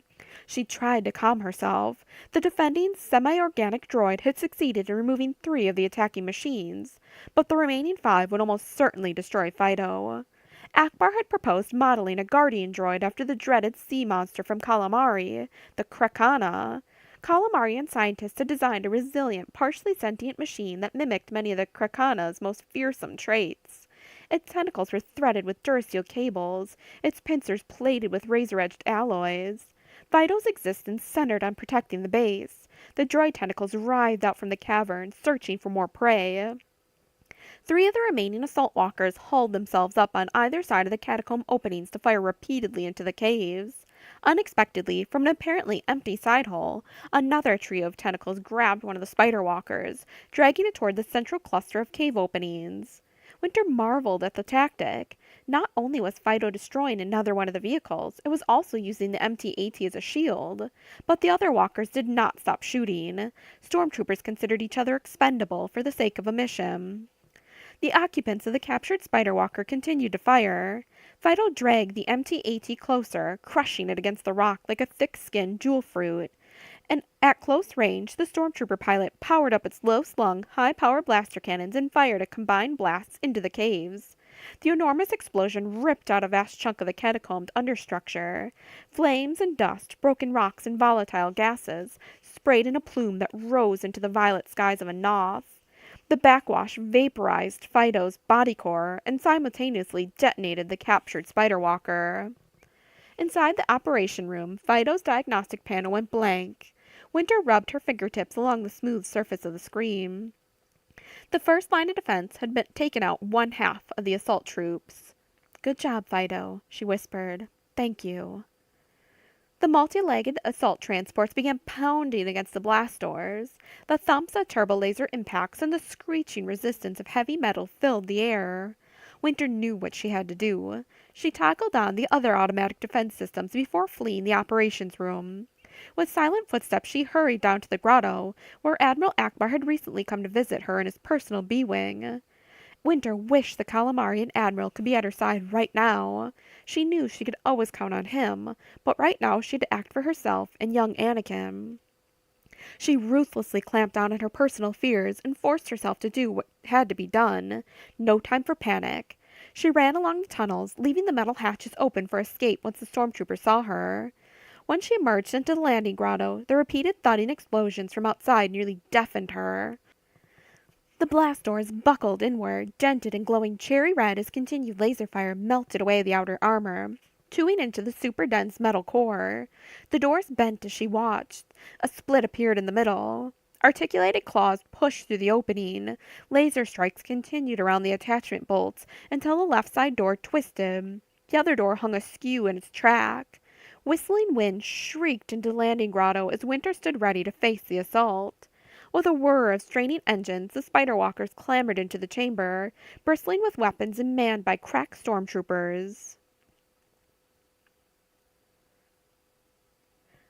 The dreadnought Vendetta maintained its position in orbit. Colonel Ardax touched his fingertips to the voice pickup in his ear, listening to the report from the assault team on the planetoid below. "We have succeeded in breaching the blast doors, Colonel," the stormtrooper commander said into the radio. "Losses have been heavy. Rebel defenses are stronger than anticipated. We are proceeding with caution, but we expect to have the Jedi child in hand shortly." "Keep me updated," Ardax said. "Report to me when the mission is completed, and we will arrange for pickup." He paused. "Was Ambassador Fergan one of the casualties?" "No, sir," the stormtrooper said. "He was in the rearmost assault transport and faced no direct danger." Colonel Ardax signed off. A pity. Ardax was looking out at the three locked planetoids when sudden alarms rang through the Vendetta's control deck. "What's that?" A lieutenant looked up from his sensor station, his face ashen. "Sir, a rebel battleship has just come out of hyperspace. It outguns us by a substantial margin." "Prepare to take evasive action," Colonel Ardax said. "It appears we've been betrayed." He drew a cold breath through gritted teeth. Fergan must have somehow given away their plans to rebel spies. The wide communication screen fizzled with gray static that resolved into the image of a fish-headed calamarian. "This is Akbar, in command of the Star Cruiser Galactic Voyager. Surrender and prepare to be boarded. Any New Republic hostages you have taken must be returned unharmed." "Reply, Colonel," the communications officer said. "Our silence is enough of an answer," Ardax said. "Right now our primary objective is to survive. The surface team is forfeit. Set course to fly between the two close components of a Noth. The electrical discharges will mask us from their sensors, and from that point we can escape into hyperspace. Shields at maximum." "Yes, sir," their tactical officer said. The navigator set a course. Full speed ahead when ready, Colonel Ardak said. He paced on the control deck. With a lurch, the Vendetta accelerated toward the broken planet. The rebel battleship fired at them. The dreadnought rattled and shook as heavy explosions struck its shields. They outgun us, sir, but they are aiming to disable, not to destroy. Colonel Ardax raised his eyebrows. Of course. They think we've got the child already. Let's not convince them otherwise. The Vendetta sped into the grinding jaws of the broken world. Leia squeezed until her nails bit into the smooth fabric of Akbar's command chair on the Galactic Voyager. The battered old dreadnought wheeled in its orbit and set a new course. They're calling your bluff, Admiral, she said. They're not responding, Akbar agreed. They won't respond, Turpin said, sullen at an auxiliary station. They will run. If they already have the baby, there's nothing to keep them here. They won't risk a fight against a superior battleship. Leia swallowed, knowing Turpin was right. She wished Han could be beside her right now. Then we must not let them get away, Akbar said. He had stuck close to Turpin's side throughout the journey. During the mustering of the rescue force, Akbar had snatched the most loyal members of his salvage crew on Reef's home city. He had gathered others from the starship construction yards in orbit. In all that time, he had not once mentioned Turpin's treachery. Akbar and Turpin were having some kind of silent conflict, a wrestling of wills. Akbar claimed he understood how the other had been manipulated. He himself had been a prisoner of the Empire, but instead of being programmed as a spy and saboteur, he had served as an unwilling liaison to Moff Tarkin. Though those times had been oppressive, Akbar had managed to turn his close association with a cruel strategist into an advantage during Admiral Dalla's attack on Calamari. Now, he claimed, it was time for Turpin to use his misery against the Imperials as well. As Leia watched from the bridge of the Galactic Voyager, the blunt-ended dreadnought ignited its sublight engines. She closed her eyes, gripped the back of Akbar's chair, and sent out a tendril of thought with her mind to seek the presence of baby Anakin, hoping to find him or comfort him. She sensed her baby across the vast distance of space, but could not pinpoint his location, feeling only his presence in the Force. She could make no direct contact, could not see him. Anakin could still be on a Noth, or he could be a prisoner aboard the dreadnought. Crippling strikes only. Fire all forward weapons, Akbar said in a maddeningly calm voice. Cause only enough damage to prevent them from entering hyperspace. High-powered energy beams splashed against the Vendetta's heavy shields. Residual radiation glowed from the hits, showing minor damage to the Imperial ship's hull. But the dreadnought continued to accelerate. He's going between two of the planetoids, Leia said. Turpin leaned forward with interest, swiveling his round eyes as he concentrated. He's trying to use the static discharge as its camouflage, he said. With so much ionization scramble, we'll lose him on our sensors. Then he can escape on any heady before we find him again. Leia breathed deeply to subdue her anxiety. They were so close. Why else would the dreadnought run unless they already had Anakin on board? Again she tried to sense where the baby was. The two atmosphere-swathed fragments of a Noth's primary body loomed ahead of the dreadnought, with only a tight channel between the lumps. Fingernails of lightning skittered from one atmosphere to the other as the orbiting shards built up an incredible electrostatic charge. Increase speed, Akbar said. Stop them before we lose them in the static. The dreadnought captain still refused to respond. Fire again, Akbar said. Increase power. Turbo lasers struck the starboard side of the Vendetta, shoving it visibly to one side with the momentum of the blasts. Its shields buckled, parts of the dreadnought's sublight engines were crippled, but the captain continued his flight. The blue light exhaust glow increased as the engines powered up, readying for a jump into hyperspace. No! Leia cried. Don't let them take Anakin away! Before she could finish her sentence, the dreadnought passed into the narrow passage between the split planet. A blinding blue tracery of static blanketed the outer shields of the Vendetta like a half-formed cocoon. The glow of an ionization cone spread out in front of it as it plowed through the thickening atmosphere into spectacular storms. Leia squeezed her eyes shut, concentrating.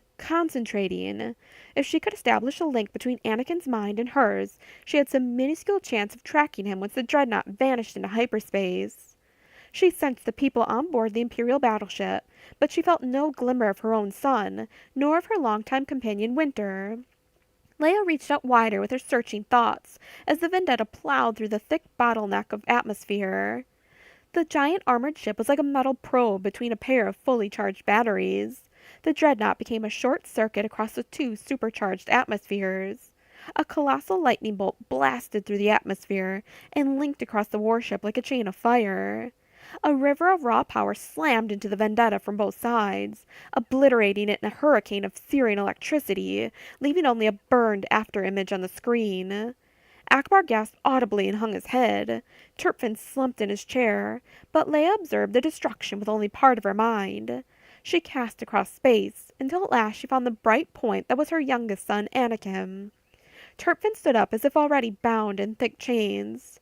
Minister Organa Solo, I submit myself to. Leia shook her head. No punishment, Turpin. Anakin is still alive. He's on the planet, but right now he's in terrible danger. We have to hurry.